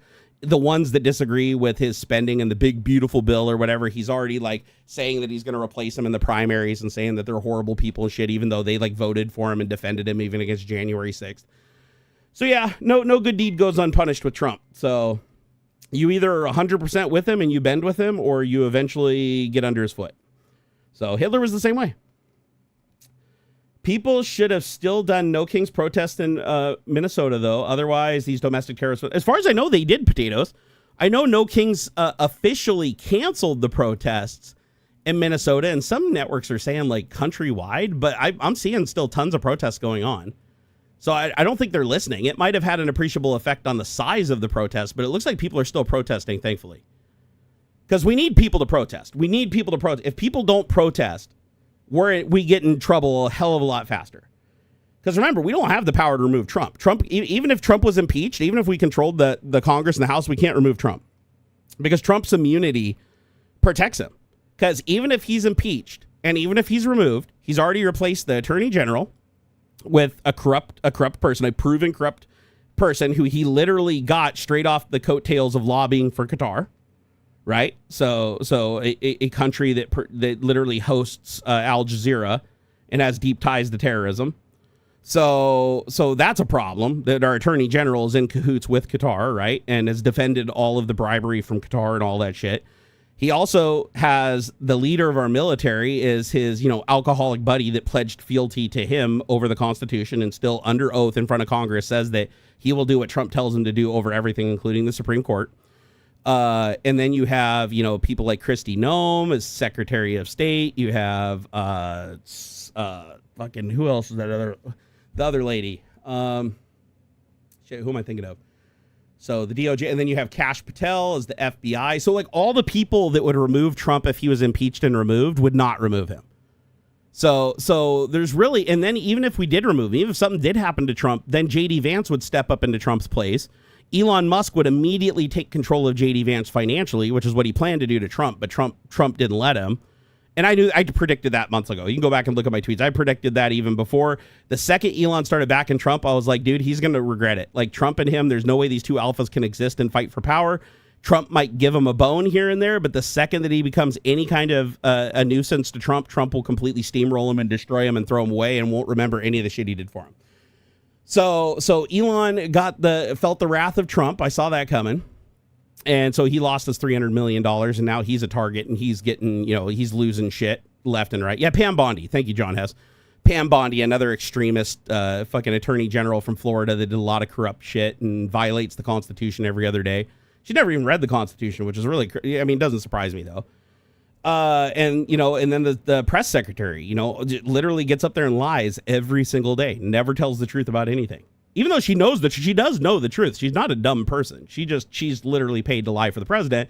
And she was one of the few people that stepped up that said, listen, I will say whatever he tells me to say, even if it makes me look bad, even if it makes me a liar from yesterday, it doesn't matter. I will lie through my fucking teeth.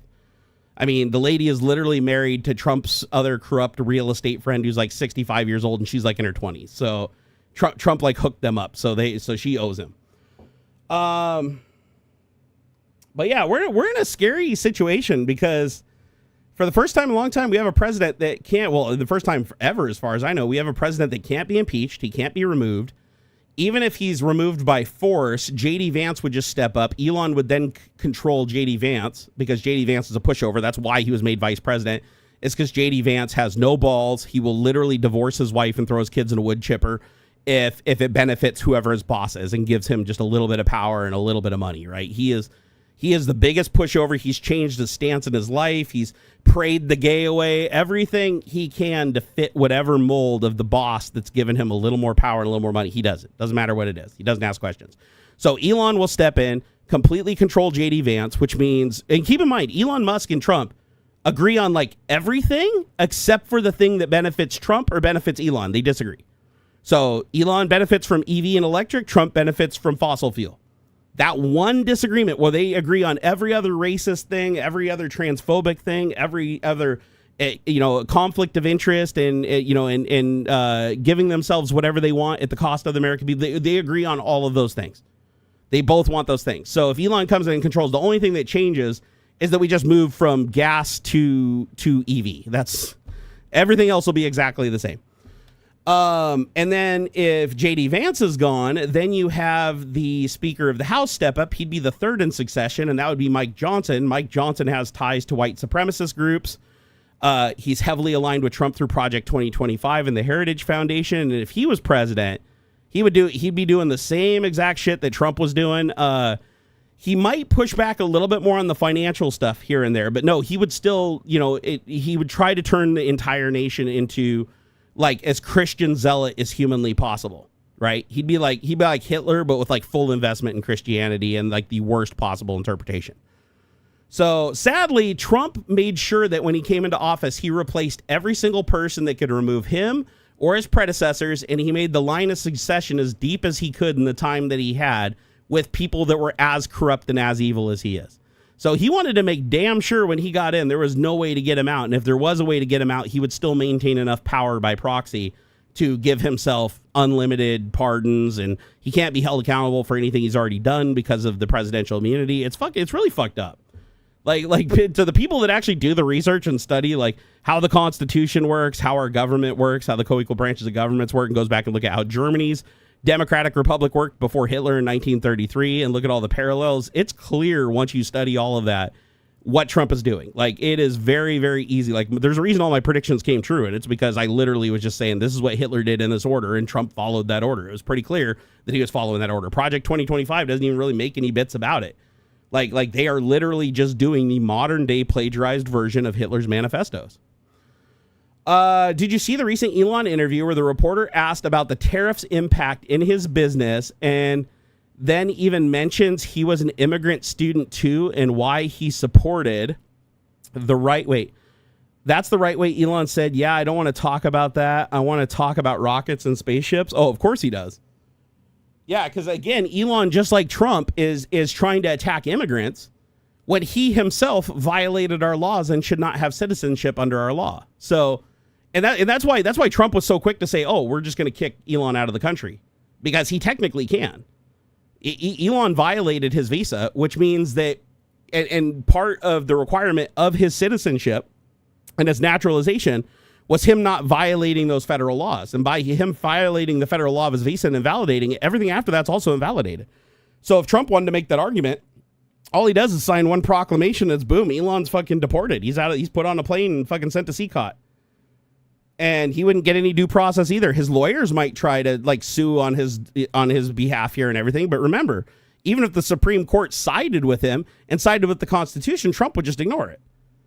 And he would, so it would take a while to get him back. And in the time he was getting him back, if he became too much of a problem, they would just make sure he's in no shape to ever come back. It's not hard for Trump to just make a phone call down there and say, hey, CCOT, make sure this guy doesn't come back alive. And that's why Elon is so afraid of Trump. Elon went from thinking he had power to knowing that Trump could absolutely destroy him and take a lot more than his wealth if he doesn't play ball. It's absolutely crazy. Oh, that Daniel guy's back again. Oh my God, he already created another account. Nailed it. I nailed it. Don Rodriguez. See, I'm smart enough now. I can click on his account. Notice how his picture is a Ku Klux Klan member. Did you guys see that? And it's funny because he keeps saying I care about you. No. This guy does not care about me. This guy would literally want me dead. If he had his way, he'd laugh and have a great time if me and my family was dead.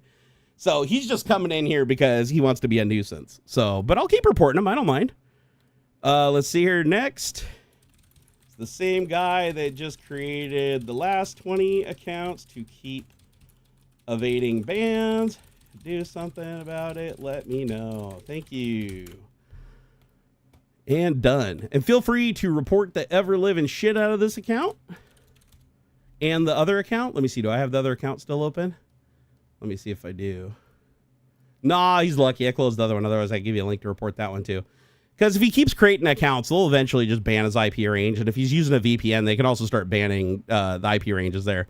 I know Ryan said, I care about you. Here, let me stab you in the back because I love you. Yeah, no, it's so funny when they say that.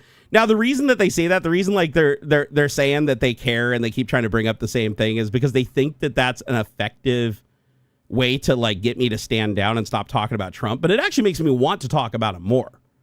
Like it really does. Because it's clear that he doesn't care about it. It's clear none of these people care about me. These are all like hardcore Trump sycophants, right? So, they'd absolutely want me dead if they could. If they could pull the trigger themselves and get away with it, they absolutely would. But all he can do is be an annoyance, right? It's like, I kill an account, he has to go create another account and then come in here and do it all over again. But it's cool because it only takes me a couple of seconds to ban him and report him, and it takes him several minutes to create a new account. So it's diminishing returns. But that's pretty much, you can always tell because it's like, if anybody that would really care about me would actually already know like how I feel, they would already have watched my stuff. When they say, oh, I've been a fan for years, they would already know exactly where I stand on things. No. Those are just generic statements that these trolls make trying to get people to stop talking about MAGA. But the good news is right now he has to go create an account every 10 minutes, create a new Gmail, log into YouTube, then come here, say his piece, and then just get banned again immediately. And he even has to take the time to, put his little, image in his profile so it's clear that he's a troll. And it takes me a couple seconds to ban him, right? But he will keep doing that to me. It means he's not doing it to another stream. He doesn't have the time and resources to do it to both. So by us just absorbing that and spending a couple seconds here and there, it's actually really helpful. Let's see here. He said he's diagnosing you with schizophrenia. He doesn't even know what schizophrenia is. Let's be clear. Megas do not know the words that they repeat. They just cut and paste words. I guarantee you he didn't even type the word. He had to go and copy and paste it. So, no. Here's the thing, right? It's like there's a reason that Trump and Hitler predominantly targeted people that were religiously indoctrinated and the lowest educated in society. Which even in Germany at the time, the Christian conservative were the lower educated society members because they spent more time being indoctrinated into Christianity than they spent actually being taught the sciences and taught logic. So, and that's common. That's common in a lot of religious societies, right? It's not uncommon. But if your goal is to indoctrinate people and your goal is to manipulate people to get them to defend you and give you what little they have, destroying their lives to uphold yours, you need to make sure that they're not smart enough to see through what you're doing. At least until you get to a certain size. Once you get to a certain size, then all you have to do is trick them long enough to get them into the fold and then threaten them if they leave. Kind of like Scientology, right? They bring you in with the carrot, then they beat the shit out of you with the stick. And if you leave, they're just going to get a bigger stick and beat you harder. So you just accept the small beating over the larger beating because it logically makes sense at that point. But it's too late, right? And that's why large cults are more dangerous. Like small cults can be dangerous, but large cults can be very, very dangerous because they ultimately become self-policing mechanisms where even if everybody in the cult is wise to the cult and wise to what's happening to them and they all want to get out, they can't tell each other that without risking outing themselves and then becoming a target. if they leave themselves, the rest of the group, even though they want to leave, they're going to know that somebody's going to know they want to leave if they don't enforce the law and yank that person back in and be like, look, I believe. So the group ends up becoming self-policing. You could have an entire group of people that know it's a cult, know the cult leader is scamming them, and still pull in new members and still police the existing members. Even when if they could all just talk freely, they would all be on the same page and leave. So you get hard trolling Mega on X. Oh, yeah, me too, bro. Trolling Mega on X is like the only reason to be on there. Let's see here. Tijur said education in the USA went from giving kids a head start to no child left behind. Someone's losing ground. You know, it's sad because if our education system had have just educated on how Hitler gained power instead of just after World War II and his atrocities, Trump wouldn't be a problem right now. The only reason Trump was able to become president literally twice is the same reason Hitler was able to become chancellor in Germany, steal all the power from the president, the parliament, and the state's governments, consolidate it and become a dictator. It's the same fucking thing. It's that religious indoctrination just works against you because, like I said, it supersedes, right? Because you learned it at a younger age. That fear becomes an instinct, not intellect, and it takes a lot to override instinct. Your fight or flight response is a really hard thing to overcome with intellect. You can with enough training and enough education, but when it's a fight or flight response and you're fearing death and punishment from like an imaginary being with untold power, like that's a hard thing to go up against, right? It's why like so many children get raped in the church, and it doesn't matter which church. It happens in Christian churches, Islamic churches, Mormon churches, Jewish temples. It happens everywhere. Like children get molested by these pedos that don't even believe the religion themselves, because if they did, they wouldn't touch these kids knowing that they'd suffer eternal damnation. But they literally get into the clergy and start a church because they know that they can use this indoctrinated fear in these children against them to keep them quiet. And they're like, listen, what I'm doing to you is like some covenant with God, and if you break that covenant by telling anybody the secret, God will know about it and he'll kill you and kill your family. And so these kids keep the secret, and some of these kids keep the secret until they grow up and have their own kids, and then they bring their own kids to be molested by the same priest because they believe that they were wrong, because that indoctrination is so fucking deep that they're like, oh, this was a covenant with God, and so if it happens to my kid, it happens to the kid because it must be because God wanted it to, and it becomes this like fucked up cycle. And then what happens, these priests eventually die, so now they're dead, they can't be held accountable anymore because they're long gone, and then they find their stash of like CP and shit and all the abuse, and all these children that, are now grown up, they see the priest is dead, and then through therapy, they finally come forward and say that this dude diddled them for like generations. The parents come out and everybody feels bad. And it's like, the reason that happened is because you indoctrinated your kids, and then your kids indoctrinated their kids into making them targets for these predatory priests, because you basically told them that there's this imaginary creature. It's like Santa Claus with a fucking Bowie knife that could kill their family in the night if they touch themselves, or if they don't ever do something that a priest or somebody, saying they were sent by God tells them to do, that they're going to go to hell, right? And by doing that, those kids, they grow up with that, and no matter how much education they get, they still feel that inkling. It feels very real to them because it was so burned into them as a child, even before their memories they can even remember, that this thing must be real, and it's a huge threat, and that supersedes everything, even complete and total common sense. It's why, like, I remember a long time ago, my wife, I used to just joke around and say, hey, God, strike me with lightning right now if you're real. Like, I volunteer, no hard feelings. It would teach a great lesson, and she'd know you were real. I'd be happy because then I'd know you were real, and they'd be dead, and I could be like, hey, I was wrong. Strike me with, and she would actually get away from me. She doesn't do that anymore, though. But there was a time where she literally got scared. Like, you could tell it was like real fear. Like, she did not want to stand next to me. And I've had that response from tons of people in public settings. Friends, strangers, I've done that same trick where it's like, hey, strike me down with lightning. I'm going to prove it right now. And they actually get scared and back away because they really think lightning is going to hit me. And it's like, but that doesn't make a lot of sense, because there's a lot of people out there, rapists and murderers and shit. They're not getting hit by lightning bolts. God's not killing them. And you got Trump, who's living life while all these innocent people are dying from his orders that just enrich him more. Why isn't God striking him down with lightning? Why isn't God doing bad shit to him? Why are the people that are committing crimes living these amazing lives and having everything they can wish for at the expense of everybody else? And then the people that give them that life by believing that they're helping God are getting taken advantage of and then dying as a result squandering their life to improve that person's life who's scamming them, and God does nothing about it. It's like, but they don't think of it that way because, again, it's an indoctrinated fear. Indoctrinated fear is really hard to fight against. Hey, Martin, oh my God, seriously?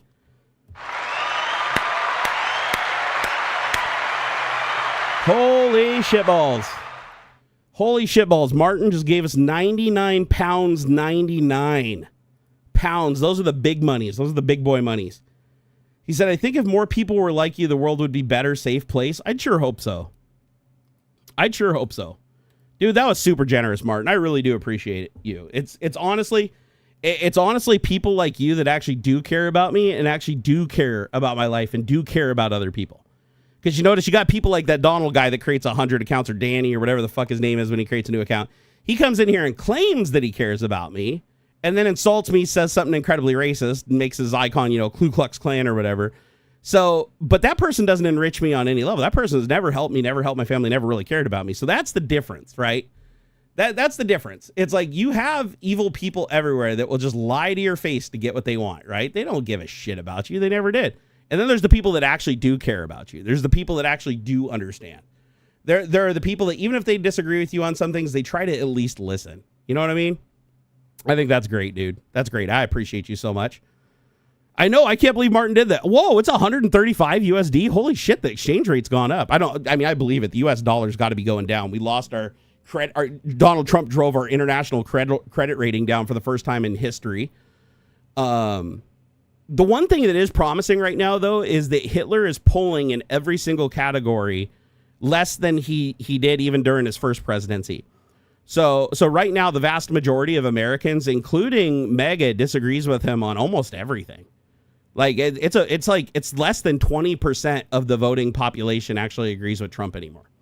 So he's losing ground like a motherfucker. It's one of the reasons why he keeps turning around on everything, where he's like, oh, now we'll create some kind of exception for like the illegal immigrant farmers. Like, even though Steve Bannon and his press secretary and all of his people just got done saying that every single immigrant should be deported immediately, no exceptions. Then Trump even said the same thing, but then one day Trump just changes his mind because his polling was low, right? And because he did that, he made liars out of everybody. But it's simple, because with Trumpism, it's not about policy, it's about following the leader and the Fuhrer. His Gestapo immediately turns around, readjusts, and now they change their beliefs to align with his in real time. They don't care if it makes a liar out of him. It doesn't matter if it makes him look like a hypocrite. They don't give a shit. Like, that's not what they're there for. They're literally hired to just be pushed around by Trump in exchange for violating their oath of office. Martin, you are just freaking awesome. He said, I support people I like, and I'm in the position I can support, I will. Oh, dude, you're awesome. Thank you, Martin. I appreciate that so much. Also, by the way, huge shout out to King Charles for what he said today, his little low-key stab at Trump for the military parade. Because that's some bullshit, man. This military parade is literally North Korea-style propaganda. Did you guys see, too? Like, they didn't even just pick military at random. Like, almost all the military that were brought in for the parade are from Texas, and they were each vetted to see if they had allegiance to Trump and voted for Trump. Even though we're not supposed to politically align our military, he made sure that the only people that came for his parade were people that support him over their oath of duty. That's fucked up. Honestly, if you ask somebody in the military, it's okay. They can vote for whoever they want. But if you stand there and you're like, hey, do you defend Trump violating the Constitution you took an oath to defend? And they say yes, that should be like, you are out. But now it's changed around. It's the other way around. Now it's like, if you join the military, one of the questions that they ask you is, do you support Trump directly? Not the Constitution, but do you support Trump directly? Like, that you pledge fealty to him? Because they only want people in the military that pledge fealty to Trump. Because again, if a civil war breaks out, he needs the majority of the military to be on his side. So, dude, the Daniel guy that came in here earlier, or he just keeps changing his name or whatever, it's awesome because he came in and caused all that commotion, and now as a result, Martin just threw 100 pounds, $135 USD, that I can now split with Aux. That's awesome. That's fucking awesome, man. I love it. I absolutely love it. These trolls sometimes end up having a really positive effect overall. That's why I tell people, it's like, I don't delete a lot of comments unless they violate the TOS on the platform, because honestly, the comments create engagement, right? The trolls come in, and it's like, it's a great opportunity for like good people to blow off steam and be like, we're not going to tolerate this bullshit. And then that back and forth creates engagement. That engagement creates more views, more people find the video, and it's better for me. So don't delete comments, guys. If you want to be a content creator, don't delete comments unless they violate the TOS. They're actually good for you. Let's hear. Potatoes and Gravy said, wow, didn't hear about the vetting of the individual military people for his parade. Chorus, can't say I'm surprised. Yeah, I wasn't surprised at all. Also, did you see that Elon Musk was actually retweeting it was already proven false that there was $200. There was a viral video going around because Elon Musk shared it of this dude who said he was offered $200 to throw bricks at cops' cars or whatever as a part of this No Kings thing. And this list that was Trump paying $1,000 in his cryptocurrency in exchange for people to fill seats at his military parade. Both of them were completely dispelled. They were created by individuals that just wanted to go viral and get lots of views. And Elon Musk literally just retweets it out to like hundreds of millions of people, knowing it's false. Like even Grok even said it was false. Even the community notes say it's false, but you won't see that community note on Elon's repost. He removed it off that one. So he's like, oh, look, the Dems are paying No Kings to come out and do. Dude, where the fuck is that $200 come from? You know how easy that'd be to trace? All they have to do is capture one person who was paid $200 to fucking throw bricks at windows. All they have to do is capture one of them and be like, you're getting 20 years in jail unless you give up who fucking paid you.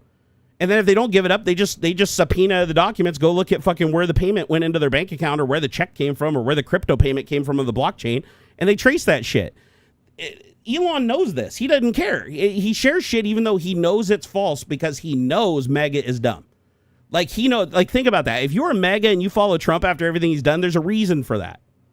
It's because they know you're gullible as fuck, and they know that even though they know what they're sharing is untrue, and it's already been completely shot down by their own mechanisms and their own networks and their own AIs, they still choose to share it knowing that you will believe it. Like, think about that. They think you are so fucking dumb that you will just keep believing this shit, even though it makes no fucking sense to anybody with even the slightest education and IQ above 50. You know, it's crazy. Oh, this time he didn't even get through. That's crazy. This time he didn't even get through, guys. He immediately got banged out before a message could even be seen. That's awesome. So he created the account. He didn't even get one message seen. Oh, that is brilliant. Oh, I love it. I love it. That is awesome. That is so fucking awesome. Oh, man. Dude, he literally got smoked because it hit his message because it was auto mod was on. So it literally hit his message. Nobody saw it. He immediately got banned and ejected. Oh, I love it. I absolutely love it. Oh, wait a second. Did I oh, wait, I think I accidentally hit two people. Hold on. I fix. There you go, Steve-O. I got you fixed, brother. I got you fixed. Oh, this is great. Oh, so good. So good. Let's see here.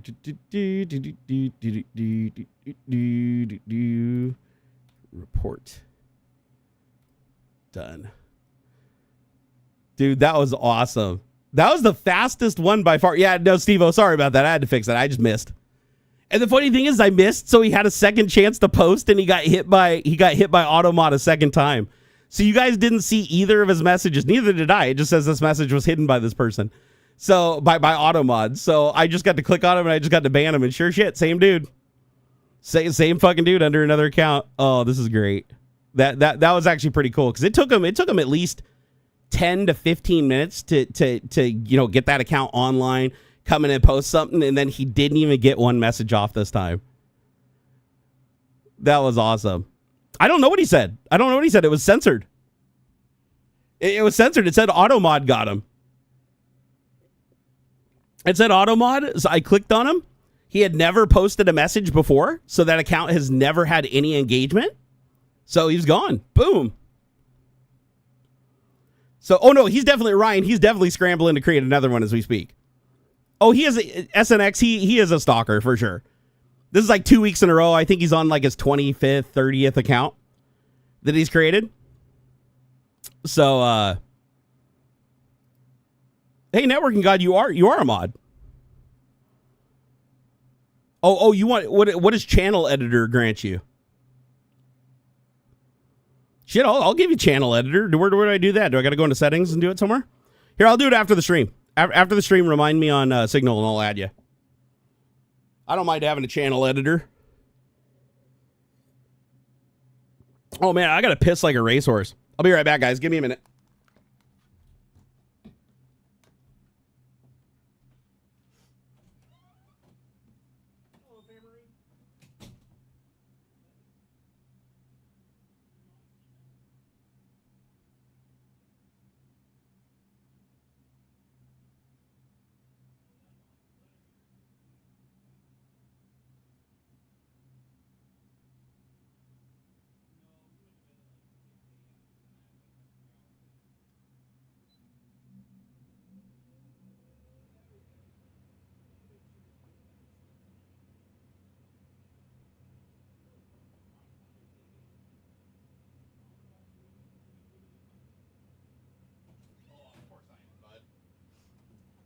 Always excited to hang out with you.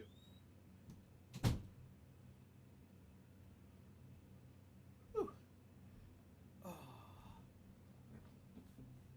It is a little toasty in here. Dude, that was awesome.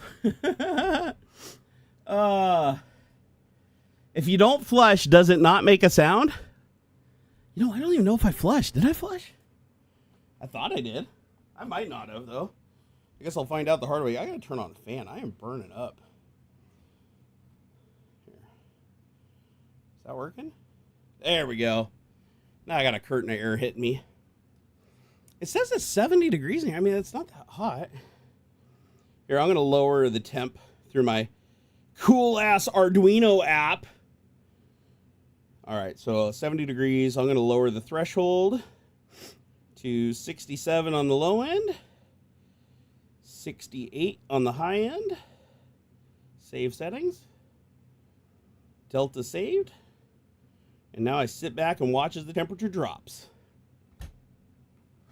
Yeah, my AC, the relays fused in my AC to they normally control the on and off for the internal thermostat. So since it's fused in the on position where the compressor's always on and the fan's always on, I just connected a smart switch to it, like one of these like little like TP-Link Casa switches. Or this might be a Topo, but yeah, this is the Topo. I have a Casa connected to it. And then I programmed an ESP32 with a temperature and humidity probe to monitor the temperature in the room, and that's over on the far side of the room, away from the air conditioner. It monitors the temperature, and then depending on when the temperature hits a certain range, then there's some like cool down timers and stuff to allow the compressor time to drain its oil. It'll cycle the compressor just like the internal circuit used to. So it basically took over the duty of my very old broken air conditioner and turned it into a smart air conditioner. However, it's not that smart because there is a bug in my code somewhere where I have to unplug it when I leave the room, because even if I put it on manual mode and I turn the air conditioner off, sometimes it'll just turn on its own and then just stay on permanently until it freezes over the entire front and the compressor gets locked up. So not very great. So I have to be careful and remember to unplug it when I leave the room. And that means I have to come up and plug it back in to cool the room down before I come back up and do anything. But Nick, don't tempt him, please. Nick, don't tempt him. Kevlar said if you don't flush, does it make a sound? Of course it doesn't. Gimpy said someone named iClick is spewing nonsense. Oh, he was banned. That iClick guy was banned a while ago. I'm surprised you could see any of his messages. Because it said AutoMod hit him. Maybe AutoMod just hides it from me and doesn't hide it from you guys. I don't know. But yeah, no, he was pretty much pounced on immediately. I don't see any of his stuff in my chat. So, but at any rate, he's gone. Or is he like private? I don't know. Can you private message on YouTube? I don't think you can. Network guy said, I've been using my jailbroken Starlink dish to tell when a hail core is passing by my house. It's not enough time to prep for hail. It's hardly enough warning to get back inside. Wait, how the hell are you doing that? So you're using your Satlink dish to tell when a hail... Wait, so are you like are you talking like a weather satellite, or are you actually using it like radar to actually detect? Like, did you turn your satellite into like a makeshift radar or something? I want to know how you did that. Steve-O said, was another one in chat that I was replying to, was he gotten to? You can retract messages. I don't know. Let me see. I don't see anybody. I don't see any more trolls in chat. But then again, I don't know. My auto mod might be. I might have a moderator on my chat that's hiding stuff that you guys can see that I can't. I don't know. I probably should go through and make sure that's not the case. Because if somebody's causing trouble, I definitely want to see him and pop him. So hey, that's like one of the fun perks of being the resident god of this channel. Signal metrics. Hey, that's interesting. So you're literally looking at like the signal strength between you and the satellite to determine how much congestion there is in between. That's clever. That's actually pretty damn clever, dude. That's super clever, actually. So to do that, did you just throw like an aftermarket LNB on it, or how are you interfacing your computer with the dish to monitor the signal level? Or are you using like an Arduino or something to do it? I'm curious because I have 2 Dish Network satellites on my house that are no longer being used, that just have coax dangling down off the side of the house. And I used to use them for free to air satellite receivers to watch all the free channels. Wink, wink. Until that encryption got too bad, and then I retired that. I think I still actually have it too. I have the free to air receiver with the hacked firmware somewhere, but I'm pretty sure it doesn't work anymore. It wasn't even HD. It only did 480p. I did this way back in the day. You can tell me on Signal if I say it publicly, I might get shot. Deal.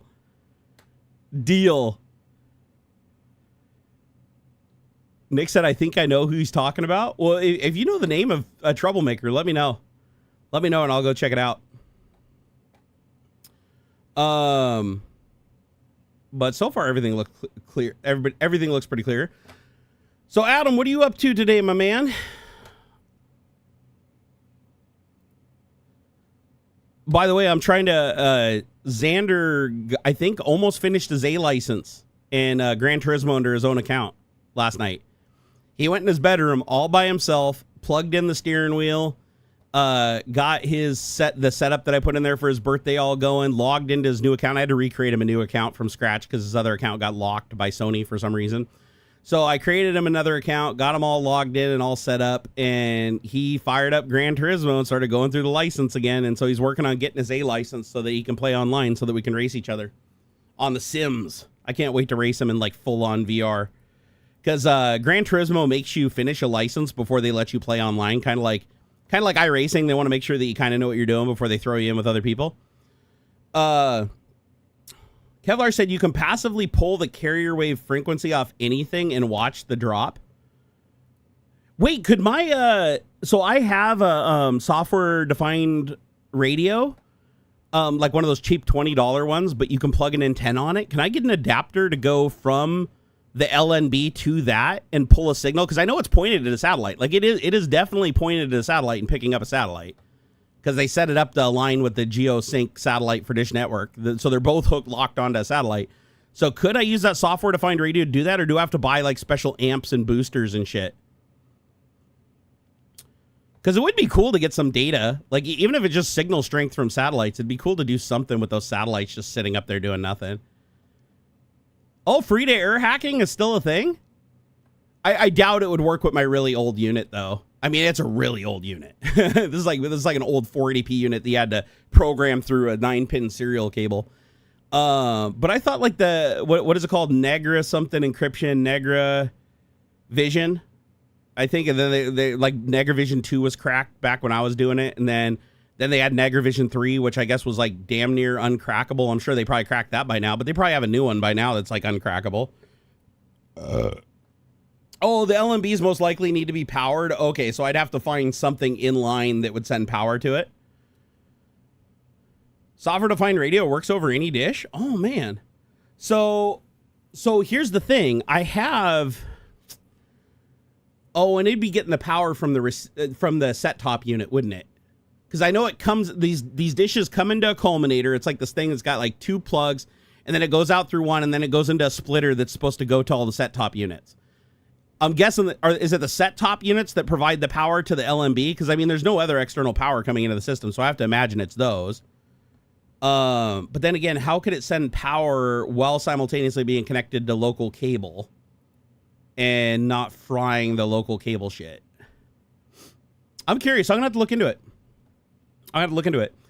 Let's see here. The Smash TV Network said, nah, we just cloned some hotel card that got leaked. How we do it now, Barn? Oh, serious? That's clever. So at least you get some of the channels. I didn't even think about that. That's a great idea. Just clone the card that's in the... Oh, shit. I remember back when I had hacked all the pay-per-view channels were also unlocked back in the day. There were so many porn channels. Oh, my God. But again, this is back when I had my, like, 720p projector, and it was 480p. It was a 480p receiver because, like, all the HD shit back then used, like, Negavision 3, which wasn't cracked at the time.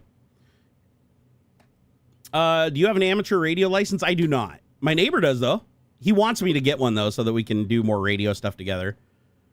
Because I do have some radio stuff. Like, I have an SDR. I have a Flipper Zero. I have a couple Baofeng radios that can be hacked and programmed. So I got some, like, cool, cheap radio gear that can do stuff. So it'd be fun to play with it. I know that the Flipper Zero, like, it doesn't... I don't think... Can you hook an external antenna to the Flipper Zero? Where is my Flipper Zero, by the way? Flipper Zero, where are you? Where are you, little flippity flop? You're bright orange and should be, like, standing out like a sore thumb, but you're not. This room is so trashed, guys. Oh, my God. Well, anyways, I gotta find my Flipper Zero, but I know the Flipper Zero can broadcast on a lot of frequencies. But it mostly does, like, data stuff. I don't think it does any voice stuff. You can turn 2 small satellite dishes into an interferometer radio telescope. Seriously? Because I do have 2 dishes. They don't move, though. These are fixed dishes that are just locked onto geosync satellites. But I could put them on a gimbal, I suppose. I don't know how expensive a gimbal would be, though, that could hold it steady enough and be strong enough to, like, move it around. Oh, dude, this is a cool site. Dude, that would be awesome. My neighbors wouldn't know what to think of that, though, if I had, like, these 2 little satellite dishes on my roof, like, aiming around and looking at shit.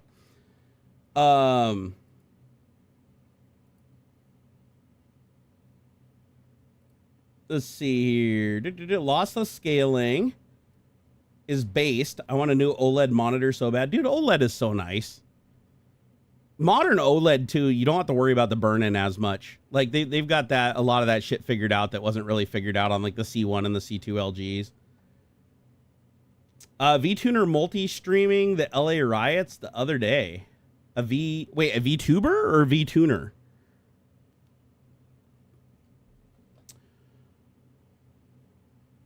Did I see the Razer heated and cooled chair? No, I did not. I'm sure it doesn't support no 400 pounds, though. Razer doesn't make, like, durable shit. Yeah, I agree. SNX Jur, right after I said that, said, Razer chairs blow ass. Only if I didn't have 3 gem mounts just sitting in the garage. Wait, what's a gem mount? Is that a gimbal? Here, let me see here. I want to see here. Gem. Oh, shit. Okay. So, oh no, that's like a generic. That's not the real one. Oh wow, that's pretty fancy. What are you using those for, Adam? Are you hooking telescopes onto those?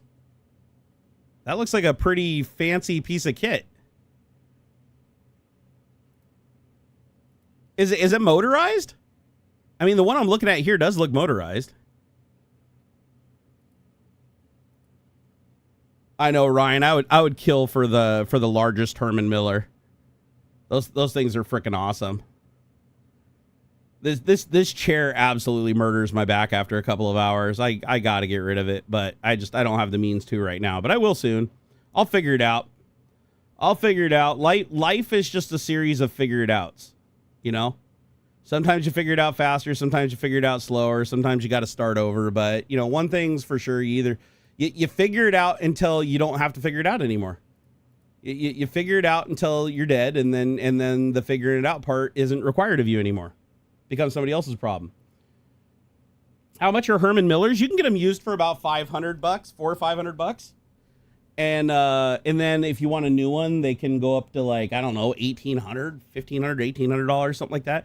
I know there's a lot of options that you can get. Probably fully kitted out, they could probably exceed like $2,000 now. It honestly wouldn't surprise me.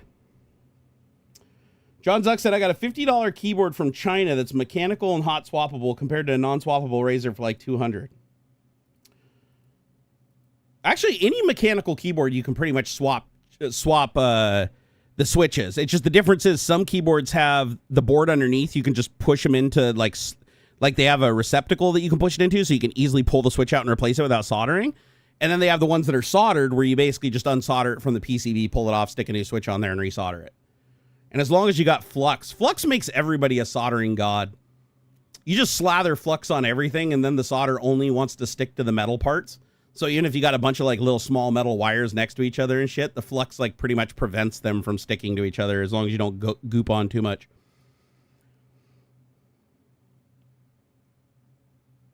Kevlar said, have a 14-inch Schmidt cast on the Lost Mandy gem. Yeah, telescopes have 3 Celestron gems. Oh, okay. So is each gimbal for a different telescope, or do the gimbals rig up together to give you like more degrees of freedom? Actually, you probably don't need more. Like is it a gimbal that just like how many degrees can one gimbal move in all 3 degrees, or do you like combine the gimbals to get all the 3 dimensions? Because I know some gimbals you can combine. I've seen that before where it's like they put a gimbal on a gimbal and it basically turns like 2-axis and then like a 3-axis gimbal, or like a CNC that has a gimbal with a gimbal on it and it gives it like 5 degrees of freedom. Like for those gimbaled robotic arms and stuff. Don't get flux in your mouth. It doesn't taste good. It doesn't smell good either. Dude, soldering with flux, it's like make sure that you got good ventilation, because, man, you inhale that shit, it burns the shit out of your sinuses. It's like pure Chinesium. Oh, you only need 2 axes? So just up and down and rotation, right? I guess that makes sense, right? Because you're looking at the sky. It's not like you have to rotate the telescope to orient the object. You'd always do that in post if you want to change the orientation of the object.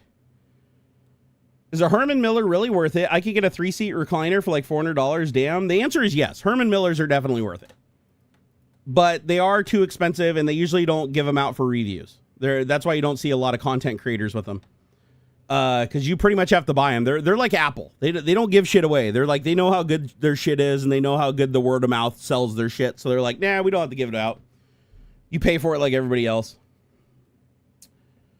Network guy said, oh, dude, my buddy bought the Secret Labs XL chair, and he's been loving it. He's a bit bigger than you, and he's got extra room in the chair. The Secret Labs XL. I know that XL chairs are usually made in a different factory. Like DX Racer's XL chair is also made in a different factory. It uses a completely different frame than the big one.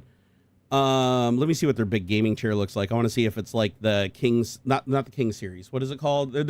I know DX Racer has a huge chair that's rated like 400 pounds. Let's see, the Titan Evo. No, that's just that's a generic. That's exactly the same chair I'm sitting in right now, just reupholstered. Let me look at their big chair. What's it called? Let's see. Titan Evo Nanogen, Evo Light.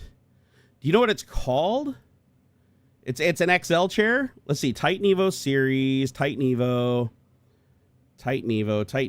Here, I'll just keep looking until I see one that looks different. Because usually their big people chairs have like a huge wide cushion on the bottom. Like they're way wider than the standard chair frames. So far, these all look exactly the same. Evo Light. Let's see. Here, can I sort by weight rating? Availability, products, Evo Light, even extra small, size. Oh, here we go. So Titan XL 2020. Let me click on that. Okay, so these are the big boys. Wait, here, size, XL. I mean, this looks exactly the same as the chair I'm sitting in right now. Like, no difference. Let me see what the weight rating is on it. So, Secret Lab Titan Evo. This is their XL chair. Let's see. Still, no, it says size regular. Here, where's the big one? Size. Choose the design. Maybe this is just a generic picture. Let me change to XL. Okay, that raises the price. Oh, that only raises the price like $50. Oh, but it does raise the weight rating to 400 pounds. So that actually is good. Okay, let me see what the difference is. Click that. Click. Okay, there's no difference in the picture. They're not, huh? That's not, that, for some reason, the picture doesn't change when you go between regular and XL. Confirm selection. Yeah, it's the same exact chair. Why are they not showing the size difference? I mean, the price goes up and the weight rating goes way up, but that weight rating could just be an upgraded piston because it only makes the price go up by like $50. So that doesn't seem like a complete redesign to me. Let's see here. Scrolling through. But then again, I mean, I'm 400 pounds and I fit fine in this. Like this chair is at like if I put the arm rests all the way out, I fit in this chair just fine, even though this thing's only rated for like 150 pounds less than what I weigh. It still works fine and has for years. I changed out the piston after I killed it 2 years ago, but other than that, it's been working great. It's just too hard. I need something with a much softer base, or it has to conform and distribute the weight better so there isn't just 2 pressure points. It's the same chair, just bigger. Oh, okay. Yeah, it wouldn't be a good choice for me. Let's see here. Select one other chair. Yeah, I clicked XL. Yeah, it just shows the same chair. It's interesting because like DX Racer, their King series or whatever, it's a completely different frame. Like it's not the same frame at all. It's like a completely different chair. This one looks like it's the same frame between the big one. Maybe they changed the padding or the width of the pad on the bottom, but it looks like it's the same frame otherwise. Yeah, it's got the same mechanics. It's even got the same exact side bolsters. Yeah, I don't think that would be good for me. I mean, it might be more comfortable than what I have now, but yeah, if I was going to spend $500 on a chair, I wouldn't get this. I'd just go buy a used Herman Miller if I had the $500 from a surplus. However, with inflation the way it is right now, I wouldn't be surprised if the used Herman Millers didn't go up substantially. I know that they sell them on eBay. I know eBay you can buy Herman Miller chairs from like liquidation. So let's see here. Herman Miller X. I think it's their XXL is their biggest chair. Let's see here. Herman Miller Aeron. Herman Miller Aeron. And they size them. I think it's like A, B, and C. I think I need like C. Okay, so size B, man, a lot of size Bs. Size B. Here, let me do size C, see if I can find one. Size C. I'm only seeing size Bs. I know they go higher than B, because I know they have 3 sizes. They have like small, medium, and large, and I thought they even had like extra large. There's one, oh, that one's still being bid. 19 bids at $201. Currently on sale. Size B. Okay, hold on here. What are all the Herman Miller sizes for the Aeron chair? I want to say there's C is the largest. The ultimate gaming chair is Eurotex 101 Classic. Oh, is that from like that secret gaming or whatever it is?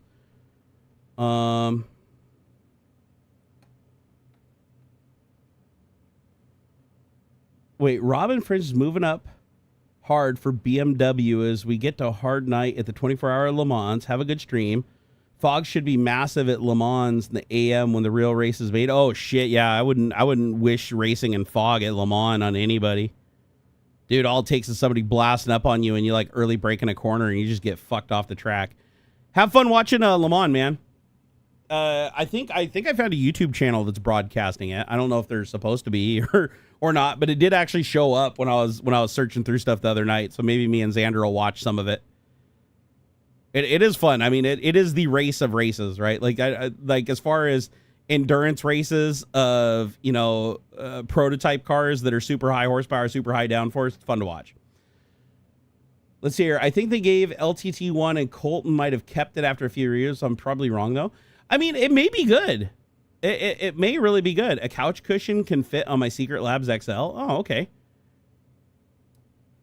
Well, if anybody has a Secret Labs XL chair they want me to try out, hey, send it on over, man. I'll plant my ass in that thing and take her for a ride. I mean, it does say that they support up to 400 pounds. I mean, not even DX Racer chair was rated for that last time I looked at it. I want to say it was like 350. Hey, Adam, have a good time watching it, man. I'm going to jump on the simulator later and turn some laps. Last night I did most of my weekly racings with the controller in the room while Xander was on his VR setup in his room playing, and today I'm going to do some racing up here on the sim later. I'm going to rest playing on getting the sim later. I love my sim. Dude, it's the best sim ever. Although I had a buddy that I used to work with at Microsoft recently get in touch with me again, and he has a wheel stand pro with the T300 RS, like same exact setup as Xander has and I used to use. And he just started playing iRacing again. He doesn't have a PlayStation though, sadly. So he started playing iRacing. So he's trying to goad me into playing iRacing. So I might sign up for iRacing again for a month or two and give it a try. Because I think iRacing would be amazing with the sim setup. Because iRacing is probably one of the better force feedback games. Like they really put a lot of effort into their force feedback model. So I'd be curious to see how it feels compared to Gran Turismo. Because Gran Turismo is amazing. A lot of people think Gran Turismo, oh, it's on PlayStation only, it's just a video game. No, Gran Turismo is more simulator than game by a long shot. Like the cars feel very true to form. There's a couple cars that are a little wonky, but I would say compared to Forza, no contest. Like Forza's physics are absolute garbage compared to Gran Turismo's. Plus, I feel like Gran Turismo's tire model, even though you can't control tire pressures, you just control tire compound. You still can control like suspension and toe and everything like that. And it like really does change the driving dynamic of the car very realistically. Also, the way it handles downforce is also like really, really good. Let's see here. Retro art on stream. So it can play PS1 and PS2 games and all the PS ports. That's pretty cool. Beanbag is okay until you're sitting on the floor. I don't know. I'll tell you what, with as bad as my back is right now, I wouldn't mind having another recliner up under this bitch. Okay, so Herman Miller has size C large, supporting up to 350 pounds. But again, they're super conservative on their weights because they have lifetime warranties. A Herman Miller nothing would break our Herman Miller. These things are absolutely like indestructible. There's no size C's on eBay though. Oh no, I found one. Herman Miller used size C pre-owned, $729. Fuck that noise. I ain't doing that. Let's see here. B. It looks like the B is the most common on eBay right now. I found another size C. Shit, the other size C is going for $749. For some reason, the size C's are going for like another $250 over the size B's.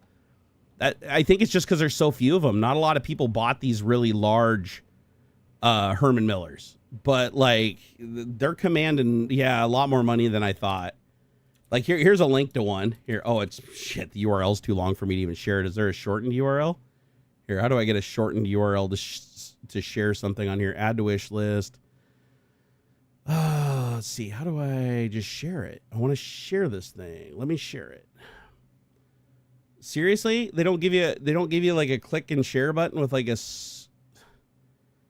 Wow, eBay, the mighty have fallen. I can't even share the link because it's so long. Like it's literally like longer than I can input. I can save seller. I can contact the seller. Let me see here. I can see ratings. I can see feedback, but there is no share button to shorten the URL. So I'd have to shorten it myself. What a crock of shit. Here, let me use a URL shortener here. Tiny URL is still around. I haven't used this one forever. Here. Poopy butthole. Shorten URL. Oh, alias is not available. Okay, I'll just get rid of it. That's fine. Here, verify I'm a human. Shorten my URL. There we go. Tiny URL. Here we go. Woo, tinyurl.com for the win. Don't worry, I'm not hacking your information or intercepting it. Just tiny URL is. Yeah, so 705. So I've only found 2 type C's on eBay, and they're both $749, even though there's tons of B-size chairs in the $450 to $500 range. Hell, it looks like even a couple of them sold for like $300. So, and Herman Miller is like lifetime warranty, and they'll honor secondhand. At least they used to. I know, like you could buy a Herman Miller secondhand that was just beat to shit and put away wet, and like contact Herman Miller, and they would replace all the worn out parts on it and shit, even though you weren't even the original owner. I don't know if they still do that to this day, But when I was at Microsoft, I remember everybody used to say, if you buy a Herman Miller, it's like once for life. Like they will keep that chair. If anything breaks on it or wears out, they'll just replace it. I think the only thing that wasn't true for was like the wheels. Like if the wheels wore out, that was considered a normal wearing part. But like if any of the joints wore out or any of the bearings wore out or the piston wore out or whatever, maybe the piston also. I don't remember if they'll replace the piston or not, but I know that like all the main parts of the chair that aren't just like common wear items, they would just replace that shit for life. Hey, Joe Taji, thank you for the $2. He said, use Flipper app to find it. I don't even know. What is Flipper app? I've never even heard of that. Is that like a secondhand seller app? Is it a web page or an app? Actually, wait, I think I've heard of that. I've never installed it. So wait, it's called Flipper? Here, let me get that shit. Hold on here. Flipper app. Okay, there's Flipper mirror imaging software. There's House Flipper home design. There's Flip for shopping for groceries. Wait, what? How's it spelled? Flipper. I lost it. Where'd it go? I'm guessing it's spelled differently, right? Let's see. Flipper. Look in the local corporate stores. I know that there are some. A friend of mine bought a Herman Miller from like a local liquidator. I mean, I don't even know why I'm doing this. I don't have the money to do this. I ain't gonna look. Fuck that shit. I don't want to tease myself. Adam said 20 years after 2000, 10 years after 2017, but they still do door-to-door service if it's a failure. Dude, that's awesome. I mean, still, even if it's not lifetime, even 10 years, like, that's freaking amazing. I didn't know that they did, like, on-site service, though. That's crazy. Like, that definitely justifies the price if your chair breaks and somebody literally comes and fixes it so you don't have to, like, break it down and put it in a box and mail it out or drive it 100 miles to the service center. Like, that's pretty damn cool, actually. However, there is a Herman Miller store, I think, in Bellevue. So I'd imagine that if you needed your chair serviced, you'd probably just drive it to a Herman Miller store, and they would either fix it there or they would be the ones that have, like, the proper boxes and shit to mail that stuff back. Let's see here. Look up the Nightingale CXO chair. It's like the Aeron, but thick memory foam seat. They also have a heavy-duty model that supports up to 450 pounds. I've never even heard of that one. Nightingale, CXO Nightingale. Oh, shit, that looks comfy. How much are these? Let's see here. Chairs, CXO, options, rated for up to 350 pounds, just like the Aeron. Get a headrest for it. Do they have a mesh back too, or is it just this material, or is it mesh back? I can't tell. You can't see through it like you can there on. CXO. So, I mean, this thing looks cozy as shit. This looks awesome. Oh, that sucks, Gaming Maddie Rocks. I was waiting for that to happen after the fucking Ron DeSantis in Florida was like telling people that you can just drive through protesters. He's like, oh, just drive through protesters and kill them. That's fine. Breaking Man drives into crowd of protesters at No Kings rally in Virginia. That's sad. I figured it was going to happen somewhere. I thought it was going to be in Florida, not in Virginia. Well, we know who they voted for. Oh, you sold your Aeron to get the CXO? Oh, shit, that's high praise. How much was it? I mean, are they similarly priced? Here, let me look here. So, I mean, this thing looks badass. It looks like super comfortable, and that pad is like massively thick, which is exactly what I'd want. Let's see here. I want to watch what's their little video here show. Sorry, that was like music from this ad. Oh, they come in all different colors and stuff too. Oh, that thing reclines pretty good too. Oh yeah, I'm down. Oh, Shazbot. These look awesome. Okay, if I had the money, I'd totally be sold. This looks like way more comfortable than the Aeron. Same basic shape too. Sorry, Leslie. Sorry for everybody I made jump when that music came on full blast. 1,500 AUD, what? I hope the exchange rate between us and there's like 1/4. Holy shit, that's way more expensive than Aeron. We're trying to go the other way here. Remember, I'm poor people. I'm poor people now. The richer I used to be has left the building, my friends. I gotta find cheaper shit, not more expensive shit. So is this like an Australian company? Like, let me see. They have an 800 number. Where are they based? Oh, it looks like is this a French company? Do they ship all over the world? Huh. It's funny, they have a CAPTCHA below to get like email information newsletter to your email address. Yeah, I can't complete the CAPTCHA because there's an invalid site key. I feel like whoever maintains this website isn't really paying attention to it very well. Oh, the Aeron's 3,000. Okay, so the exchange rate must be pretty favorable. All right, here, let me do a quick little conversion here. For that, I'm gonna want to do Bing conversion between 1,580 and USD. Okay, so that'd be $972.90. So cheaper than a new Aeron, but twice the cost of a used Aeron. Well, actually, only $200 more than a used Aeron. That's the size I need. So I guess that's not a terrible deal. I mean, yeah, that's not horrible. That's not horrible. Oh man. So how many of you guys heard about Spaceballs? Spaceballs 2 is a go. Spaceball 2 is a go. I am excited. It won't be out till 2027 though. But I thought it was a joke at first because I see all these fake AI trailers from like movies that don't exist and sequels that don't exist on YouTube just taking over the platform. So I almost didn't even click on it because I was sure it was just a scam. But holy shit.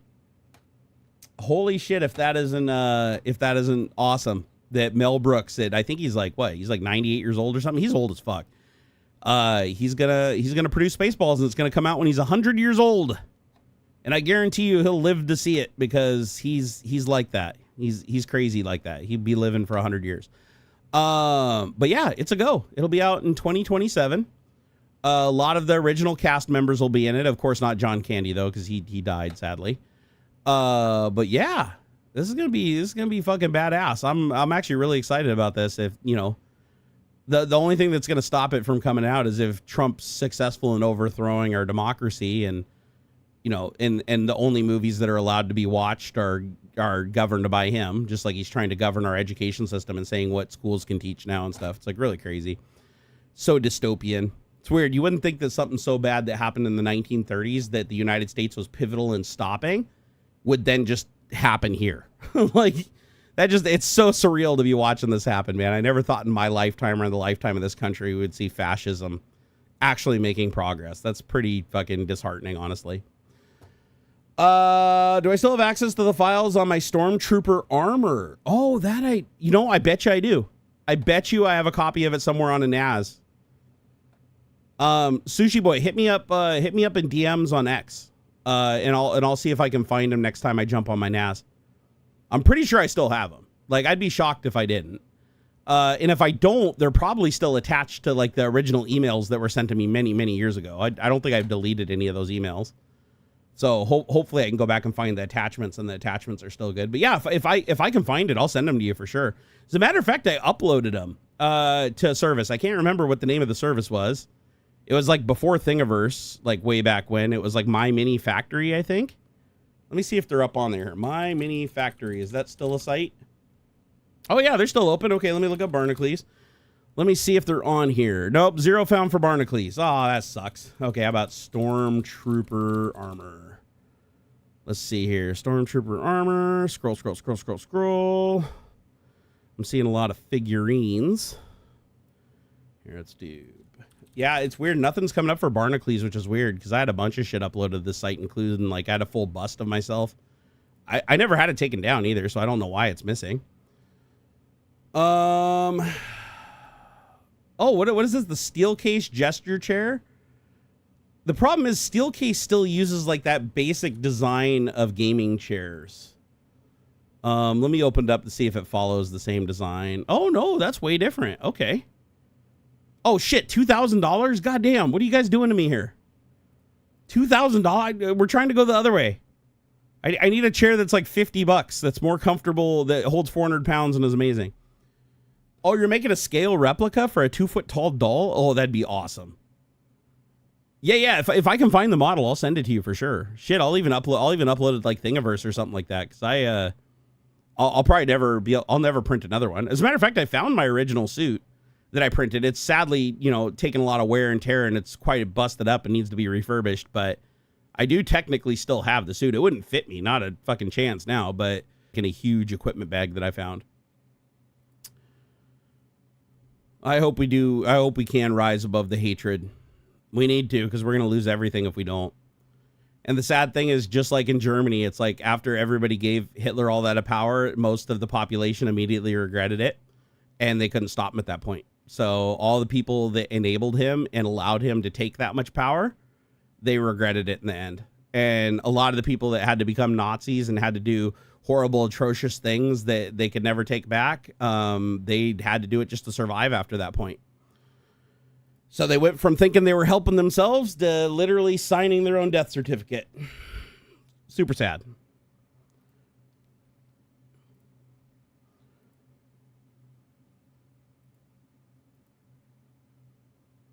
Wait, it is on My Mini Factory?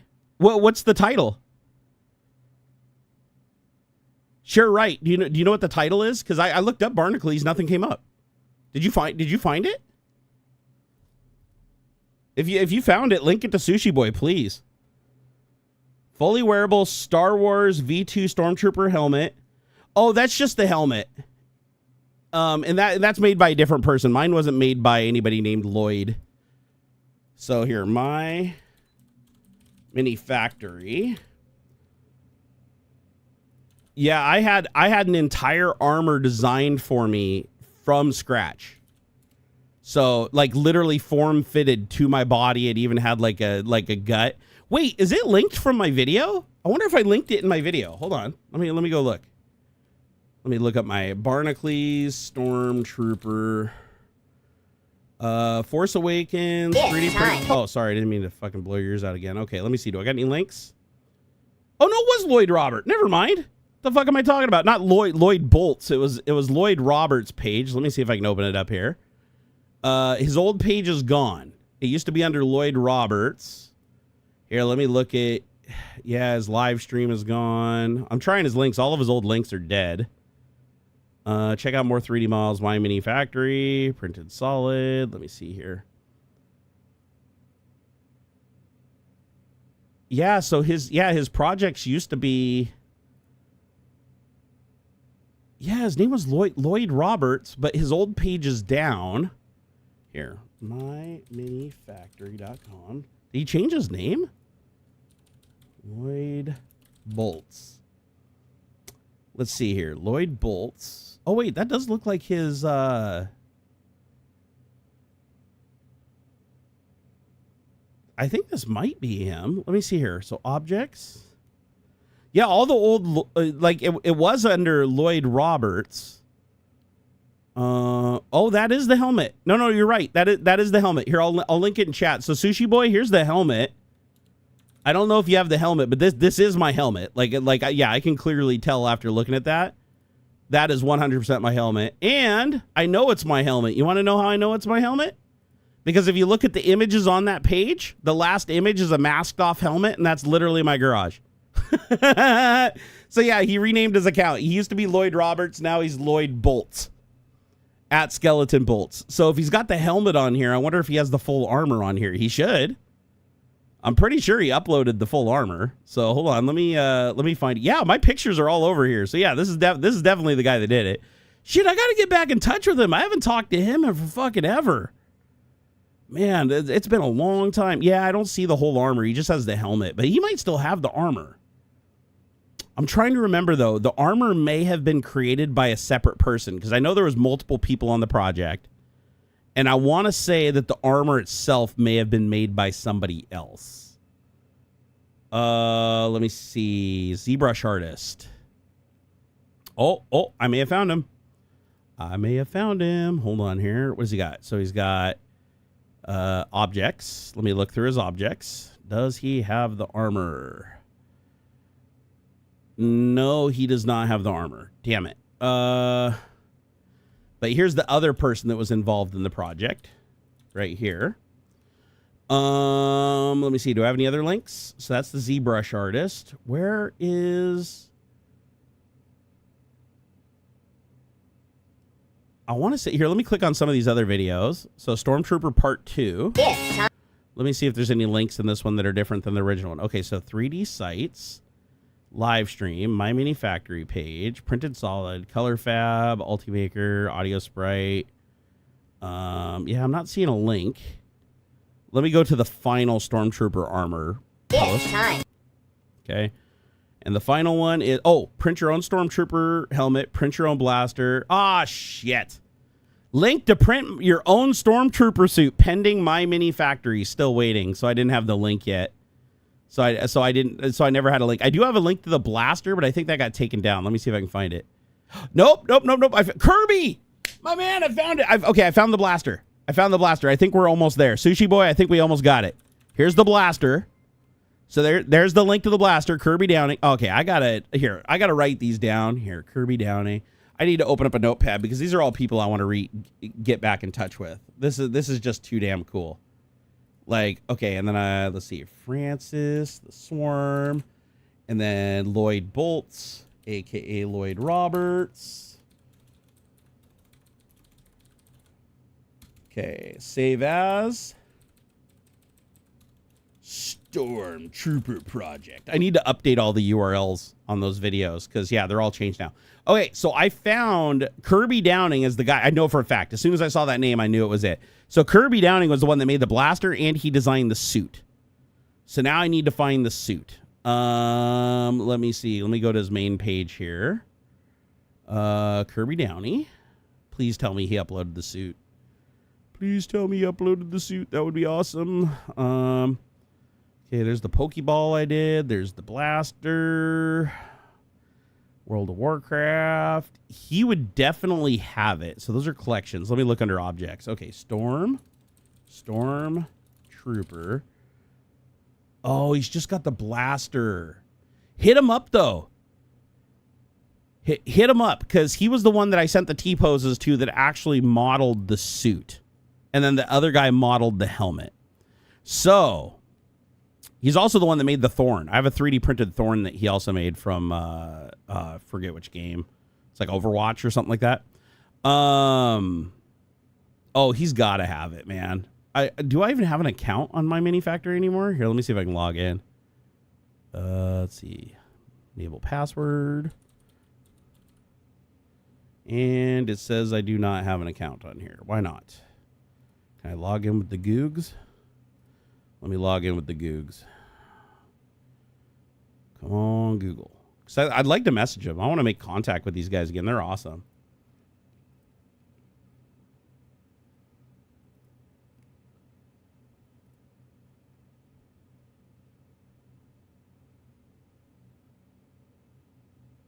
Hey, Alex Silva. Oh, you miss seeing Xander on stream? Oh, I hear you, man. He'd probably like it. I've asked him on and off if he wants to be on a stream, but I'm one of those people where it's like I never force him. I want him to want to be on here and ask me to be on here. If he wants to be on here, that's the only time I ever have him on. I don't want him to ever feel obligated or pressured in any way, but, you know, I'll run it by him.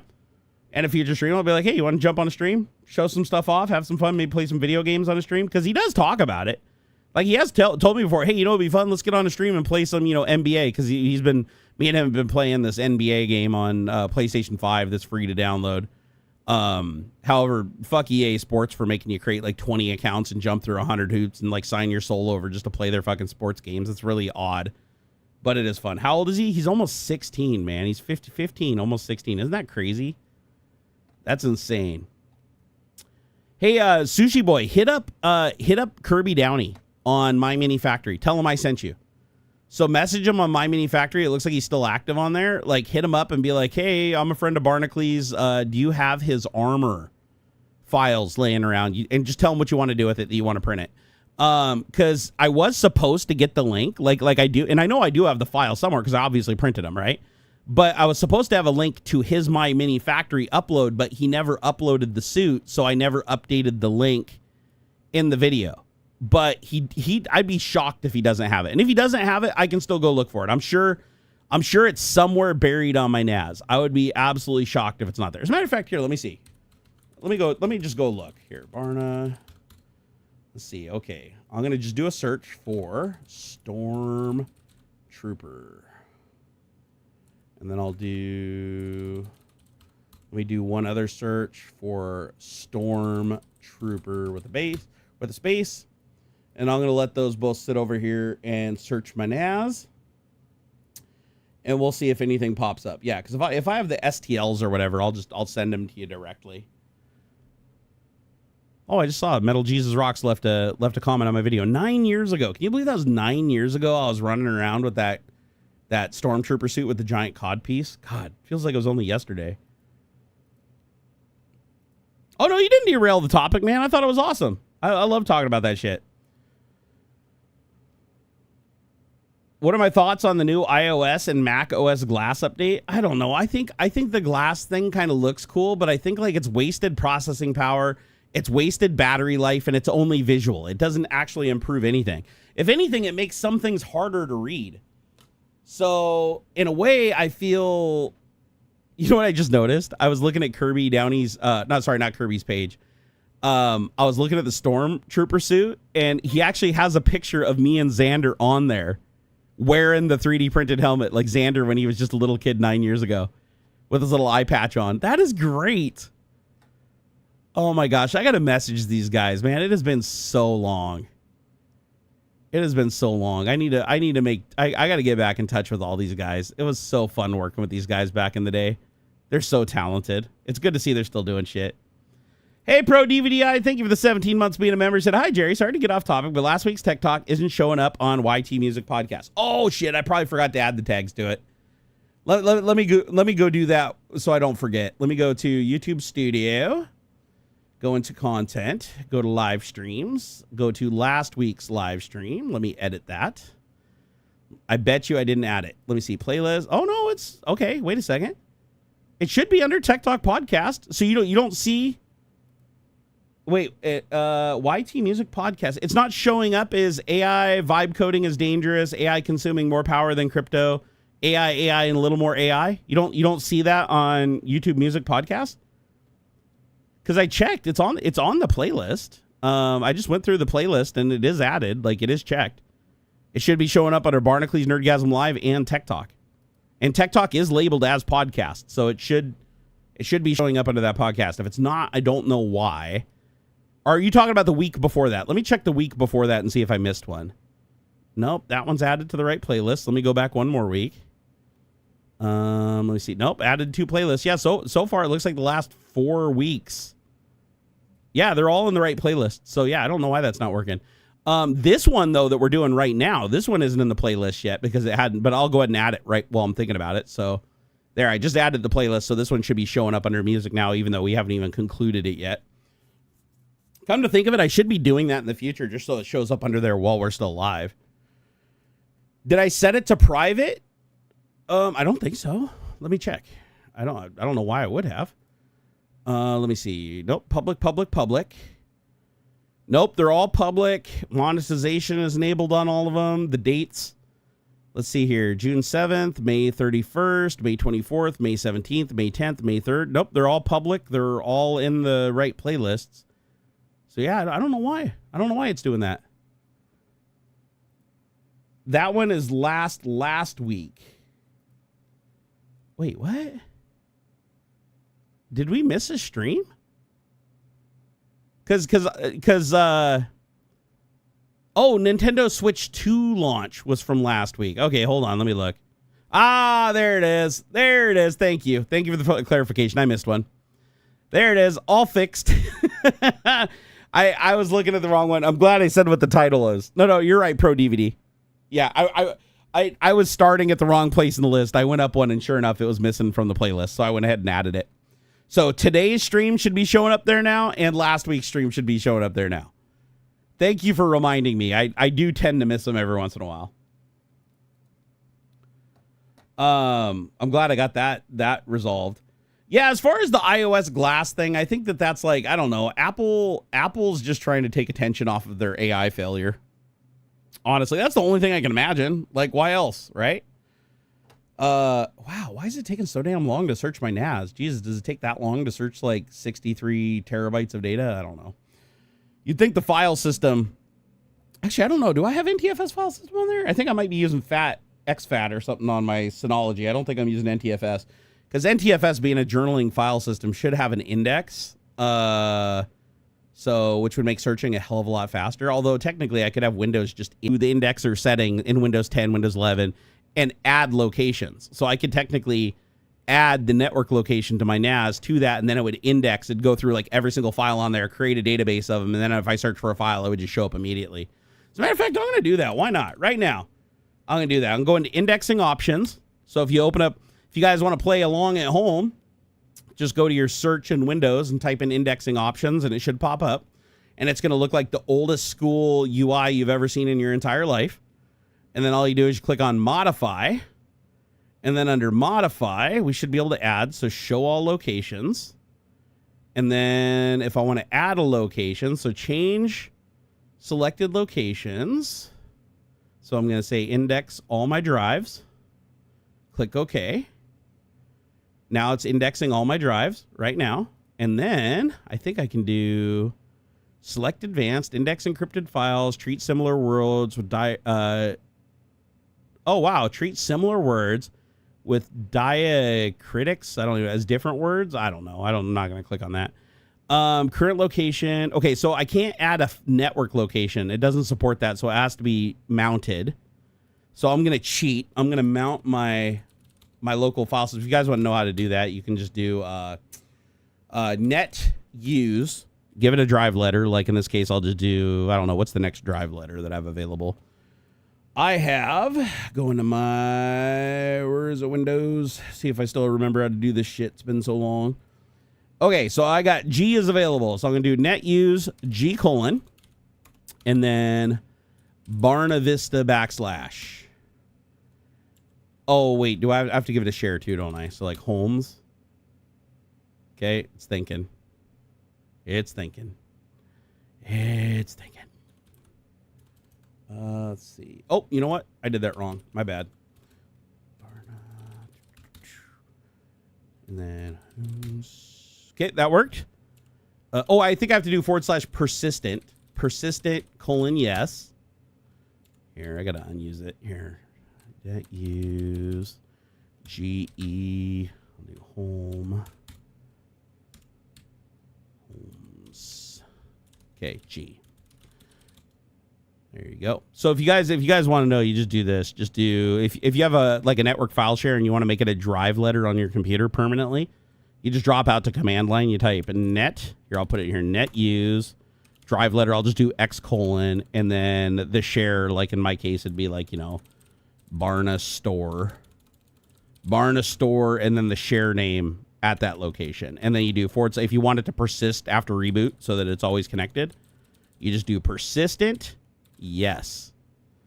So here, I'll copy this and paste it a few times. So obviously you change out the share name and you change out the drive letter. But if you type that from the command line, it'll mount any network file system, any NFS or WinFS or not WinFS, NFS or NTFS. No, what the fuck is the other one? There's NFS and then there's Samba. So whatever network share is supported under Windows, you can mount it to a drive letter, and then it'll just auto mount when you reboot the computer. You might have to provide credentials if it's a protected share, but if you already net used it or you already have permission to access it through Explorer, it'll just automatically do it for you. It'll remember that. And once you do that, then it'll show up as a drive. And then once it shows up as a drive, you can reopen indexing options, because it just needs to think it's a local drive, and then you should be able to click modify. And shit, it's strong. It's smart enough to know better, huh? I'll be damned. I thought for sure mounting it as a drive would trick it into letting me index it, but yeah, it's not seeing it as a drive even though it's mounted. Huh? That's really interesting. I would have thought for sure you could do that.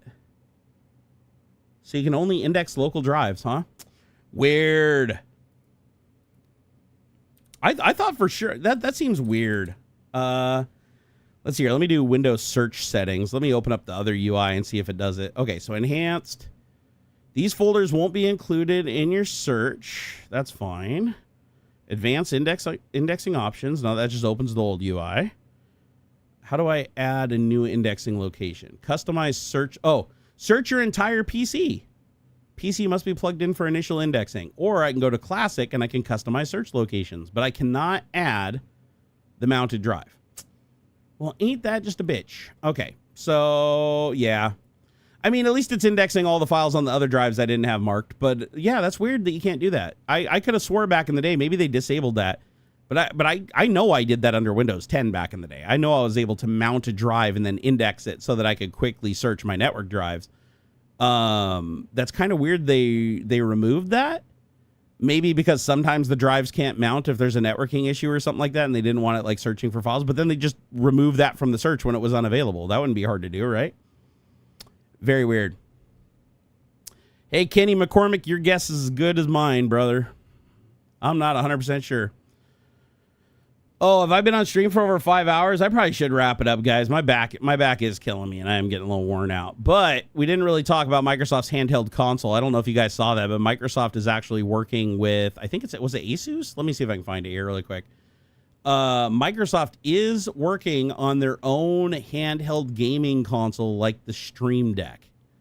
But it's Microsoft's interpretation of it. Where the hell did the link go? I had a link up on it here. Microsoft Handheld. There it is. Oh, what? Microsoft cancels Xbox Handheld. What the shit? That can't be right. Okay, Xbox Handheld axed as Microsoft's focus PC. Fuck! Seriously? I literally just added this as a topic, and 1 day ago it's been axed. Well, there you go, guys. There you go. What I was going to talk about being excited about is already killed. Leave it to Microsoft to kill shit before it even gets started. But yeah, Microsoft was going to work with ROG to create a handheld Microsoft-focused PC gaming handheld to rival the Stream Deck, and it looks like they killed it. Damn it! Well, that was an easy topic to discuss. Shit.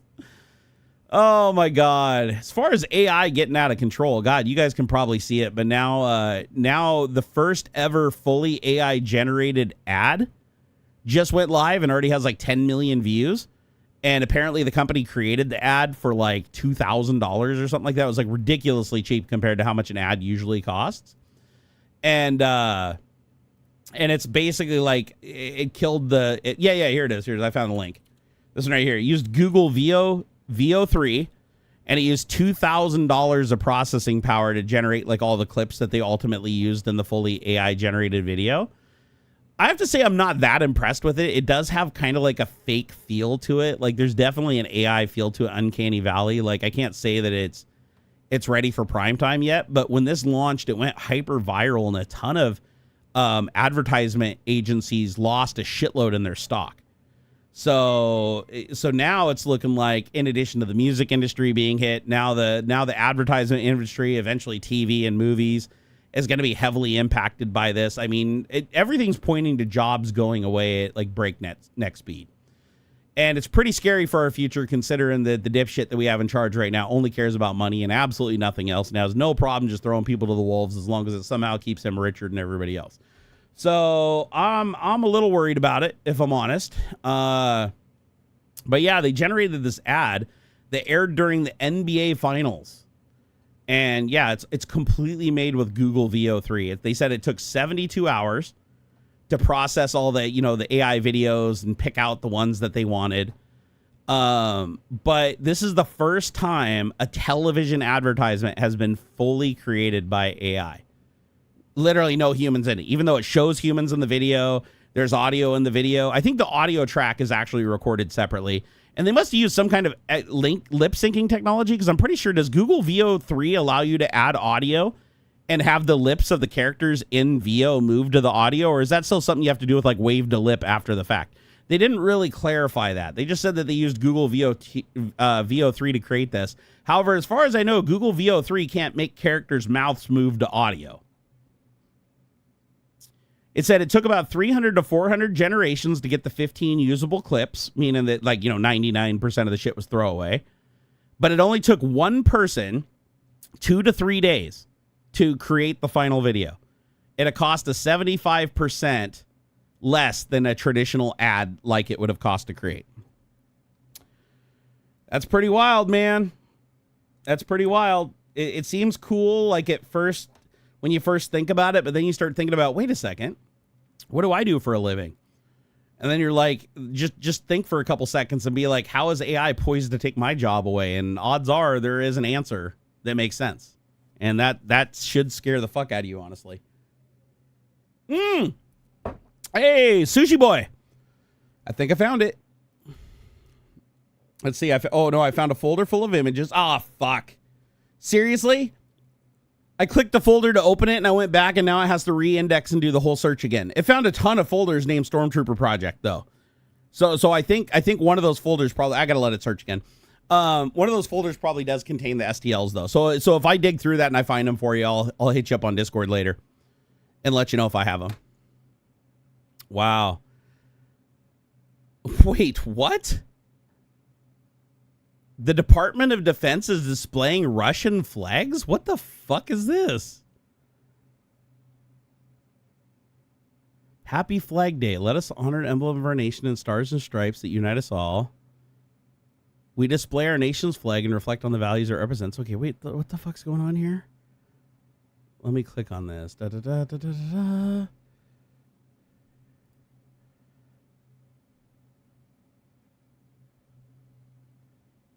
Here.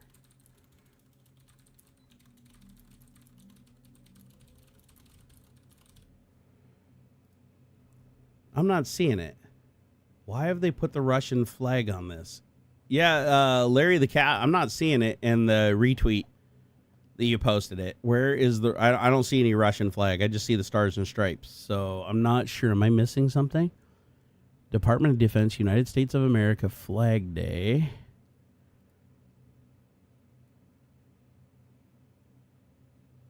Eat a bag of ass, whoever did this. Russia is a terrorist state. What am I missing here?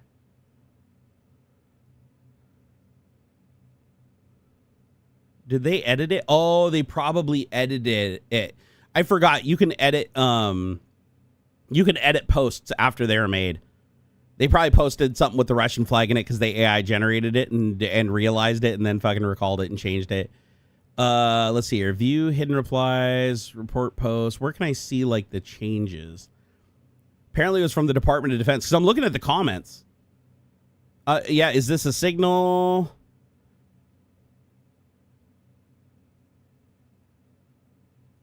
Yeah, a bunch of people are saying the Russian flag does not have different colored blue vertical stripes.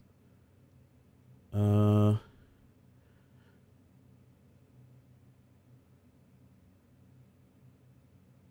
are they saying the white and the red line in front of the blue is the Russian flag? Okay, that's a little bit of a reach. I'll even be the first to say that's a little bit of a reach. Here, I'll let you guys be the judge, though. Here, I'll give you a link to it.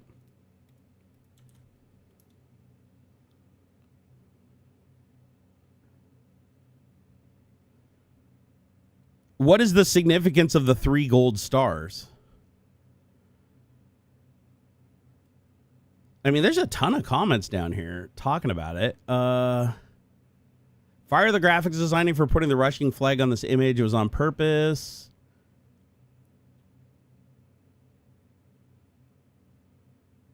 I mean, I personally am not seeing it, guys. Like, I get it. There's like a blue and there's a white and a red bar, not a blue and a red together.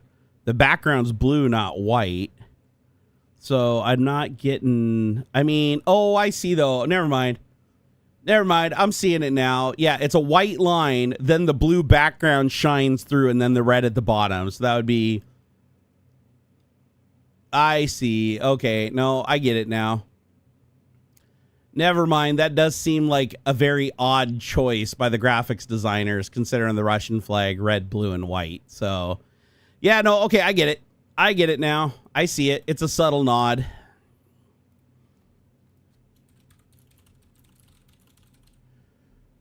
Jesus, this reminds me of back when they did the ad and they had the newspaper clippings, and the newspaper clippings showed Adolf Hitler's like fascist bullshit like in the background, and like the SS uniforms and stuff, and everybody's like, oh, it's just an accident that slipped to the back. It's like, yeah, no, that was a nod from fucking the Heritage Foundation. Wow. I mean, Lazy Gamer does feel like a reach. I mean, we have seen them do nods like that before. But even I'm going to say that's a bit of a reach. When there's so much shit that they're doing that's completely on the nose, just completely unapologetically, like that doesn't even deserve any time. Check out Everything by Void Tools. It's a file indexer that's really fast and has some great features. Wait, it's called Everything by Void Tools. Let me check that out. Everything by Void Tools. I've never even heard of Void Tools. So let's see here. Void Tools, are these open source? What is Everything? Everything is a search engine that locates files and folders by file names instantly for Windows. Unlike Windows search engine, Everything initially displays every file and folder on your computer, hence the name Everything. You type in a search filter to limit the files and folders are displayed. Okay, so it's just an aftermarket indexer that supports FAT, FAT32, exFAT. You can also index other file systems if it's supported by the operating system. Oh, it can even do conversion. You can convert volumes to NTFS on the fly. Oh, this seems... I've never even heard of this. Let me see. Is it open source? I want to see if it's open source. Let's see here. Donate, contact, downloads. Let's see here. Open source. Okay, I don't see anything about open source. Does it contain any malware? No, everything does not contain malware, spyware, or adware. This is definitely one that I'd want to run through Virus Total, though, just to be 100% sure. Let me download it, though. Here, save. Put it in the folder. Open. Send that to... Let me send that to Virus Total really quick. Virus Total. If you guys don't use virustotal.com, highly recommend it for, like, uploading shit to be checked. Yes. 0 detections. Perfect. Just checked not even 14 hours ago. Okay, perfect. So Everything tools can be installed. Agreed. Next. Okay, do I want to do app data and everything and install Everything service? Sure, why not? Check for updates on startup. Start everything on system startup. Install folder context menus. Install quick launch shortcut. Cool. Install. There we go. Everything tools is being installed, guys. Run Everything. I like the name of this. Okay, so it's just... Oh, okay. Very simple UI. Okay, it looks like it's indexing. Oh, you can add bookmarks. Match case, regular expression, search for audio, compressed, folders, pictures. This is pretty cool. I like simple tools like this that do really cool shit. Very cool. You have your Glasswire installed using the Virus Total API key? No way. Wait, what, Metalhead? So Glasswire allows you to install using Virus Total's API key? What? And it worked? Like, it actually registered it and installed it as, like, the pay version by using the uploaded thing? No. That's hilarious. By the way, Glasswire is really good software. I highly recommend paying for it if you can afford it. It is good. It is really good. I used to use the shit out of it, but then I switched over to a bunch of Unify stuff that my buddy Adam, aka Kevlar Condom, got me, and now I'm like hooked on the Unify stuff. Like I really don't need it anymore. Although technically I could enable SNMP on the Unify stuff and have it talk to Glasswire and have Glasswire be the UI. It's a feature in the free version. Oh, Glasswire allows you to... Oh, I see what you're saying. Okay, Glasswire allows you to install the Virus Total API key so that you can have it scan things. Like, automatically scan things. That's pretty cool, actually. Oh, all right, guys. If it's okay with you, I think I need to go rest my old back. My back is super duper pissed off. I tried to wash my car a couple days ago after taking it for a drive. I fucked myself up really bad, laid myself up in bed for days. She's still pretty busted up. I was going to go try to finish washing my car today since I had to abandon it 3 days ago. But I don't think I can do it.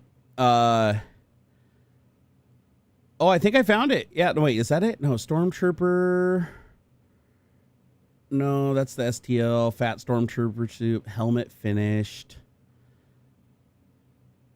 Yeah, so far these all look like images. Yeah, I'm gonna have to do a little bit more digging. Oh shit! I found it. Let me add a bookmark to my desktop here really quick so I don't lose it. Here, come on. Okay, create shortcut. New shortcut. Paste that there. Next, Stormtrooper suit. Got it. All right, Sushi Boy, I found it. So if we can't get it for you later, I'll zip it up and compress it and send it your way. But yeah, I found it. So it looks like it's, let me find the total file. So I got a grand total of 80 STL files. So back 1, back 2, back 3, back 4, back, because remember, this is all split up to be printed on an Ultimaker.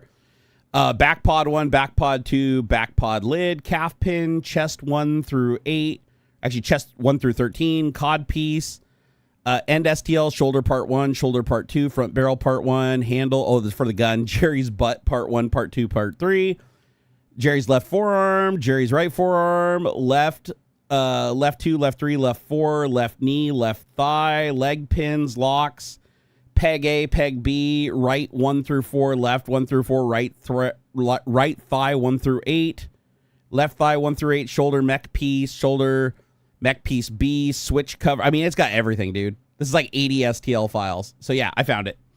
Sushi Boy. Woo! Hey, it was good to see you too, man. It was good to go down memory lane. It was good times. Oh God, you guys have been awesome. I appreciate you guys so much. You know, I honestly, this wouldn't even be worth doing without you guys. Seriously, like you guys bring me in here, you put a smile on my face. I got to get back to streaming on Twitch though, but man, I really fucked myself up. I went and created the jitter saying I wanted to stream on Twitch. I was ready to go, and then like a dumbass, I went and tried to wash my car thinking that if I just took it easy, I'd get through it, and then fucked myself up really bad. But that's what I do. I try to push myself, and I'm like, you know what? I can do this. I just got to work through the pain. But then when I work through the pain, I always end up paying for it. I got to do things smarter, not harder. I need to, if I'm going to go finish the car, I need to just take a folding lawn chair out there and sit in it and just do like a little section at a time so that I don't blow my back out so entirely that I can't move. Oh, life is like a box of chocolates. You never know what you're going to get. Oh, hey, what's up, Vintage Gamers? Yeah, dude, like my body was large. It took a lot of printing pieces and gluing pieces together and welding pieces together, man. It was a lot. This everything program's pretty cool, though. I'm trying to see if it's indexing the mounted G drive. So far, it's only doing CD and E. So but it's like it's getting through some shit. It looks like here. Let me do a search. Here, image. What if I type image? Wow, that is quick. That is proper quick. Okay, I like this. I like this everything program. This is pretty badass. I'm gonna play with it some more. Tough love is never the way. Tough love is the nether way. All tough love ends up doing in the end is hurting people, and even if it appears to help them in the beginning, it ends up hurting them in the long run, and people only stick around for the good, and then they leave with the bad, right? It's like they only take credit for what looks good, but they don't stick around for like the full picture. It's sad. All right, you guys, I love your faces. Thank you for everything. I appreciate you. Thank you for helping out me and Aux so that we can keep doing the show. If you haven't seen the Patreon video, the jitter that I uploaded a couple of days ago, go check it out. And hopefully I can get back to Twitch here pretty soon because I've been away from Twitch longer than I think I ever have. I really got to get back to pumping on there. But and if I can't do it in the nerd cave because my back's fucked up, I need to just get my laptop all set up and just do it from the bedroom. Even if I have to do it from the bedroom, even if I have to do it from the fucking hot tub floating in there because I can't get my back stable any other place, that's just where I need to do it. Because at the end of the day, shit needs to get done no matter what. No more excuses. All right, I love you guys. Peace out, and we'll catch you again here in the next couple days, and then we'll see you next week right here. Do it from VR. That's actually kind of a good idea. And on my worst days where I'm looking really haggard, I should create an animated character and like, because there's a couple different animated character frameworks now where you can like create a 3D model or take an image and then animate it based on webcam facial tracking. I should play around with that and see what happens. Too bad you stream on Twitch when I'm asleep. Vintage Gamers, the goal is to actually stream on Twitch during the day. I don't like streaming on Twitch at night. It's just usually that's the only time I can get myself stable enough to stream. And that's usually why it ends up being so late like that. So hopefully I can get things spun around so that I start waking up a lot earlier so I can take the time to get myself stable so that I can stream before it's too late. But right now it's like I've been going to bed at like 6, 7, 8 a.m. And even this morning, no exception. I went to bed at like 7 a.m., woke up at 9 to start getting ready for the live stream. I only slept like 2 hours. That's why I'm so exhausted after every tech talk. But, you know, you got to do what you got to do. But I love you guys. Thank you for hanging out with me. I really do appreciate it. Thank you for doing what you can to spread the good information and fight the good fight. I hope sooner rather than later we can put the political bullshit behind us, because I don't like it any more than most of you guys do, honestly. People are like, why don't you create a political channel? Because my goal isn't to just do political content. I don't like doing political content. I speak on this shit out of fear. I speak out of this shit because of how it's ruining my friends and it's hurting my family. Like, I speak out about the shit because I've studied history and I see what's coming, and my predictions have come to fruition almost every time. And so it's scaring me. Like, I'm to the point now where it's like I've never been more scared in my life that you know, we're going to have another fascist state and a fall of democracy, and our allies are going to end up having just like Germany's allies had to do back in the 30s. They're going to end up having to turn against us and try to hold us in check, and it'll ultimately end in civil war or world war. Those are the two outcomes. And all because some fucker with 30 felonies who spent his life committing crimes and losing fortune after fortune after fortune, and then just lying, cheating, and stealing its way back, doesn't want to go to jail for his crimes, so he's going to make everybody else pay for it. And it's like, that's not okay. Hitler did it in the 1930s, and now, you know, Trump's doing it in 2025. It's not fair. It's not fair for us. We gotta fight back. We got to protect our democracy. We got to protect our freedom. You know, we might not agree on a lot of things, but the one thing people should really agree on right now is that Trump is a massive existential threat to the vast majority of people, regardless of their party right now. And the sooner that people figure that shit out and they hold him to account, and hopefully it's not too late for us to start clawing back some of the powers that we gave up, you know, the better. All right, guys, take it easy. And until next time.